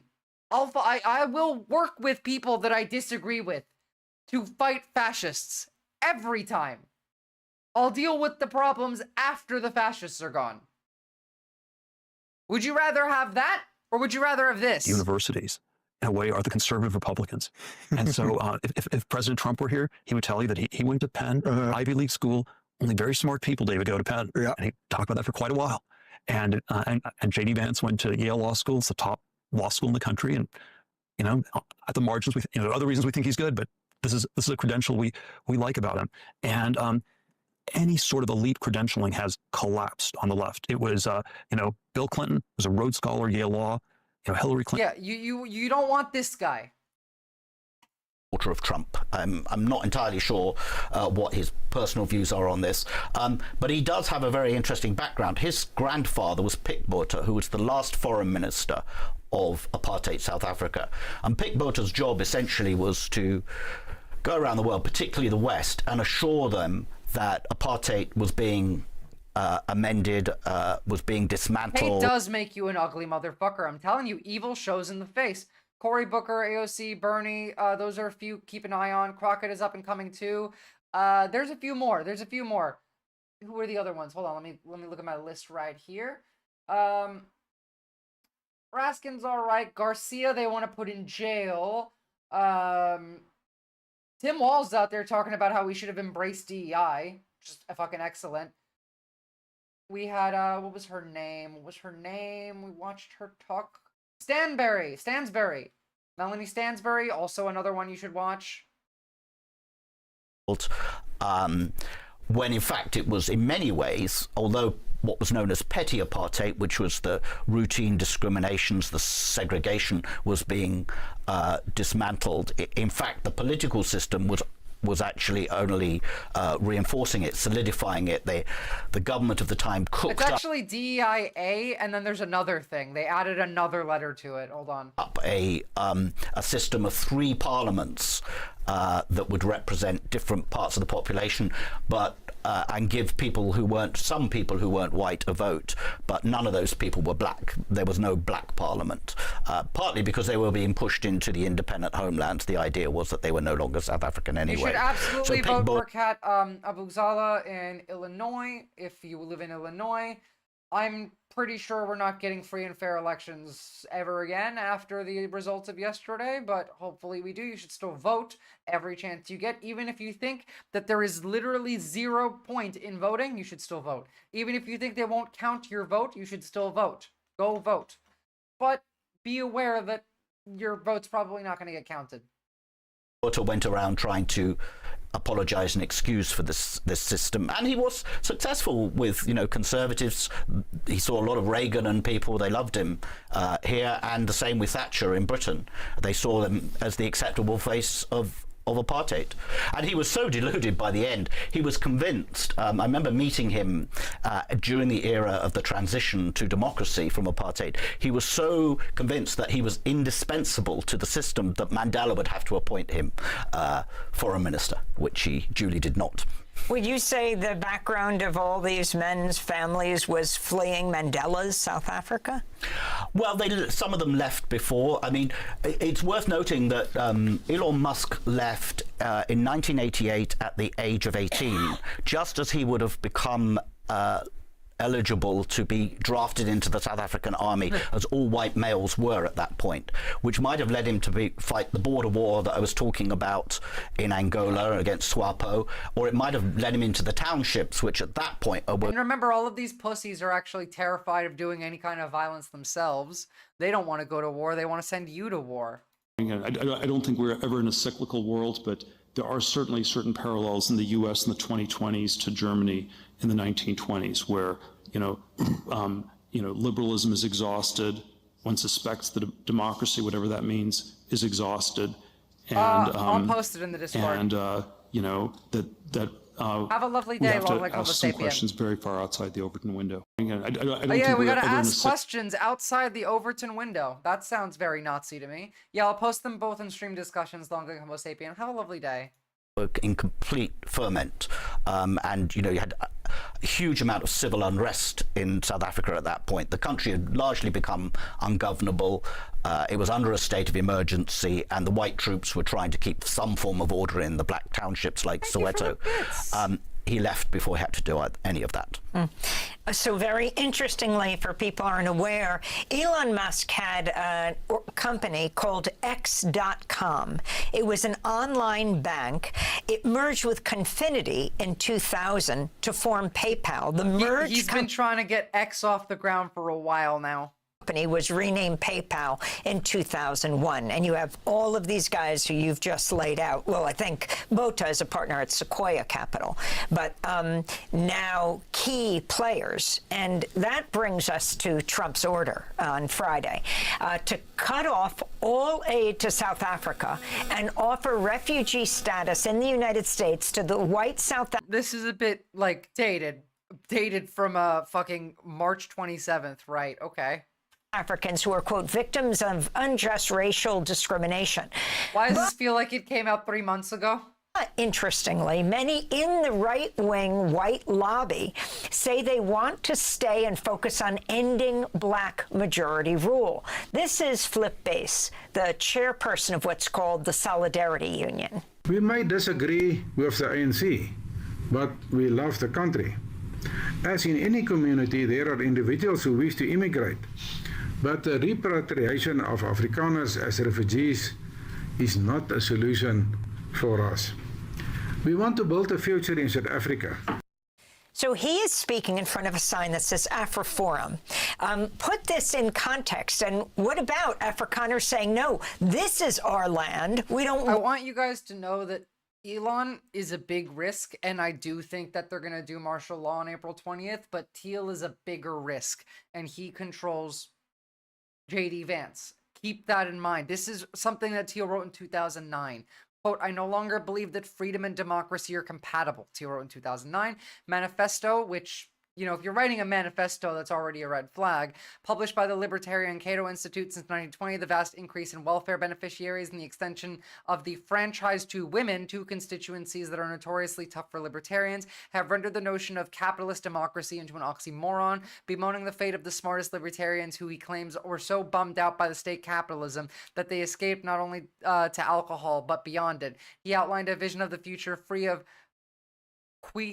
quixotic desires of the poor, stupid, and X-chromosomed among us. The driving idea for PayPal, he wrote, was to create a new world currency free from government control. He hates fucking women. He hates you. He hates democracy. He wants to rule the world. So if I live in North Texas, will martial law creep up towards me? No, it'll slam you right in the fucking face. Get out of Texas right the fuck now, What Camera Inc. Want to come to the United States. Well, AfriForum is backpedaling furiously now because there's been a huge backlash in South Africa from people who blame it for this situation. In fact, some people have accused it of treason. But if you look at what AfriForum was saying just a decade ago, and certainly in 2018, when people like Kali Kriel, who was head of the AfriForum, and others were coming to the United States, they were claiming there was a white genocide. They were claiming there was a war on white people in South Africa, and they were essentially trying to characterize. Texas has made trans people, or trying to make trans people illegal, Captain Buggy. They're literally taking trans people's IDs away right now. If you're trans and you have a driver's license, it's being, they're turning it off so it doesn't work. Your IDs don't work at the bank. Your IDs don't work when you're going to do anything with healthcare. Your ID won't work if you're trying to buy something. They just turn them off. The post-apartheid era of one of oppression of Afrikaners, so they were the true victims of it. And this is Texas is committing genocide on trans people, just to be very clear about that. They've been making lists of them for years. They're not alone in this. There had been a phenomenon ever since the end of apartheid of Afrikaners painting themselves as victims. There was a song emerged in the 1990s called De La Rey. It was very popular with Afrikaners. It was sung in bars and rugby matches. And De La Rey was a famous general who fought to the bitter end against the British in the Boer War, the Second Boer War, in the early 20th century, which the Afrikaners then lost. And this song essentially is an attempt to take Afrikaners back to a time when they were the victims, when it was their women and children dying in the British concentration camp, when they were the people who were oppressed. And it conjures up this... If the Afrikaners are victims, then the Nazis are saints. Well, obviously they're not victims, and obviously the Nazis aren't saints, but this is what people like Elon and Thiel believe. These are the dictators that are running our country, and this is how they grew up. This is what they were taught. Boer general who he may be losing the war, but he's going to fight to the last, a bitter ender. And this is how they've been characterizing themselves, some of them. And AfriForum is part of that kind of attempt to rewrite history and make out that they're this minority that has long been persecuted, not just by the Does that not sound like really, really close to everything that we see constantly on, coming out of these people? It sounds exactly the same to me. Apartheid era, but by the British, and they have a long history. And apartheid was just a means of survival. All they were trying to do was to keep themselves and their culture alive. It has had one other effect, which they hadn't expected and has alarmed them, is that in all the orders that have been given out cancelling aid and agreements, one of them affects agricultural products being imported to the United States, which have generally been duty-free as a means of helping Africa. One result is that their own products are no longer being imported duty-free into the United States. So these white South African farmers who've been complaining of oppression will now actually be being hit with tariffs or regular duties. And so it's going to cost them financially, which is one of the reasons they're so upset by it and pretending that it was nothing to do with them. Guardian reporter Chris McGreal. He was the Johannesburg correspondent for The Guardian during the last years of apartheid through 2002. We did this interview in early February. Over the past 2 months, Trump has suspended aid to South Africa, expelled the South African ambassador, and offered refugee status to white South Africans, claiming South Africa's discriminating against the white minority. Trump has also just nominated Leo Brent Bozell to be U.S. ambassador. To be clear, just to really hammer it down, the people running our country, some of them, grew up going to school where they celebrated Hitler's birthday and greeted each other with a Sieg Heil. Now, on Hitler's birthday, we might have the Insurrection Act. Trump carved a pathway for his mass deportations through his executive orders. This is cool. Now, where are we? Besides the Alien Enemies Act, a second archaic law Trump is gearing up to invoke is the Insurrection Act of 1807. It gives the president the power to call on the military during an emergency to curb civil unrest and enforce federal law in a crisis. The Insurrection Act is a statutory exception of the Posse Comitatus Act of 1878, which generally bars the use of military for domestic law enforcement purposes. Trump vowed to use both the Insurrection Act and the Alien Enemies Act while he campaigned for a second term. Invoking the Insurrection Act for immigration enforcement would be unprecedented, quote, said Joseph Nunn, a counsel in the Brennan Center of Liberty and National Security Program. It would be an abuse, both because it's not necessary under the circumstances, and also because that's not what it's for. Nonetheless, one of Trump's executive orders directs the heads of the Department of Homeland Security and DOD to issue a report by April 20th to the president with recommendation on whether or not to use the Insurrection Act for mass deportations. When the oppressors losing their grip in a power play, the victim is like the rapist saying, I know you liked it because I'm a stud. You don't have to say rapist. You can just say rapist. This isn't TikTok. But yes, it is. It is like a it is like a rapist saying, hey, like, I know you like it. It's the same thing. But that's how these people operate. So now I found a couple things while we were watching that. First off, the Senate 51-48 passed a measure to terminate Trump's tariffs on Canada. 4 Republicans joined Democrats to deliver a rare rebuke for the president. Now, that was Susan Collins, Lisa Murkowski, Rand Paul, and Mitch McConnell all voted with Democrats to stop the tariffs to Canada. I'd be curious to see if this actually does anything, because it's not like they care about the law. They might just ignore the Senate. Also, thank you for the follow, Did Soccer. But this is good. This is cool. You know, 4 Republicans side with Democrats. We technically terminated these tariffs. Let's see if that continues. Technically, Trump still has to approve that. Then we have Bessent giving this statement. What you're arguing about the long term, what this will look like, prices will go up for Americans in the short term, right? They could. They don't have to. And that's, if they don't have to, you're arguing if businesses do not pass those on to those consumers. Well, in the President Trump's first administration, prices didn't go up, so the businesses don't have to pass them on, or the producers in the other countries can eat the oh, yes, the companies that are selling the products should eat the tariffs. I thought the CR bill allowed Trump to bypass Congress on things like that so he could unilaterally put those tariffs in place despite Congress. It did. Tariffs, and traditionally the dollar adjusts. So it's a very complicated... He also didn't do this the first time around. Scott Bessent is saying basically Americans won't have price increases because the companies selling us goods should eat the tariff themselves. Yeah, okay. Fantasyland. This is insanity. All hail the altruistic companies. Yeah, exactly. That's Fantasyland. He said something about groceries? But likewise, an old-fashioned term that we use, groceries. I used it in the campaign. It's such an old-fashioned term, but a beautiful term, groceries. Excuse me? Oh, what? And yeah, no, they're not doing that. It sort of says a bag with different things in it. Groceries went through the roof, and I can't... It's a bag with different things in it. Mm-hmm. Pain on that. I talked about the word groceries for a lot, but likewise, an old... Wow.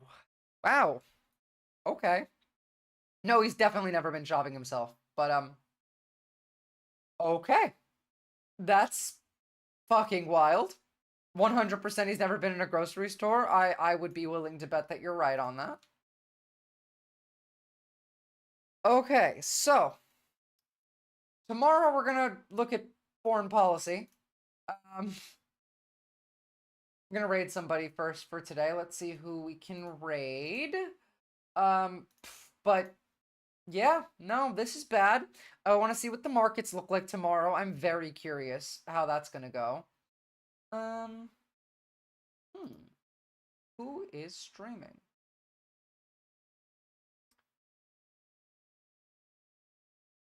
I'm glad Mitch started to vote against the Republicans, but it's like if Mengele pissed on Hitler's shoe or something, given he built this shit. 100%.